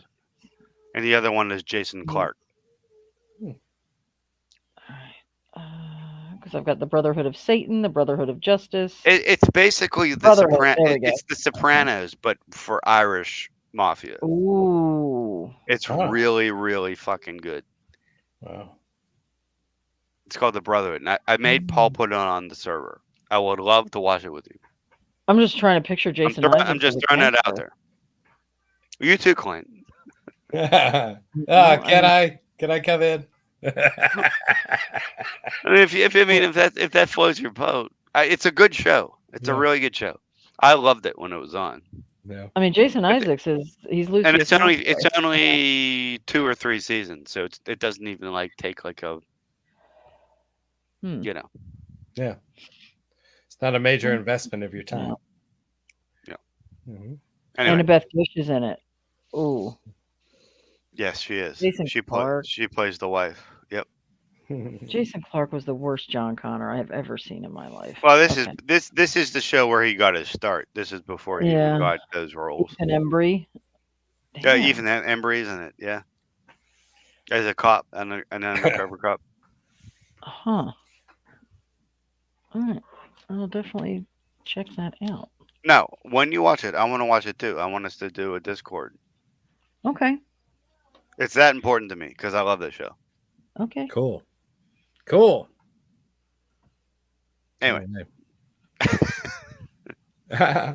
No, that basically rounded out my list. I had another movie on there that was really stupid, but technically it's got some that was really stupid. It's got some mob elements to it. If you remember that movie with The Rock called The Rundown. I don't think I've ever seen it. That's The Rock's best movie. Easily. Yeah. It's definitely one of them. He doesn't have a lot of great movies. What's your favorite Rock movie if it's not that? Jesus. The Scorpion King? No. Damn it.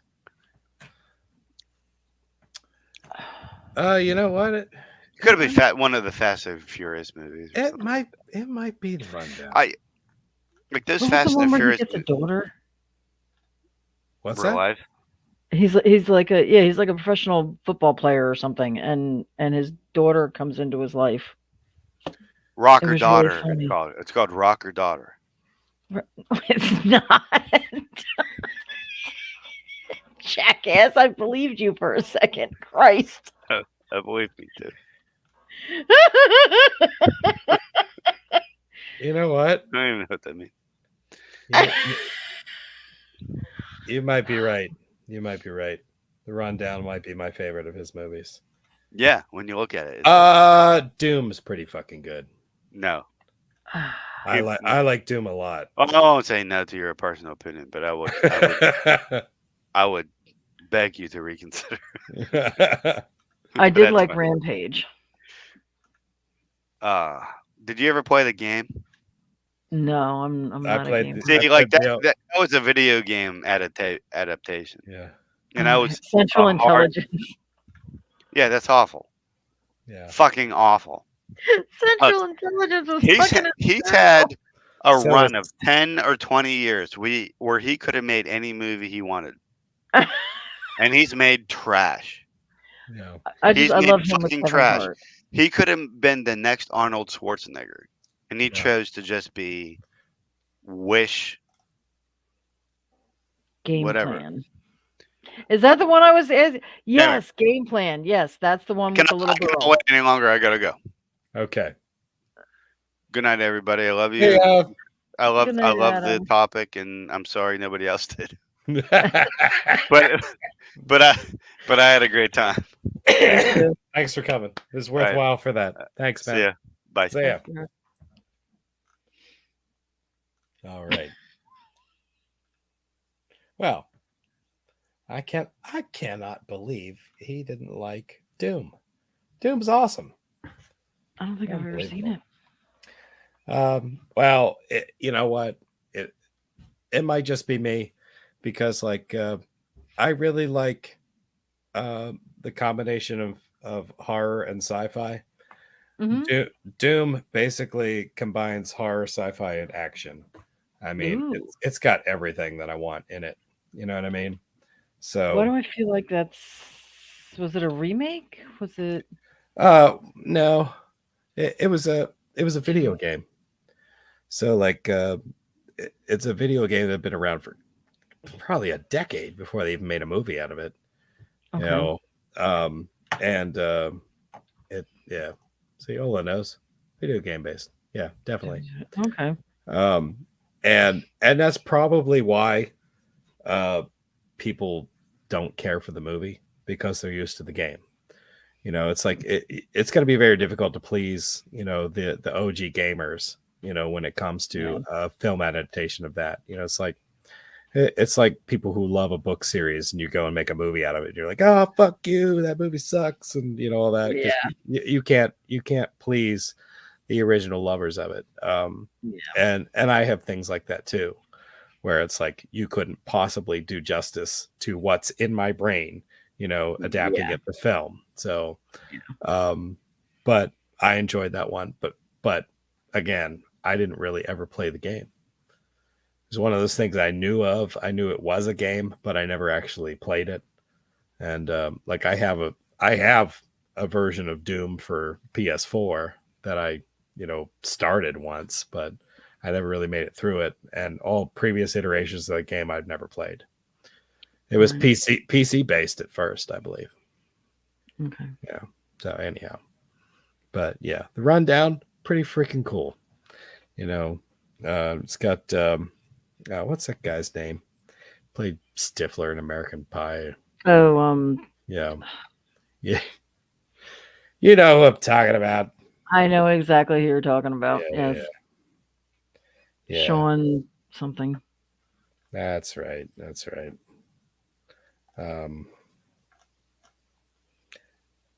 Sean William Scott. Yeah. Christopher Walken's in this movie too. Oh, cool. Yeah. So cool. Is Penelope Ann Miller in it? No. It started on PC. There we go. Yeah. So anyhow. But Rosario Dawson is. Ah. So yeah. Cool. Yep. Anyhow. So I think that wraps it up.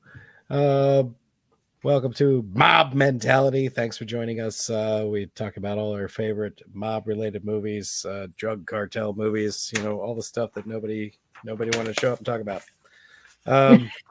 So anyhow, I thought I'd give it a shot. It seemed like it was a group favorite topic. So I was like, oh, hey, It was, but nobody freaking came. I'll just give everybody what they want. We'll do the topic and we'll come into it. So anyhow, that's okay.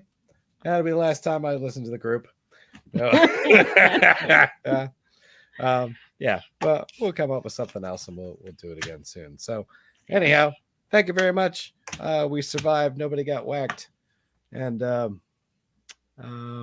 yeah, and nobody went to jail. So that's cool. Thank you very much. Have a great night. Catch y'all later.